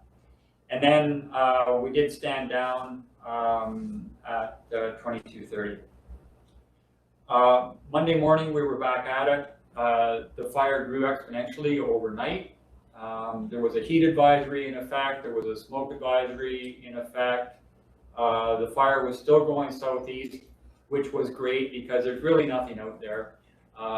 There's a great open area once you get out of East Side Road. So there were no structures or infrastructure in the path. The ground crews had worked overnight trying to establish a fire line to the south and west. So in between the McLean Creek Road area and the fire, and certainly between Okanagan Falls and the fire, and they were successful at that. At that point in time, I mean, BC Wildfire is so busy on other fires. They did spring some resources for us. So we had some helicopters and some skimmers that were dumping water, but they didn't have a lot. What they did do though was order an incident management team, which is that professional crew that was on the Christie Mountain fire last year. They come in, they're sort of self-sufficient. I think there's 23 of them on a team, and they bring with them a lot of resources. Both ground resources and aerial resources. So they had committed to them. They ordered them on Monday. They were on a break at the time. They have a mandated stand down period. So they were coming in for Wednesday. And we knew this would happen, but because those 77 properties that had been on evacuation order really didn't vacate, the reception center wasn't that busy, but nevertheless, it stayed open. And the other good point is that people can register online now. They don't have to actually attend at a reception center in order to get registered. So that was good. We started to get our messages out. We had a media briefing early on the Monday morning and got that news out. Again, we were trying to keep people off of Skaha Lake. A lot of people like to just view a fire, especially when there's a lot of smoke involved. In this case, some of them were in boats. Didn't really bother they didn't get in the way of the aircraft at all.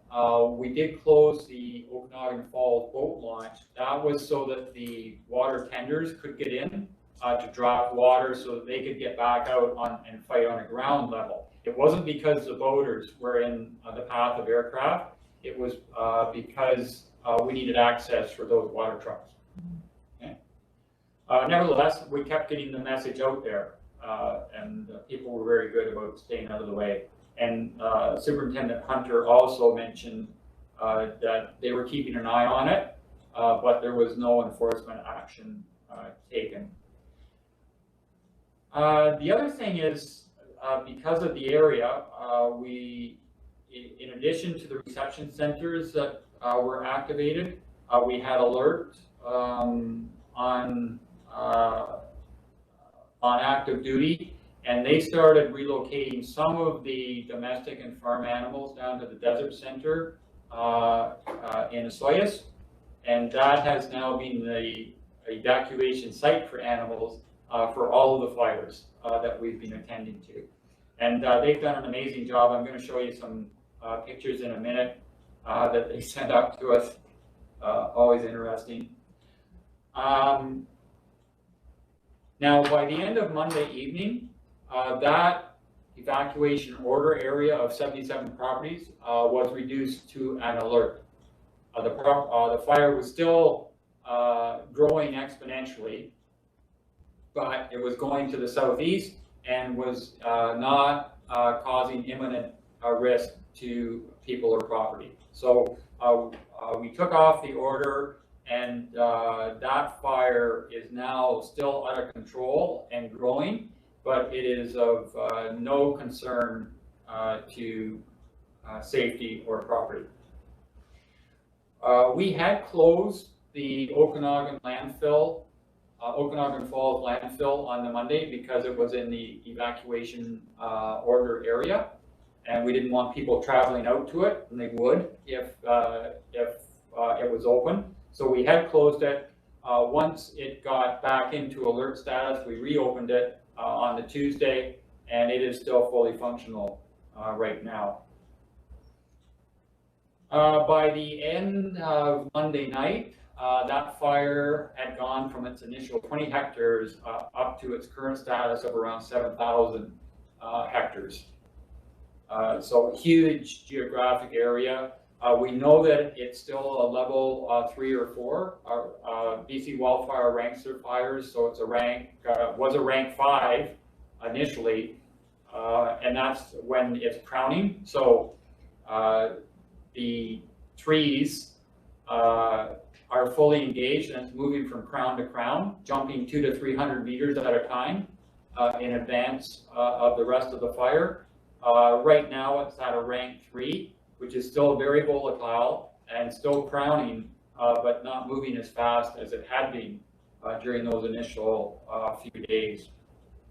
So right now we have no properties on order at the Thomas Creek Fire, and we have 705 properties still on alert. Okay, and BC Wildfire will let us know because the wind could change at any time, so they will let us know when they believe that there's no more risk there. The only issues that we have there right now are the wind velocity and direction. So as the wind changes, increases or decreases, that then determines how dangerous that fire is going to be. I just want to give a shout out to the Regional Emergency Operations Center, are always great supporters of local emergency operations centers. We, under the Emergency Program Act, we require their approval before we open an EOC. We get a task number, and then we submit expense authorization forms, and they pretty well pay the cost once you get a task number. So always great support from them, and they are very busy. And BC Wildfire, they do have an incident management team on site now that is doing both the Thomas Creek Fire and the Brenda Creek Fire. So that group, there's a separate group for the Incoming Fire, and I'll talk about that in a minute. And then the fire departments, both Cleet and Okanagan Falls, I think we had some people in there from Peachland at one point, are still on deck. And the City of Penticton with the reception center, and to tell you the truth, have been very supportive of our EOC, and we've had several staff out of Penticton that have joined our EOC crew to spell them off. You've got the Thomas Creek Fire, Danny. So I'm going to show you the fire perimeter just on the most recent diagram that we have on this. So you can see the perimeter there that going, so that is Skaha Lake, that's Okanagan Falls, right at the bottom of the chart. You can see that McLean Creek is where the fire started. McLean Creek Road just goes in behind East Side Road, and about halfway up there, it is where it started. So that brown line is the perimeter of the fire right now, and it's still burning.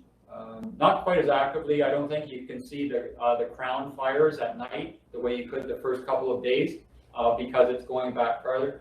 It is still moving south east and is now down past the Weyerhaeuser property, for those that know Okanagan Falls, out by Forestry Road 201. And that is where they're establishing their ground line, is to try and keep the fire east of Highway 201.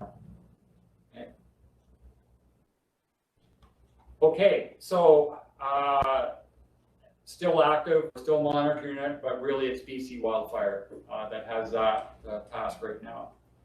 On Wednesday, July 14th, really late at night, we had our call from the Provincial Emergency Coordination Center in Victoria saying that there was a fire out by Brenda Creek, which for those that know is, do you want to put the Brenda Creek perimeter up? Way out in area H, out by Brenda Mine, so about 40 kilometers, I understand, west of Peachland. The fire itself is actually in the Central Okanagan Regional District. It is right at the junction of Thompson-Nicola Regional District, Central Okanagan Regional District, and the Regional District of Okanagan-Similkameen. It's right adjacent to the Brenda Mine site, for those that know. Highway 97 is of interest up there, and there is a huge BC Hydro transmission line that runs just to the north of the fire. By the time that we got on the line, we were advised, it's not as big of a fire perimeter, but we were advised that the transmission line infrastructure had been damaged. Some of the poles were down. Unfortunately, the lines didn't break. They were still transmitting power, but there was significant damage to some of the BC Hydro infrastructure. And of course, they could not go in there at the time because it was too dangerous, and BC Wildfire was advising against it. What was of interest to us was, if you see the map, I don't know, so you can see the regional district boundaries. So that little dotted line, just either push that up or scroll back down any, yeah.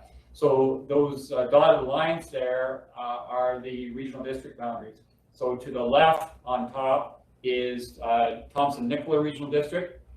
To the right on top is the Central Okanagan Regional District, and then we're on the bottom. And you can see the, I don't know what that is, brown dots around the Headwaters Lake. I see red. They're red on our. Are they red? computers. Okay. Yeah.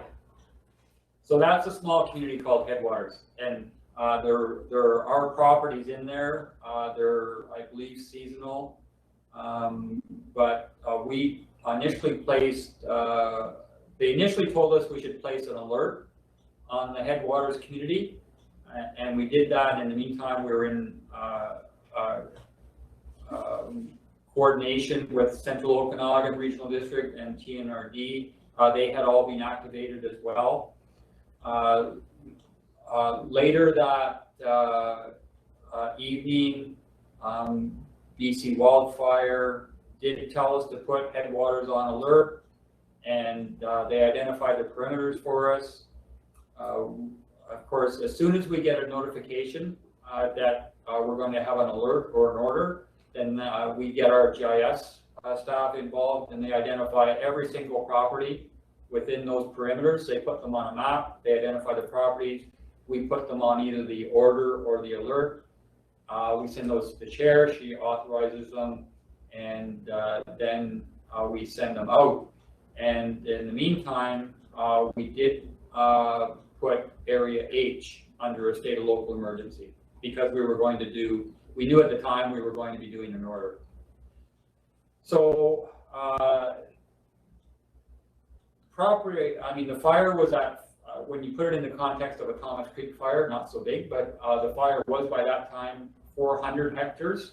So not the 7,000 that the Thomas Creek fire was at the time, but 400 hectares, about 20 kilometers away from that small community of Headwaters. But it was moving again southeast towards, and it was at a rank 4 rating. BC Wildfire had already engaged Brenda Mine, who had equipment out there to start working on ground line, and they were out there with them as well. And BC Hydro was on all of the coordination calls because of their infrastructure, worried about whether they'd have to shut down. 97C was just to the north of the fire. They were worried that as we went into the order that they would have to shut that down. I don't believe that they had to. Fortunately, that incident management team that had been requested for the Thomas Creek fire was just getting on site, and they were then tasked with both Thomas Creek and the Brenda Creek fires, so they were ready to go. There was, again, significant growth overnight. The alert was changed to an order overnight, so at 4 o'clock in the morning, I believe the chair got a call. And I think Director Coyne as well, just keeping him in the loop. And we were then tasking the Central Okanagan Search and Rescue organization to hand out those evacuation orders. There was a new alert area established to the southeast, but most of the infrastructure issues were in Central Okanagan. So by the next morning, with us already having issued our evacuation order, we were starting to quiet down within the EOC. There was one other property of note just past headwaters, and that was the Nees Creek Recreation Site. So that was also put on order. That's a seasonal campground, and really that's Rec Sites and Trails BC that looks, or Parks BC that looks after that.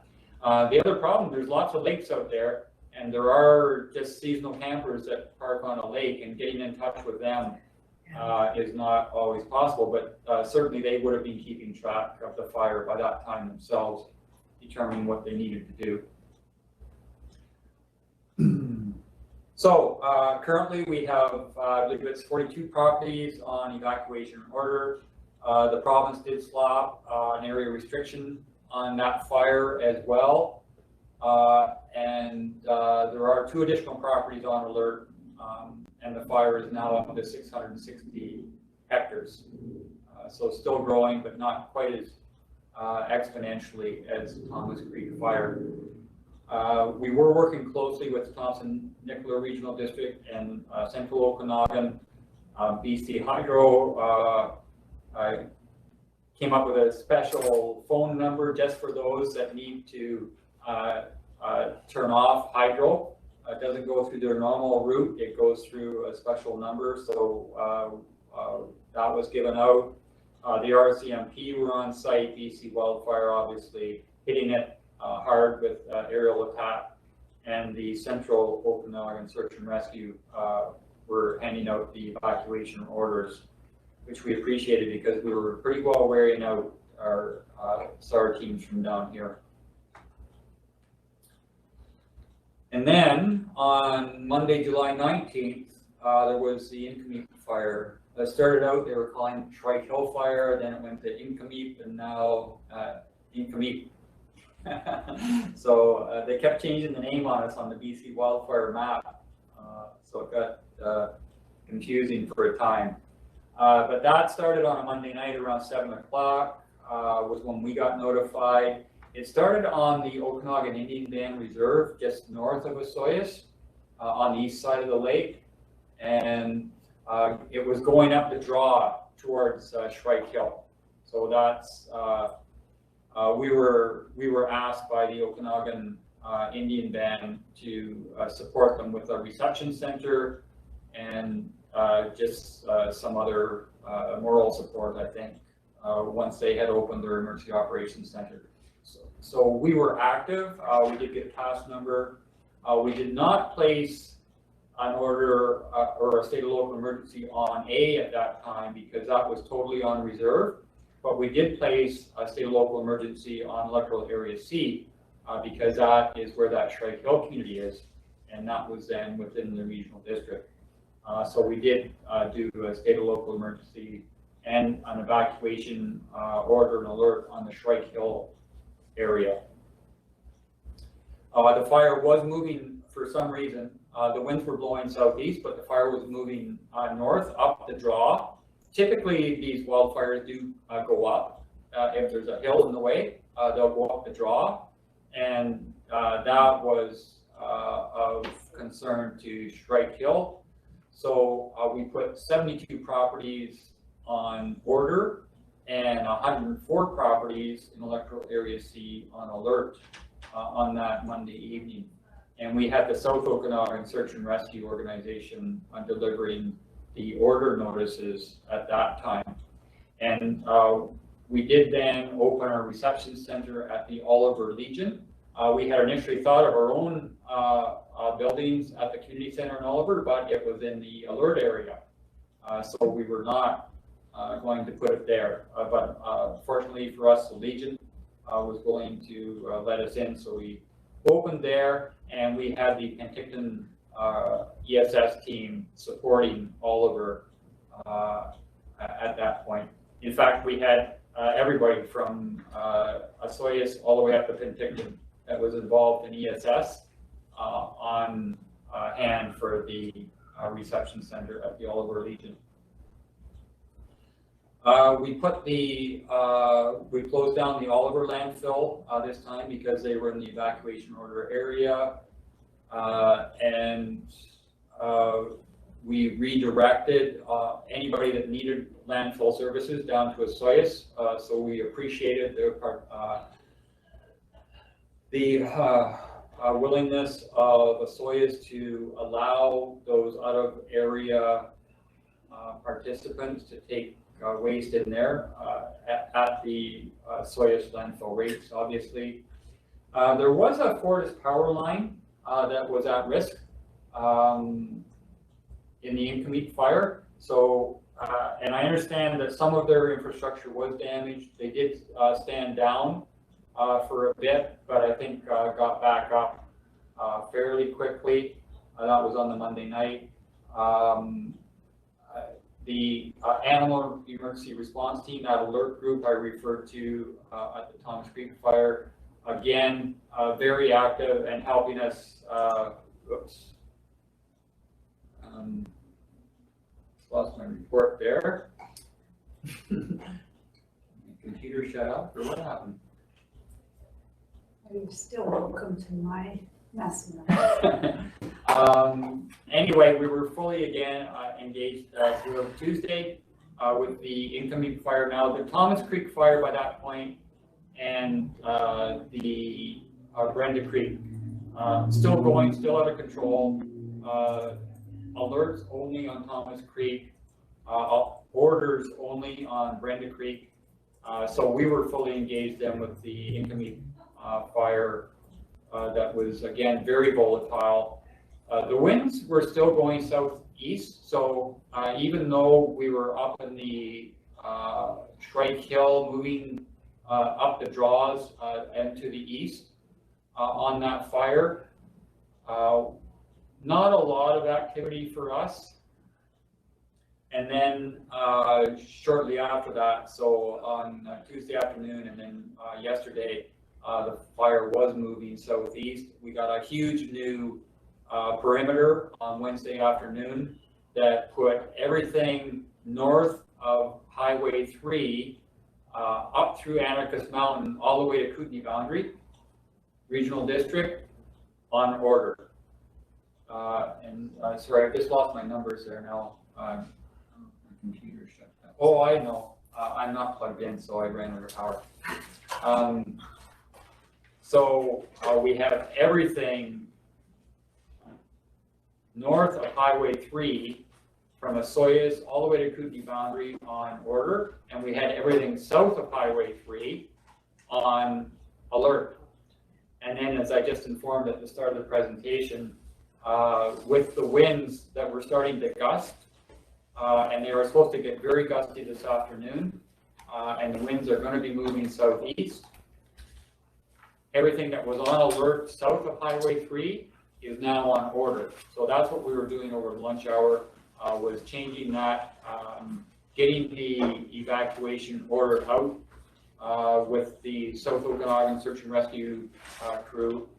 I should mention that on the Monday evening that we had exhausted all of our search and rescue crews in this area. we were engaging with the Kootenai Search and Rescue group out of Grand Forks, and then the Kootenai Boundary Regional District seconded them to deliver their messages because they have huge perimeters in their area as well.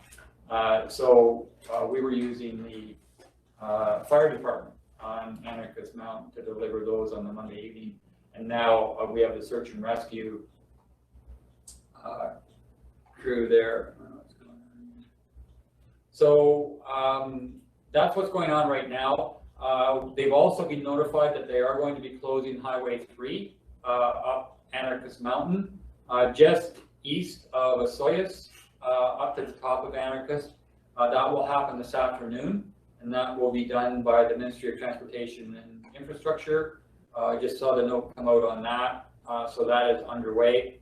And as Director Pendergraft just mentioned, the evacuation orders are out. He was on the south side of Highway 3, so he was in the alert area, and now he is in the order area. So he'll be getting out, and I'm sure that there will be animals involved up in that area. Can you put up the alert pictures, Danny? So this is down at the Desert Center, just by Osoyoos, where they're receiving all of the evacuated animals. So that's what's going on. And you can see how smoky it is. That's what's going on down there at the Desert Center, and I'm sure they're going to be much busier now. And they do take animals at the reception center as well, so there's lots of that happening. But I think I'll leave it there, Mr. Chair, and then if there are questions, happy to answer those. Trying to get back on here. Thank you, CAO Newell. First off, I got a couple questions, and then I'll pass it on. And just one, when we have a BC state of emergency, and of course we're dealing with manpower issues and those things, do we have connections to further resources like the military, et cetera, if things grow? That's my understanding as the main reason why the province did finally declare is that it gives them access to those resources from other provinces. I can tell you that the team that just came in for the incoming fire is from other province. And they will be billeting at the South Okanagan Secondary School in Oliver. They're going to set up a camp there, I understand. But they are from other province. Okay, I have a couple other questions, but I'm going to move on to Director Bush. Thank you. So I went on BC wildfires this morning and tried to get into the Nincomeat fire, and of course it didn't even come up. So, I mean, it's really frustrating. And now you say the road's closed, and my daughter lives below Baldy there and just off of Highway 3, and now I can't even go there to help evacuate. So it's pretty frustrating. It might depend how you CAO? If you go on the webpage for BC Wildfire under their dashboard, you'll see fires of note. The Incommute fire is on there, Director Bush. I was on there this morning. But this newest order just came out just after noon. And whether they've actually loaded that up or not, I'm not sure. Sorry. So as the fire goes into Kootenai boundary, do we have to go through their website then to keep in touch? Seems like we've lost. I think yes, CAO Newell had to leave the room with looks like an urgent phone call. So I would say Kootenai Boundary would have that information on their website for sure, similar to how we're set up. You mentioned spelling was an issue. Yeah, I think with depending on how you're trying to pull things up on BC Wildfire with the Incommute, because we see it spelled different ways, like NK apostrophe MIP. But if you saw on the map, it was spelled, how did they have it on the map? Oh, was it INKA? Okay. an EEP, something like that. So, oh, Danny's pulling it up. Yeah, So- that's great. And another question would be in regards to our IT people, do we, when we have cross borders into other jurisdictions, do we have a means in regards to our information? Do they become compiled and accessed like RDOS information that we can then automatically be directed to where it crosses over into Kootenai boundary? I think we should, have we got Eric on the line? Oh, CIO Newell's back. I'm just trying to see if Eric was on the line. Do you want to? Sorry about that. Do you want to repeat that question, Chair Roberts? Thank you, CAO Newell. Just a question, because concerns in regards to information when we cross into other districts. Is our EOC in regards to the information that is on our website, does it all of a sudden start to dovetail with neighboring districts, so we're able to follow it more cohesively? So on our website, no, we just report on what's going on in the regional district of Okanagan and Milkameen. So with, say, the Osoyoos Indian Band, who's also involved in the Inkameen fire, they actually put theirs out on a member Facebook page. It's just strictly available to OIB members. And when Kootenai boundary now will have an Inkameen fire page up on their website. If you go to the BC wildfire dashboard, they would report holistically as to how many, as far as what's going on with the fire. But for us, we just do regional district. We don't, unless we have an agreement with another agency where we mutually include press releases from the other agency on our webpage, then we would just do ours.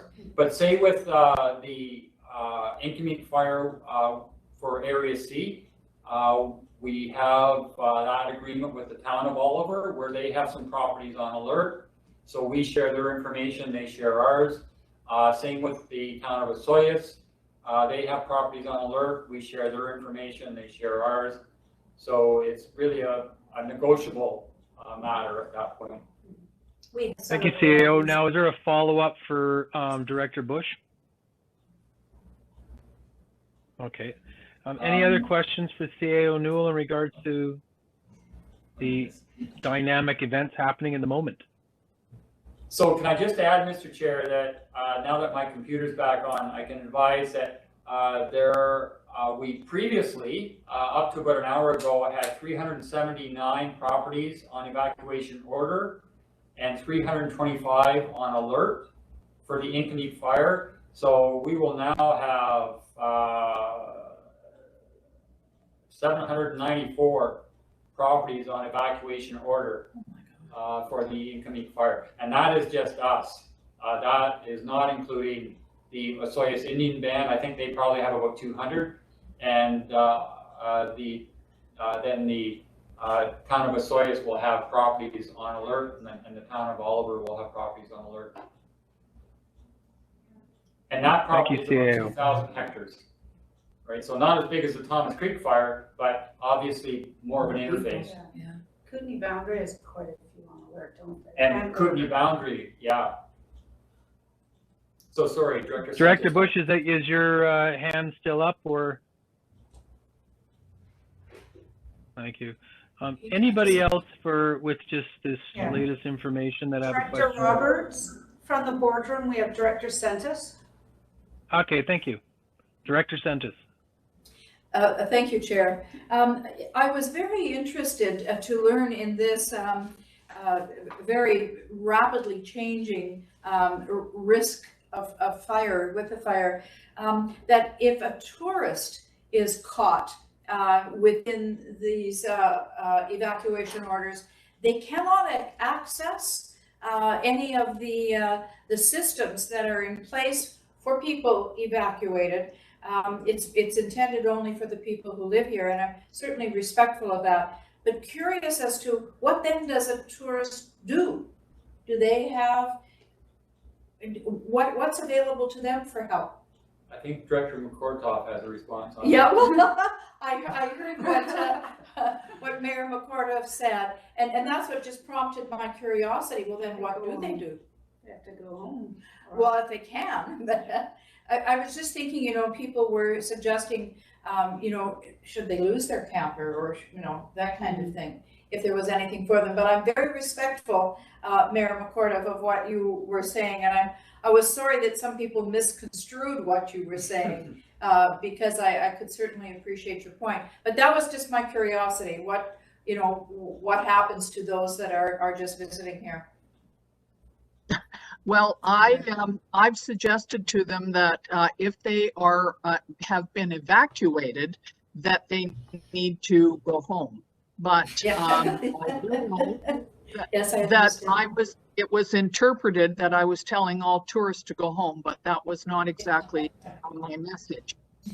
But you know, we do have to maintain our resources for local residents who require assistance. And I certainly appreciate CA O'Neill saying that yesterday at the EOC briefing, because you know, you try to help everybody, but really we have to be very careful because we only have limited resources and limited hotel rooms to offer.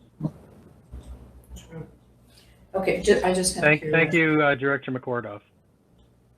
So just to be clear on that type of assistance, so anybody with a primary residence in an evacuation order area is eligible for assistance out of the reception center.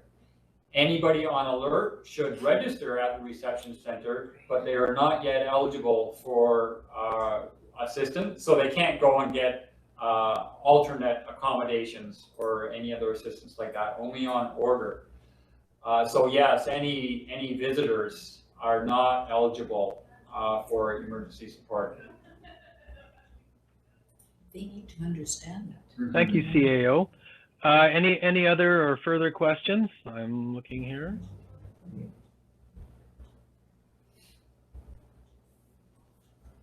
All right, anything else that you'd like to add, CAO Newell? No, just that we do have a lot of people working very hard through the regional district. Certainly the RCMP are again overtaxed. We do have a couple of roving cars up in the evacuation order area.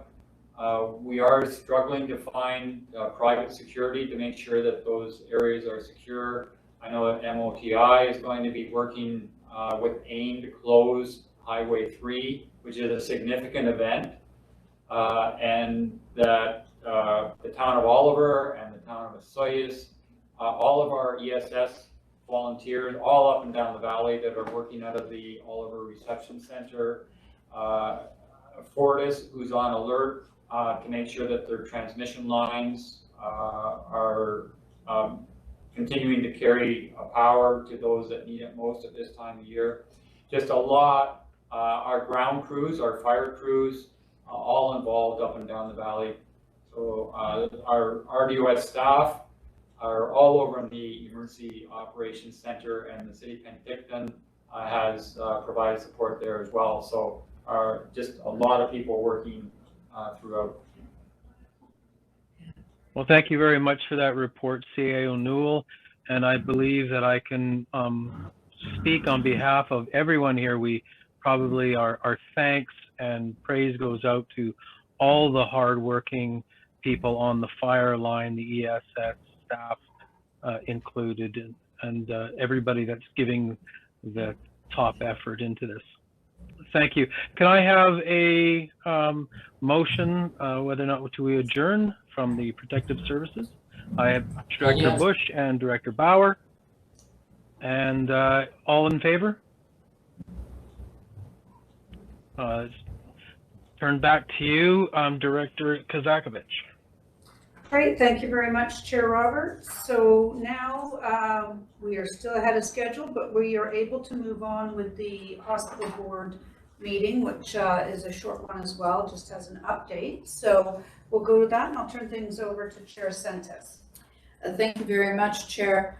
I would like to call the meeting to order, and good afternoon to all of the directors. I would like to ask for a motion to adopt the agenda as presented. Thank you. We've got, can Christy see this, or do I call her name? Christy can see it. Okay, super, thank you. So we have had the motion to accept moved and seconded. I will call the question then. All in favor? Is anyone opposed? I don't see any, so we will accept that. The motion is carried. I will move to the adoption of the minutes and ask for a motion to move the administrative recommendation. Councillor Robinson and Councillor, gosh, don't have my glasses. Oh, thank you. Yeah, I think we have multiple. So we will accept that the motion is moved and duly seconded. I will call the question then. All in favor? Thank you. Are there any opposed? Seeing none, the motion has carried. I just wanted to have this very brief meeting to give you a quick update because you may remember we directed Mr. Newell on our administrative staff to send 2 letters. One that went straight to the CEO of Interior Health, Ms. Susan Brown, requesting more information. I believe the language was, what is your plan? Like, we'd like to know what you are doing, and this was generated by the very unprecedented creation of the UPCC. We also asked for her to attend one of our meetings so that we could have that dialogue. We then sent prior to that, a letter had gone to her as well as to the Minister of Health, Minister Dix, and expressing our concern about, again, how that UPCC facility had been so quickly brought forward and without any engagement on our part. So I just wanted you to know that we did get a letter in response from her, and she is deferring her opportunity to come to talk to us to her CFO, who is Sylvia Weir. Subsequent to that letter, Sylvia did contact me and indicate that they would like to create closer links of communication and wanted my Vice Chair, Mayor McCorduff, and I to meet on a regular basis with them so that there would be more better communication. And neither Sue nor I had a comfort with that. We felt that there's a board and we didn't want to be having to relay information. We felt it was critical enough that they should be here and present themselves rather than putting the onus on her and I to inform you. So to that end, they will in fact appear at some point in September and give us more of the information, but just at a high level, I will tell you, there basically is no plan. They do not have a plan. They were acting in a reaction to the significant difficulties that they are experiencing here. They tell us that they have now got from MOH a new directive that would take away from their focus on bricks and mortar, such as hospitals, that they now are directed to work cooperatively with the different municipalities and areas in the regional district on an as they advise of their need, now IHA will respond. So it's very interesting. They feel they've gone from phase 1 very quickly into phase 2. Their phase 3 they anticipate will be a growth plan. They also presented to Sue and I the very interesting conversation that the Act, which you hear CAO Newell repeatedly identify to us, that They are hospital, the capital projects have to be hospital related. And now they're telling us, well, no, that might not be the case. So it's a very confusing time. So I just wanted you to know we have heard. They are committed to more conversation, more connection. They will be coming in September. So I just wanted you to have some idea so that you might be wondering where was the reply to our letters of May 11th and May 21st of this year. So that's just an update. I don't have anything further. I'm looking forward to their presentation in September. It will be very interesting. So if there's no further business, and I don't see... Are there? Would there be any questions further? Director Gettens. Thank you to the chair. Will the board get a copy of the response letter and will it be posted on our board correspondence webpage? I don't believe there was a letter. There really wasn't a letter, Director, that came back. It was more communication from Sylvia Weir, the CFO, who was relaying the information from Susan Brown. So I don't have anything other than a text message that led to an actual conversation where Mayor McCorduff and I spoke with Ms. Weir, and I directed her to approach CAO Newell to request an actual presentation. So I don't have anything other than the anecdotal. I will tell you, it's very frustrating to me. We're at the board level here that would speak to the CAO, and she continues to deflect.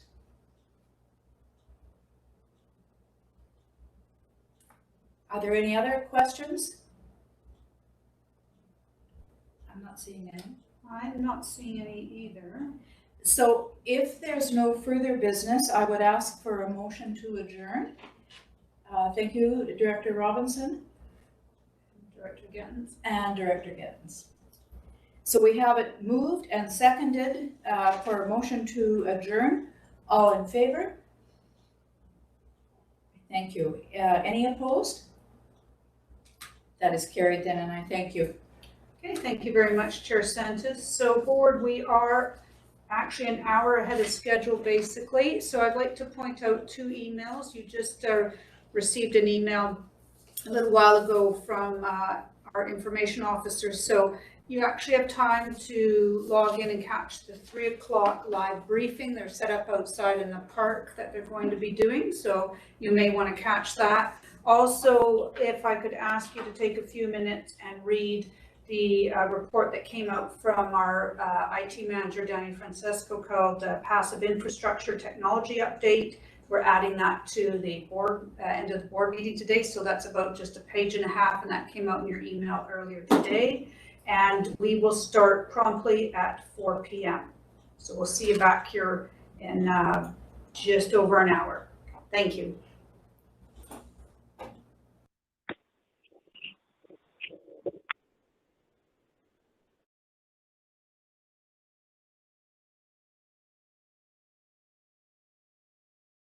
Recording, Danny?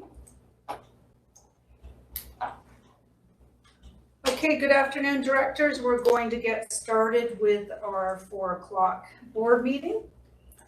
Couple things to point out. With me in the boardroom is Director Santos today, and joining us is alternate Director Jim DeAndrea for Area D, filling in for Director Obrick. And I'd like to point out that we don't have Director Pendergraph with us from Area A because he is on evacuation order and is looking after his property, so we wish him well with that. With the agenda here, I'd like you to have a look at it and let me know if you'd like anything pulled from the consent agenda. This is your only opportunity to pull an item from consent agenda. Director Knodel, go ahead, please. Page 118, I think this is just a typo, but I'm going to check with you on that. Page 118, B2. It's the renewal of vacation temporary use permits in the heading, but in the actual bylaw, it says remove the requirement for approval to the APCs, not on renewal. I just want to confirm that it's only for renewals and not for primary. Yeah. So are you talking about B2? Yes. Yes. Okay, so B2 is not on consent agenda. My apologies, sorry. That's okay. So right now we're looking at anything. Okay, Director Bob Coyne, did you have something?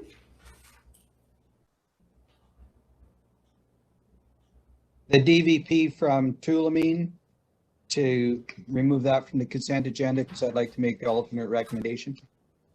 Okay, so we are removing 2E.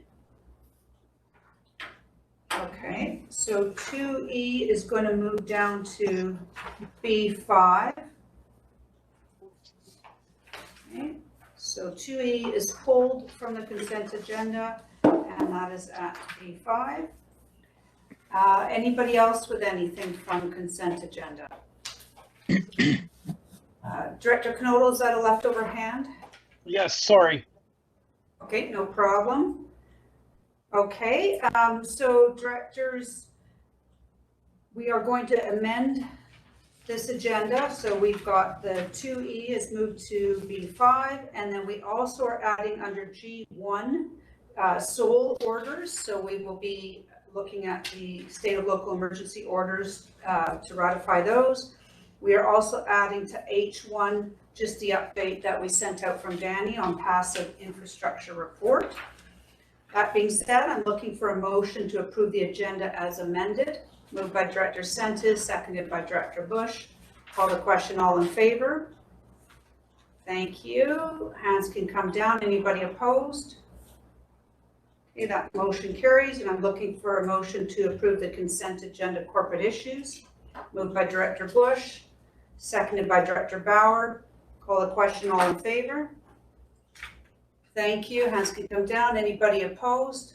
Oops, I wasn't supposed to vote That there. motion carries. Sorry. No, that was corporate. You were Was it okay. still? So now we're going to go to consent agenda development services. Oh, So good. as amended to remove 2E, looking for that to be moved.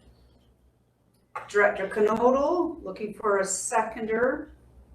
A rural one, Director Bob Coyne, thank you very much. I'll call the question, all in favor? Thank you, hands can come down. Anybody opposed? Okay, motion carries, and if anyone's joined us to see what was approved through consent agenda, items 2A, B, C, and D were approved on consent. That takes us down to B1, development services. Rural land use matters. B1 is Agricultural Land Commission referral, electoral area A, CAO. Oh, thanks, Madam Chair. So Director Pendergraft is not available right now, but he has indicated he would like this issue referred to his advisory planning commission. So we need a motion on that. Director Knodel, are you moving that? Yes, and Director Roberts is seconding. Thank you. Any questions on this or comments? Okay, I'm going to call the question then. All in favor? Thank you. Hands can come down. Anybody opposed? Okay, that motion carries. We'll go to B2, renewal of vacation rental temporary use permits public consultation, CAO. Thanks, Madam Chair. So this is the one where we want to amend the procedure bylaw to allow vacation rental renewals to not have to go out to the APCs or to hold a public information meeting. So that has had 3 readings and is now back for adoption. Okay, so this is the one where if there's no opposition for the renewal, it would not have to kick out. Okay, Director Knodel, are you moving that or do you have a comment? I would like to move it. I just want to make sure that the wording is right in the actual motion. It's different than in the heading. Oh, I see. The public, is it the public consultation piece? Yeah, where it says the development procedures bylaw to remove the requirement for vacation rental approvals. It doesn't say for renewal of vacation rental approvals. Okay, thank you very much for pointing that out. And I will make the motion to You'll make that. You'll move that motion with that correction? So we'll consider that a friendly amendment. Okay, we'll make that a friendly amendment, Director Knodel, Thank and seconded by Director Roberts. Is that correct, Director Roberts? Okay, thank you. Any questions or comments? This is a roll vote. Director Knodel, okay, yeah, we got that hand down, thank you. I'll call the question, all in favor? Thank you, hands can come down. Anybody opposed? I think, yeah, nobody opposed, thank you, motion carries. We'll go to B3, zoning bylaw amendment for electoral areas A, C, D, E, F, G, H, and I, CAO. So this is the amendment to our zoning bylaws to extend the square footage permitted for accessory dwellings and secondary suites, Madam Chair, and that is back for adoption. Okay, thank you. Looking for a mover for this. Director Bob Coyne, thank you. Seconded by Director DeAndrea. Any questions or comments? Director Gattens, go ahead, please. Thank you to the chair. Just given that Area F doesn't allow secondary suites and accessory dwelling floors or accessory dwellings, should we be a part of this, or is this? I'm just curious about that. I'm assuming that there is something in your procedure or your zoning bylaw, but we could ask Mr. Garish about that, Madam Chair. Okay, Mr. Garish, are you able to comment on that, please? Is he still there? I see a box with his name. There he is. Oh. We see his chin. Hi, Chris. Been behind. There you are. Thank you. Thank you for joining us from your holiday. No, it's my pleasure. Short answer for Director Gittens is outside of the West Bench, her zoning bylaw does allow for secondary suites and accessory dwellings, say, for instance, in the agriculture zones or the resource area zones or some of the other small holding zones. So this increase in floor allowance would apply to electoral area. Okay, thank you.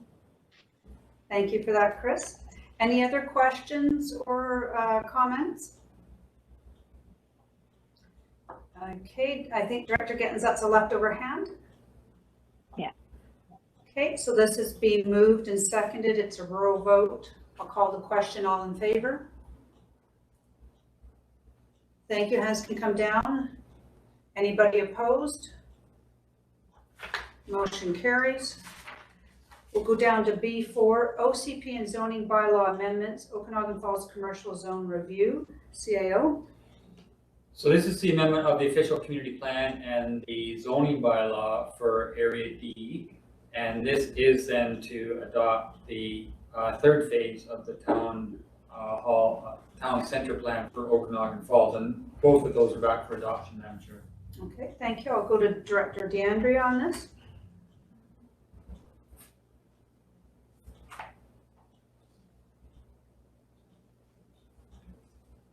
I'll move to have the administration's recommendation adopted.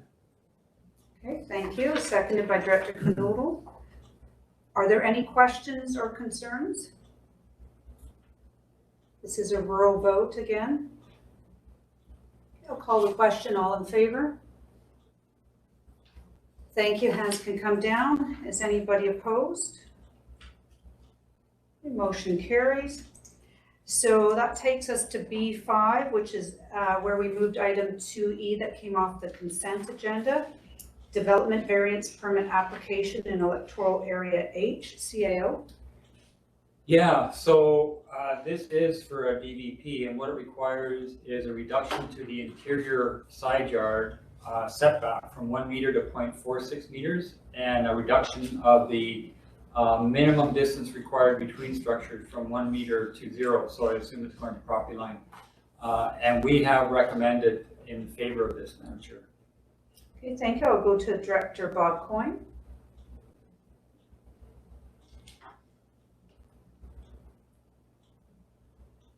Yeah, I'd like to make the motion that we send that to the APC, please. Okay. Seconded by Director Roberts. Are there any questions or comments on this one? Okay, I'll call the question then. All in favor? Thank you. And was anybody opposed to this? That motion carries. We'll go down to C, Public Works. C1, Naramata Dam's Geotechnical Investigation Award, CAO. So we previously had the Naramata Dam's study that came back, Madam Chair. So this now is for some actual geotechnical work. So it's not the study anymore, it's the implementation of the study. So we're recommending that we award the contract for that geotechnical investigation to Interior Dams in the amount of $118,184, and that we allow a contingency of $40,000, and that money be set aside from the Naramata Water Systems Reserve. Okay, thank you. Is anybody willing to move this? Director Bob Coyne, thank you very much. Director Roberts. Are there any questions on this one? This is a weighted corporate vote. Okay, I'll call the question. All in favor? Thank you. Hands can come down. And was anybody opposed? That motion carries. We'll go down to D, Community Services. D1 is award of Similkameen Rail Trail, CAO. We received a grant earlier, Madam Chair, to do some work on the Similkameen Rail Trail. And so we want to award this costing portion to Solano Resources for up to $154,335. Okay, thank you. I'll go to Director Bush on this. You're moving it looks like. Thank you. And Director Bauer, you were seconding, I believe. Thank you. Any questions or concerns? It is also a weighted corporate vote. Okay, I'll call the question. All in favor? Thank you. Hands can come down. Anybody opposed? That motion carries. We've got D2, Active Transportation Infrastructure Grant, CAO. So we want to submit an application under this grant program for about $700,000, and we need a board resolution to send in with the application. Okay, thank you. I'll go to Director Bauer is moving that. Thank you. Is there a seconder? Director Trainer, thank you. Any questions or comments? Okay, this is a corporate vote. I'll call the question then. All in favor? Thank you. Hands can come down. And anybody opposed? That motion carries. We'll go to D3, Mutual Aid Agreement Renewal Summary, CAO. Thanks, Madam Chair. We received an email from the Fire Committee from Director Pendergraft, and he is indicating that the mutual aid agreement is now ready for distribution and signing. So for all of our 7 departments, we'll sign, and then the agreement will be distributed to all those other signatories. So we're recommending that we do go ahead and enter into that mutual aid agreement, Madam Chair. Okay, thank you. Director Roberts, are you moving this? Yes, thank you. And Director Knodel seconding. And were there any questions or comments? Okay, this is a weighted corporate vote. I'll call the question. All in favor? Thank you. Hands can come down. Anybody opposed? Motion carries. And then D4 is the Karamias Headley Automatic Aid Agreement, CAO. We had a note from the fire chief of the Karamias Fire Department indicating that they had had a request from the Headley Fire Department, which is the possession of the Headley Improvement District. And Headley is experiencing some resource shortages during the summer months, and have asked if they could enter into an automatic aid agreement with Karamias to respond sort of on all of the Headley calls. So the Karamias Fire Chief indicates they have the resources to do that, and that they'd be willing and able to provide that service. So we're recommending that we enter into that agreement, Madam Chair. Okay, thank you. Director Roberts, are you moving this? Yes. Okay, thank you. Looking for a seconder. Director Bush, thank you. Any questions on this one? There's a weighted, oh, Director Roberts, go ahead, please. Thank you to the chair. Not so much of a question, just that people understand that when you have it automatic, it's something that will be paid for to the Karameas from Headley.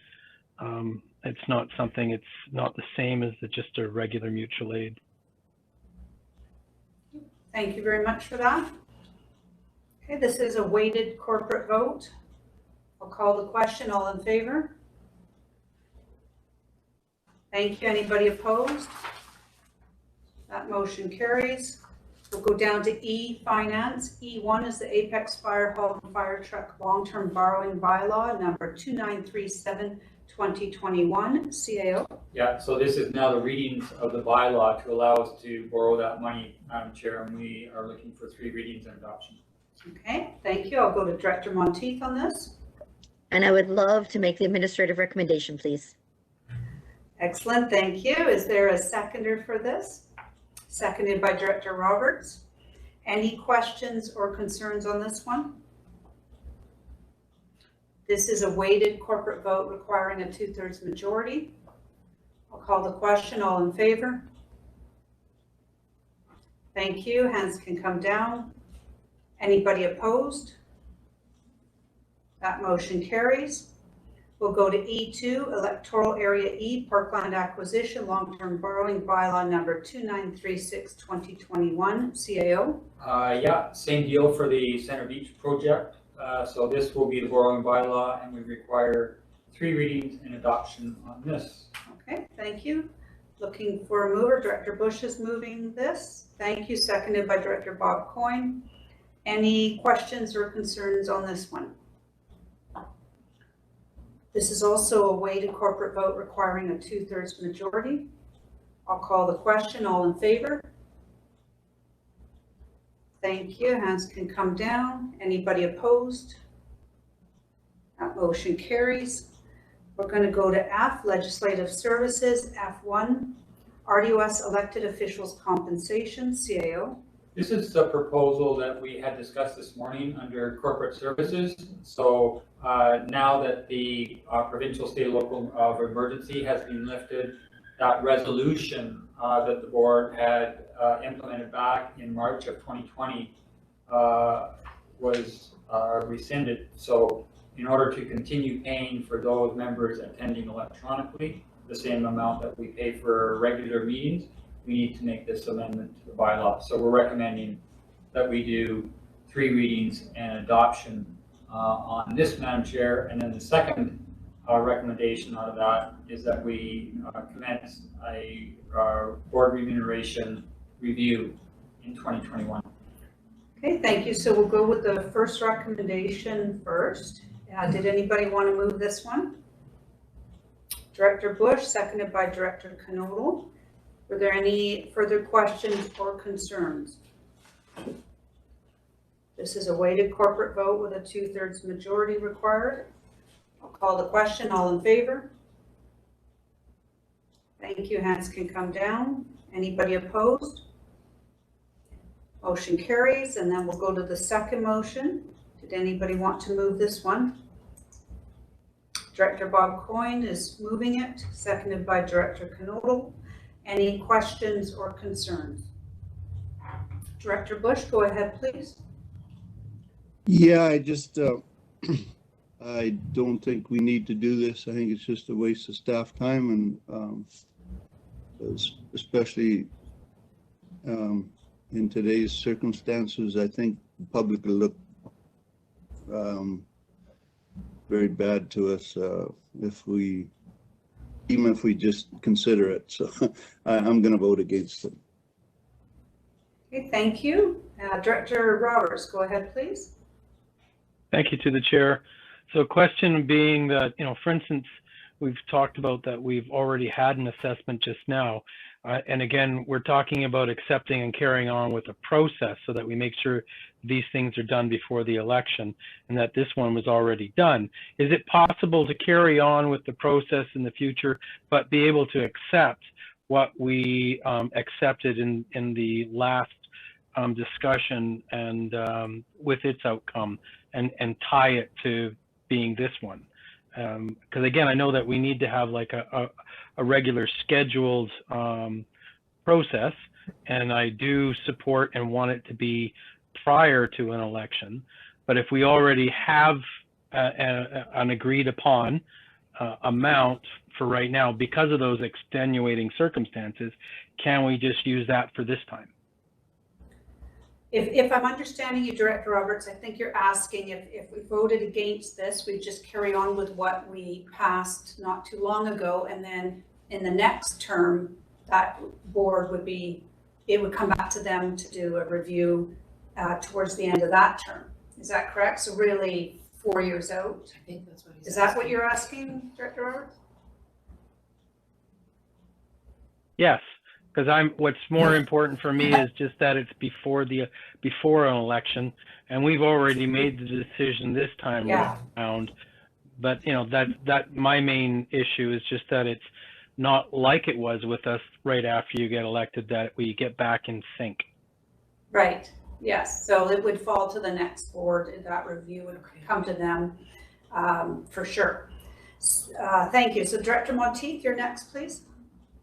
To the chair, I still can't support it. We just had a review. We're wasting staff time doing it again. I have a really hard time when we hear that we're short-staffed, but yet we're going right back to looking at remuneration. And it's frustrating because I think there's bigger projects we could be paying attention to. Thank you. And I have to agree, I voted to move it forward to the board, but knowing what staff shortages we have and projects and other work that needs to be done, I'm not going to be supporting this now. Director Gittins, go ahead, please.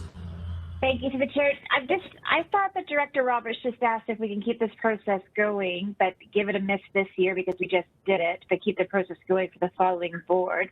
But I'm not sure that we got an answer to that question unless I missed it. Yes, correct. It's in our bylaws, so it would fall to the next board. It would come back to them. So we can say yes to this process, but not have to get staff to do it this year, but know that for the next board, it will happen in the timely manner for the next board. Is that correct? Well, it's already in our bylaw, so we don't, I'll just go to sale. So the board can do a review of the remuneration bylaw at any time. It doesn't matter what year of your term you do it in. There's an automatic trigger in the bylaw for us to bring it forward for your discussion the year before the election. But you can do a review anytime. So the question right now is, do we want to trigger a review? Do we want staff to start preparing and go out to have the volunteer community group do a review? Up to the board. Yeah. Okay. Did you have a follow-up? And I want to just make sure I'm understanding this correctly. So every 4 years, we get this question around this time. And so for the next term, that question will come up again around the 3-year mark. So we get this review before the next election. So even if we say no to this review, that automatically is triggered for the next term. Is that correct? Yeah. Correct. Correct. Okay, then I won't be voting in favor either. I think that we've already done a review and I agree with Director Monteith. Thank you. Director Bauer, go ahead, please. Yeah, so there is never a good time to talk about remunerations in terms of elected officials because there is that, misperception of that elected officials really are volunteers and shouldn't make any money because we're not doing anything and all that kind of stuff. But, the reason why we initiated the one before was not because of a regular procedure. It was because we had to make a decision on what we're going to do with the 30% rescinding the tax exemption, and that triggered kind of the whole process because it made sense at that time to do it. And many decided to give themselves raises, and many said, no, we're going to stick to what we have already and just do an adjustment to the cost of living. I'm not strongly in favor or strongly against, but I think the argument, staff shortages and we already did it, are not really good reasons. We have it in the procedure bylaw. We should move forward because I can tell you next year or the year after, and I don't think it's fair to a new board. And you can just say, judging by what happened in the last term, in the term before, and that before, and I've been even many terms before that, half of you will no longer be here because you won't get elected, and some of you won't even be running. But you know, it's not fair to put that onto a new board where we can estimate half of them will be new. They don't know the workload yet, and they will be stuck with whatever you leave them. I think we should move forward and show some spine and do what needs to be done. Thank you. Okay, so just to clarify, according to the bylaw, it'll trigger it 3 years in for the new board, unless they want to bring it forward earlier. Okay, I'll go to Director Roberts. Thank you to the chair. That was the point I was going to address. They won't be as wet behind the ears as I was, or I am. Thank you. Director Bauer, is that a leftover hand? Yes, okay, thank you. Okay, any further questions or comments? We have the motion on the floor that we do initiate the review. It is a corporate vote.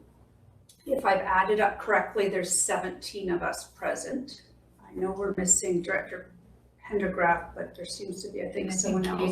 I can't see Katie. Oh, Director Robinson isn't on maybe. So we have 17. So I'm going to call the question then. So this would be in favor of initiating the review. All in favor? Okay, hands could come down. I'm going to go to those opposed. Keep your hands up, please. Opposed: Sentis, Bush, Holmes, Monteith, Johansson, Vasilaki, Roberts, McCordoff, Gettins, Kozakovich. Did I miss anybody? Me. I've got you, Jim. Do you? Sent Okay, 1, thanks. 2, 3, 4, 5, 6, 7, 8, 9, 10. So that motion fails. Have I got that correct, Ms. Malden?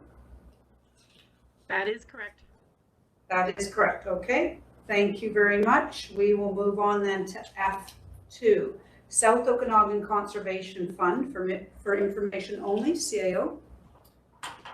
In a prior year, Madam Chair, the board had awarded the Nature's Trust $250,000 out of the South Okanagan Conservation Fund, and that was a part of the funds they needed to purchase a property.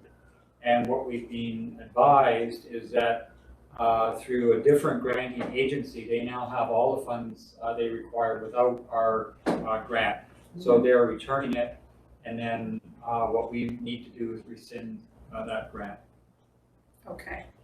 So right now it just says for information only. Are we going to see a recommendation come back later? You know, I'm assuming we have a resolution saying that we should award it, so we probably need a resolution to rescind it. Ms. Malden, did you want to clarify? I thought you were shaking your head. No. Sure. No, we can bring back a resolution for sure. We did not do that, I don't believe, with the fisheries. But, you know, this was more of a, I guess, a report to advise the board that that they had declined the funding. So sure, I can absolutely bring a recommendation back to the next meeting. Okay, and then we would include the fisheries one as well, I would think. Okay, thank you. Did anybody have any questions on this? Okay, so we're going to see it come back with a motion. Okay, thank you. So F3 is bylaw number 2935, Electoral Area H, Community Facilities Capital Reserve Fund Expenditure, CAO. So this is to withdraw funds from the Vermilion Forks Reserve, Madam Chair, and it is back for first, second, third, and adoption. Okay, thank you. I'll go to Director Bob Coyne.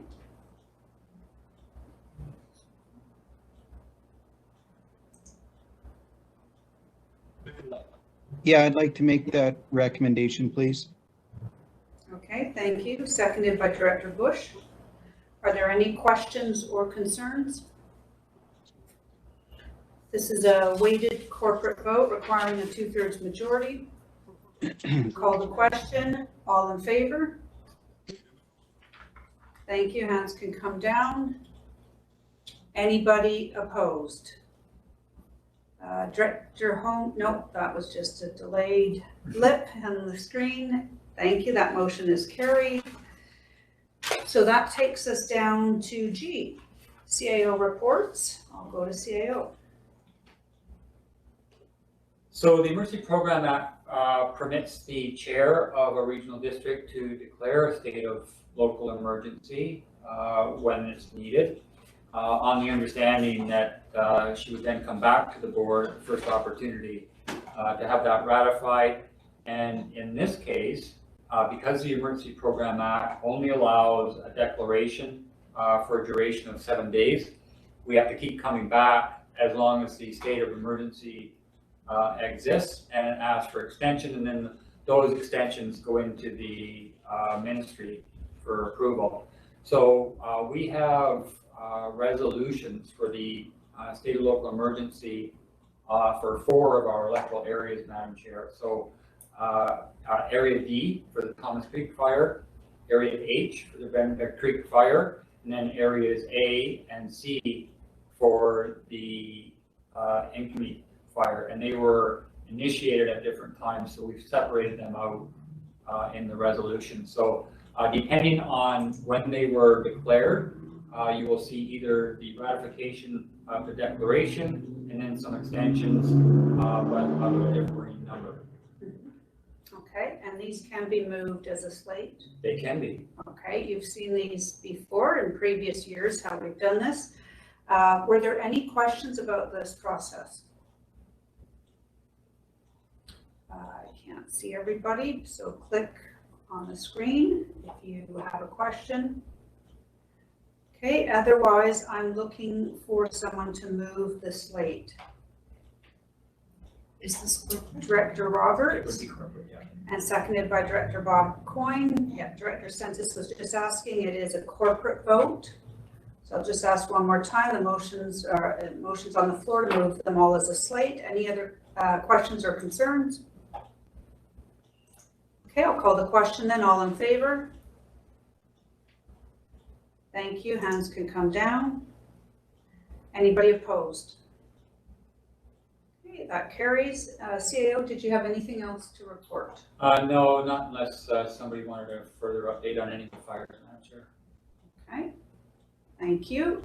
That takes us to H, Chair's report. I have nothing new to report. I'm busy with SOLs, back orders, and alerts, so same update that CAO gave. But under H1 is the report that Danny sent out on passive infrastructure. So you did receive that via email. Were there any questions on that?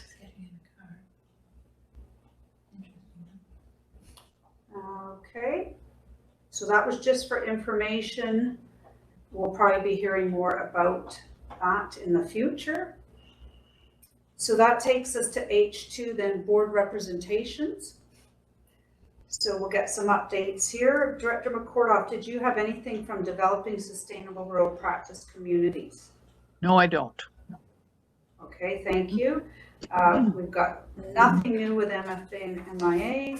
I'll go back to Director McCordoff for OBWB. Thank you. So we had our last meeting on July the 6th, and there were a couple of things that were brought up at that time. One is the board passed a resolution supporting the establishment of a working group to integrate the spirit of the UN Declaration on the Rights of Indigenous People and the still rights and responsibilities into the OBWB. We've also talked about milfoil harvesting.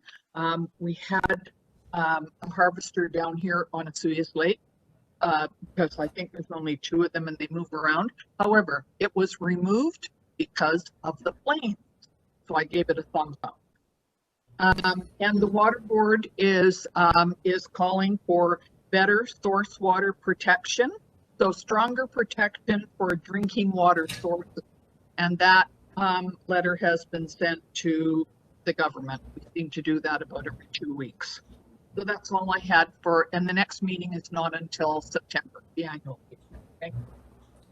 Okay, thank you very much, Director McCordoff. Next is Director Gettins with Okanagan Film Commission. Thank you, the Chair. Not much to report, but I do want to just say thank you to you and for Christy for getting that letter off to the Summerland Research Station. I think there were a few other people as well, Summerland Mayor and our MLAs too. So that's good. So hopefully we can get a little bit more filming done there. Other than that, they're just working. And then of course, when there's fires like this too, it just takes a little bit of extra PR work just to keep people interested because they get a little bit nervous, but they're working hard. So thank you. Okay, great, thank you. And Director Monteith, anything with Okanagan Regional Library?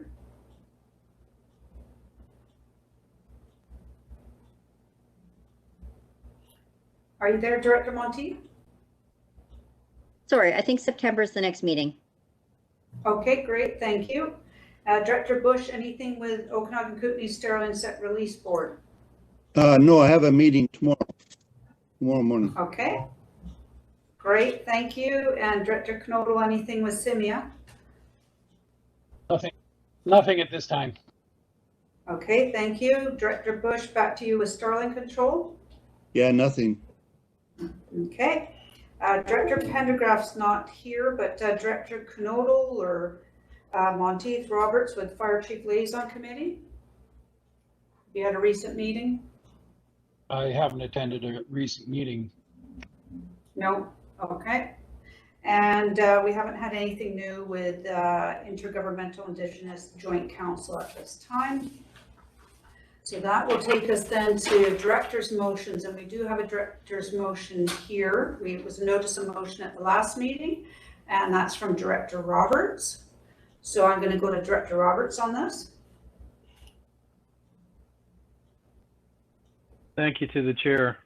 I'd probably have to read it off here to get it off by heart. But the main premise behind this motion is that as we see with the wildfires and the issues that we have, a lot of us in electoral areas of small communities, areas that have multi-jurisdictional pieces that are the responsibility of other agencies, but they even may be small and insignificant that you're not going to get the movement that you need at a timely fashion.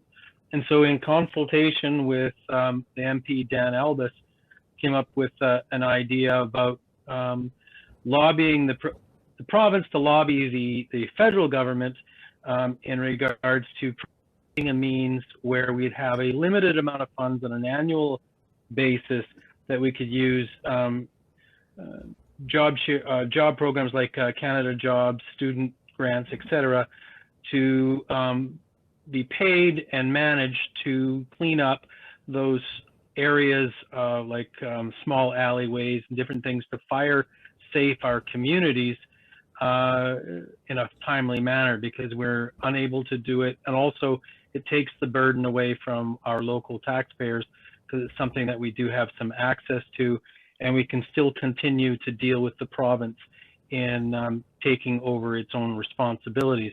But sometimes we just need the access to funds to do something quickly. So that's the premise behind that. And I'd like to move it.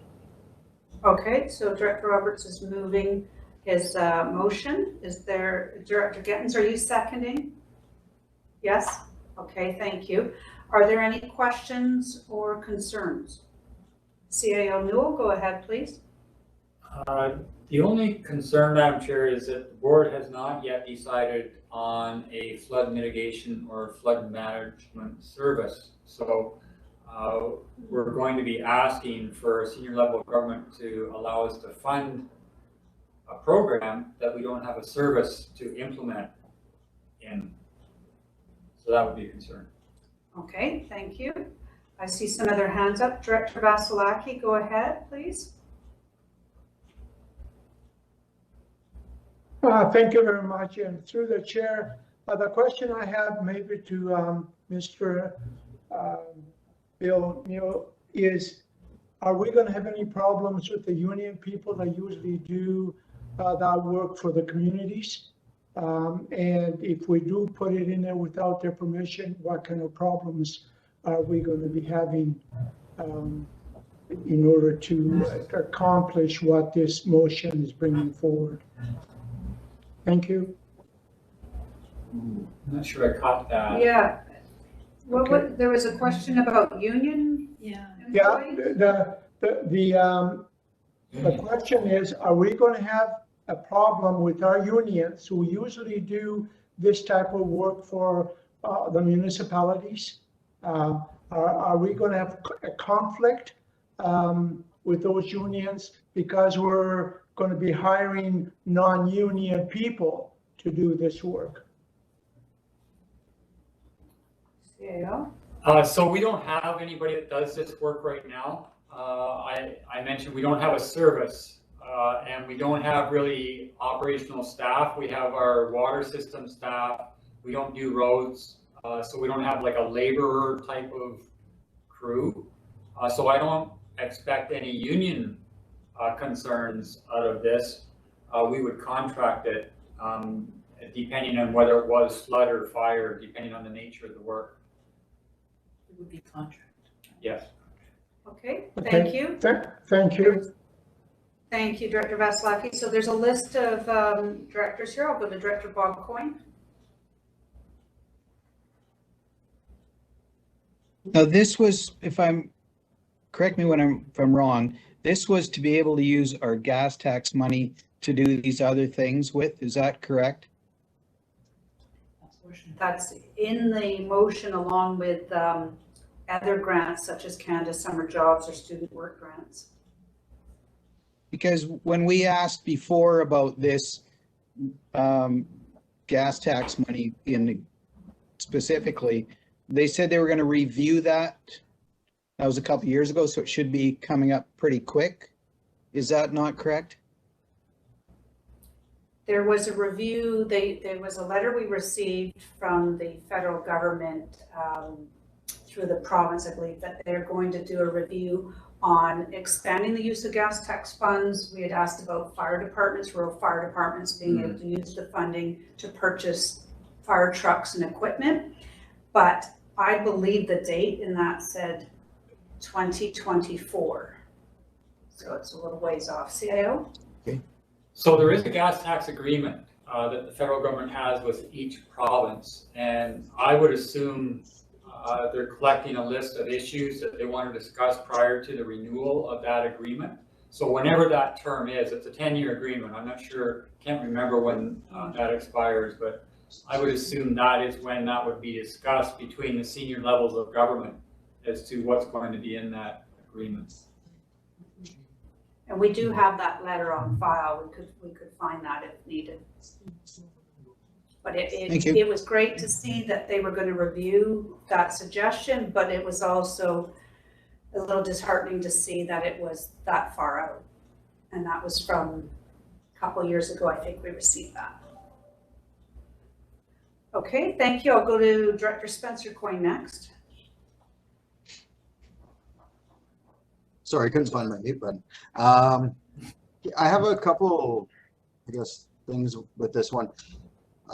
One, we're talking about doing mitigation work on Crown land, which to me seems like we're asking to be downloaded more responsibility that the province or the federal government should be looking after.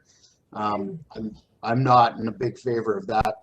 They continue to download on to us every day. I think the province should be stepping up, I think the province should be stepping up if we're talking about fire, flood mitigation outside of our, properties that we own. Municipalities, we are responsible for our sections. If the Crown wants to have mitigation work done on Crown land, then they should be paying for it. We shouldn't have to take from gas tax funding for that. I also am concerned about, if we are to ask for gas tax money to be used, that's going to, like CAO was just talking about, that'll have to be renegotiated with the federal government. And I think that's something, I don't know if every municipality is going to want to have looked at, or every regional district for that matter. I can't support this motion, unfortunately. Sorry, Director Roberts, but I just see this as more of us asking to be downloaded, more responsibility. And, you know, there's no guarantee we're going to get summer grants to have workers either. So once we start that work, we're going to have to continue that work. And then without secure funding from the province, then the liability is going to fall on us as well. So I can't support this motion. Okay, thank you. I'm going to go to Director Bauer. Thank you, Chair. Wow, exactly what Director Cohen just said. We are talking to the Minister of UBCM about flood mitigation and taking on responsibility because we do not have a service area established and we couldn't afford a service area. And a lot of the flood mitigation projects, particularly if you talk in orphan dikes and crown land that's outside of the municipalities, as soon as you touch something, you own it and you are responsible for the rest of days. So I can't support that either. There is a lot of issues with liability, responsibility, competency, but mainly what Director Cohen pointed out, we should not touch something that is a provincial responsibility that we can't afford it. I understand Director Roberts' desire to have a quick turnaround if there's a hole in the dike that may threaten some communities or some areas, but again, that should be done through provincial emergency management or exactly what we are trying to do when we talk to the minister, tell them that they need to be proactive in their flood mitigation. I can't speak to the fire mitigation, but there are tons of programs out there as they are, from Fire Smart to regional fire mapping, you name it. We've done it already. All we need now is somebody to pay for what we've already put the studies out. As you know, Director Roberts, we finished the flood mitigation mapping, and what we now need is the, we already sent all that to the province, so let's take it from there. I can't support this. This would just convolute even more what is out there. So sorry, Director Roberts. Thanks. Okay, thank you. I've got a few more speakers, Director Roberts and then Monteith. Go ahead, Director Roberts. Thank you to the chair. Let me put something on my bruises. No, I'm just kidding. I think there's something lost in the communication. Again, I'm not talking about working on dikes. I'm talking about the fact that I got 3 houses in a small alleyway by MOTI that MOTI has even stated at our meeting in 2019 when Steve Charette was here with Jeff Wiseman, that they will not and do not care about fires. We're now wrapped around with fires. We're in a provincial emergency, and I'm talking about flood mitigation. I'm talking about a crew because most of the areas in Area G is filled with senior citizens and they can't sandbag their own homes. So yes, we want to get volunteers, but when we come to a crisis in the moment, there's no means to get a bunch of youngsters out or student grants to clean up an alleyway, because here we are. And again, I get it. I understand that. If nothing else, at least I'm getting the conversation out there, and which is also part of the reason why the discussion that we're having about having to bring to the Premier. But in the meantime, while we're all talking, and we all know, we all have that same issue in our small communities where, sure, we have fire smart programs, but that's to do your own property and your residents. But our lands are all surrounded or intertwined with crown land that's overgrown. I've got trees growing up through Headley, and brush built into where there's supposed to be alleys. And it takes me 2.5 years, and let's face it, staff have been super. We're coming up with a plan, but I'm going to be spending Area G money on organizing something and then hoping that the ministries step up with some funding. But at the same idea, it's pretty frustrating when we're talking about places being surrounded, and I have some poor communities filled with senior citizens, and I can't, it's just kind of like Roberts is going to start his own contracting thing with his weed eater. you know, so that is the heart and soul behind this. It's not about filling in the holes in the dike, and it's not about you know, large structures. And with dealing with the gas tax, Dan Albus was stating, he was talking about a program where when you have leftover or money that you didn't use in a full project, and have a limited, like each year there's a limit on what you can use, or like $20,000 that goes towards these local projects. It's not about unlimited funds. It's not about taking the overarching responsibility. But how do we get this stuff done? Like, you know, and a part of this whole process of putting the motion forward is, how do you ask the question? Thank you. Okay, Director Monteith, go ahead, please.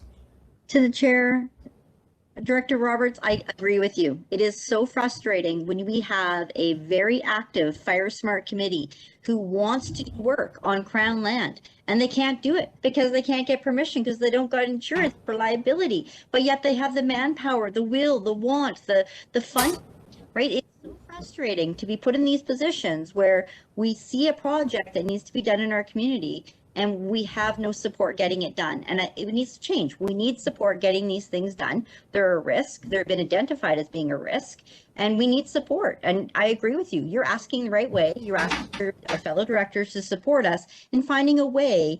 It could be, you know, the areas maybe that want to participate in this. Maybe it's a service that's specific to those areas. But there's got to be a way to work together and to have a staff as part of the solution versus being told no. And I agree with you, Kim. This is the right way. Okay, thank you. Directors, can you check your hands on the screen? Just, I think some are leftovers. Director Gettens, I think yours is a new hand. Go ahead, please. Thank you, Chair. I would support this as well. I think it's a great way of moving forward. I totally get the downloading and that it's frustrating. But the reality is, when you've got these little areas and these little communities, you could be waiting for decades before they get to us, because they're going to go where the larger communities are, where the greater votes are. And I think there's an innovative way to get work done. I was saying with Director Monteith, we've got people that want to do this, so let's support them and help them out. So I'm in favor of this. Great job getting the conversation started. I'm behind you. Okay, thank you, Director Holmes. Yes, just a question to Director Roberts, if I may. So I'm a little bit confused after your last comments.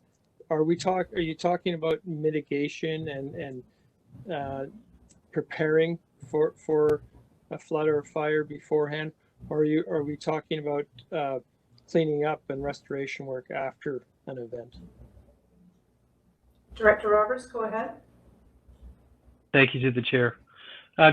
Cleaning up areas that are fire hazards or an issue that's going to endanger a small community, and usually it's, you know, it's and again, that's some of the things I don't know how to articulate. You know, it has to have a financial cap, which then caps the size of the issue.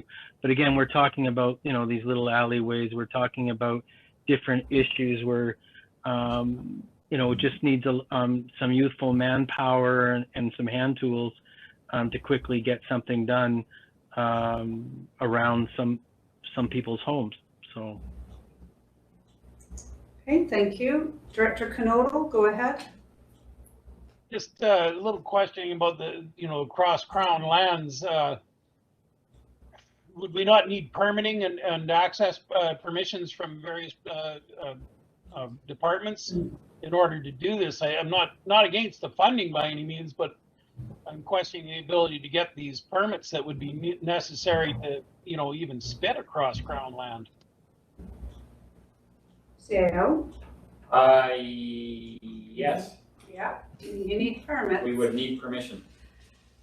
Okay, thank you. Follow up? I understand. Yeah, okay, go ahead, Director Knodel. What would the likelihood on these permits be? The 2 years that you talked about previously, is that the, you know, is that the lead time for planning these, or, you know, I just kind of trying to see how the mechanics of this would work. Thank you. Yeah. It would depend on the parcel that we're applying on. If it's to work in a water body, that's one thing. If it's to work in a laneway, that's a different thing. If it's a larger Crown parcel, that would be different. And the type of material and type of work, all of those would be different, I believe. Okay. And as we heard, I mean, we couldn't even have staff work on that because we don't have a service. So I get what Director Roberts is after. I can't support it as is. I'd say for the directors that are interested, start by creating a service in your electoral areas so that you can put some money into it and actually have staff work on things. CAO? So we're working with Director Roberts on a cleanup of some alleyways in Olalla under rural projects. This is a pilot, and that is like a 2-year project. It's an extensive amount of organization to try and get all the different ministries and agencies together to get permissions. And I mean, you can't remove vehicles out of a road allowance if you don't first have the RCMP verify ownership of the vehicle and that it's been abandoned. And for that one, you need MOTI. So there's all those intricacies. On the larger program of flood management or fire management, those cross electoral area boundaries, and there's no sense having a service in one electoral area to do flood management because, as Director Bauer has already indicated, you can't stop water that's flooding out of a waterway at a geographic boundary. So we really need a strategy and a logic to that. So there's a lot of moving parts that we'd have to resolve.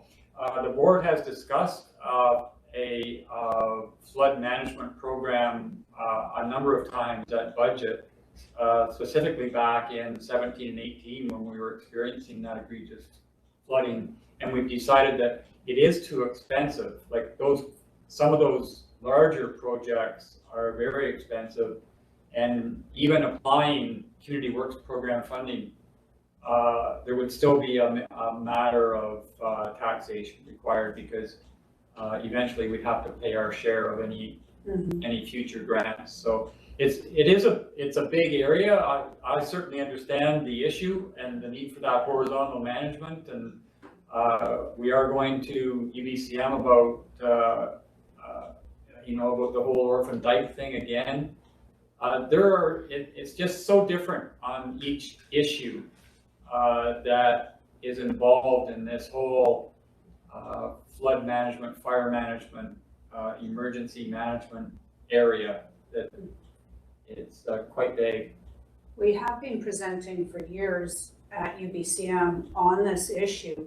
I think it was 2017 when we presented with Park Grill, going through different areas. We had a ballpark price of $8 to $10 million that way above that. are way above that now that was needed to fix that issue. So a lot of these things are very expensive and cross, as we've indicated, several electoral areas. Okay, that being said, we do have a motion on the floor. This is a corporate vote. So I'm going to call the question. All in favor?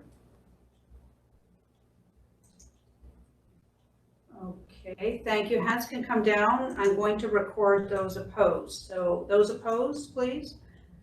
Santos, Coyne, Watt, Vasilaki, DeAndrea, Bauer, Johansson, Knoll, McCortoff, Kozakovich. Did I miss anybody? 1, 2, 3, 4, 5, 6, 7, 8, 9, 10. That motion fails. Okay, so directors, still under item 3 there. Did anybody have a notice of motion they were bringing forward today? Okay, I'm not seeing any notice of motions. That takes us to the last item 4, which is board members' verbal updates. Did anybody have an update from their community to present today? Director Gettens, go ahead, please. Thank you to the chair. I just, there's been a lot of really great work in Greater Westbench around, there's an automatic dial system now for wildfire warning in effect that's been spread from the Hasula Highlands down to Lower Westbench. I think Carmi has connected with these guys as well. PIB was actually able to get a gate up at Max Lake Road. I think some of you probably heard us talking about that a few years ago. And we've also had our first volunteer take the Fire Smart course, so we can get that started as well. So it's just been a really great community-driven, I don't know, fire mitigation work in Greater West Bench. So I just wanted to share that.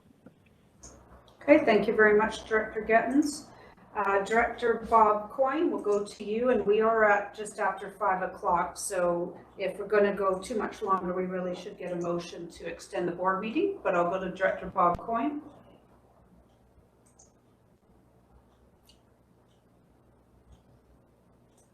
Yeah, so first of all, I'd like to say thank you to all our fire people that are out there doing their thing. We've got our ARIS group is down in the Kermes-Osuyas area, someplace down there. They've been up north working up on multiple fires up there doing structural protection. We've got another fire burning here in our area up Sunday Summit that I think just about every logger in the area is working on that fire. It's just been, everybody's on pins and needles and just waiting for the day. Well, anyways, it's closer than we want, I think. But the other thing I wanted to say is I want to say thank you to our staff. Pardon me for getting emotional, but we have two of our senior managers who are on holidays who are on this meeting today. We've got, I don't know how many of our staff are taking time away from their families and working in the EOC. I got emails from one of our guys last night at 6 o'clock at night over an issue that we're having. And he was working in the EOC till midnight, but he's covering his desk and another worker's desk. And it's just absolutely amazing at the response that our staff has had. And I think they deserve a huge thank you. Anyways, that's it. Excellent. Thank you so much. Well said, Director Bob Coyne. We appreciate your words of support to the staff. Much appreciated. Anybody else, or would someone like to make a motion to extend the board meeting? Because we are past 5. If not, we're looking for a motion to adjourn. Director Bush, are you trying to extend things or adjourn? Adjourn. He's moving to adjourn. Anybody supporting that motion? Director Watt is supporting that motion. Thank you. Any comments or suggestions before we close? We've already lost a few directors. I'll call the question then. All in favor of adjournment? Thank you. Anybody opposed? We are adjourned. Stay safe, everybody, and we'll see you here in August. Bye now. Just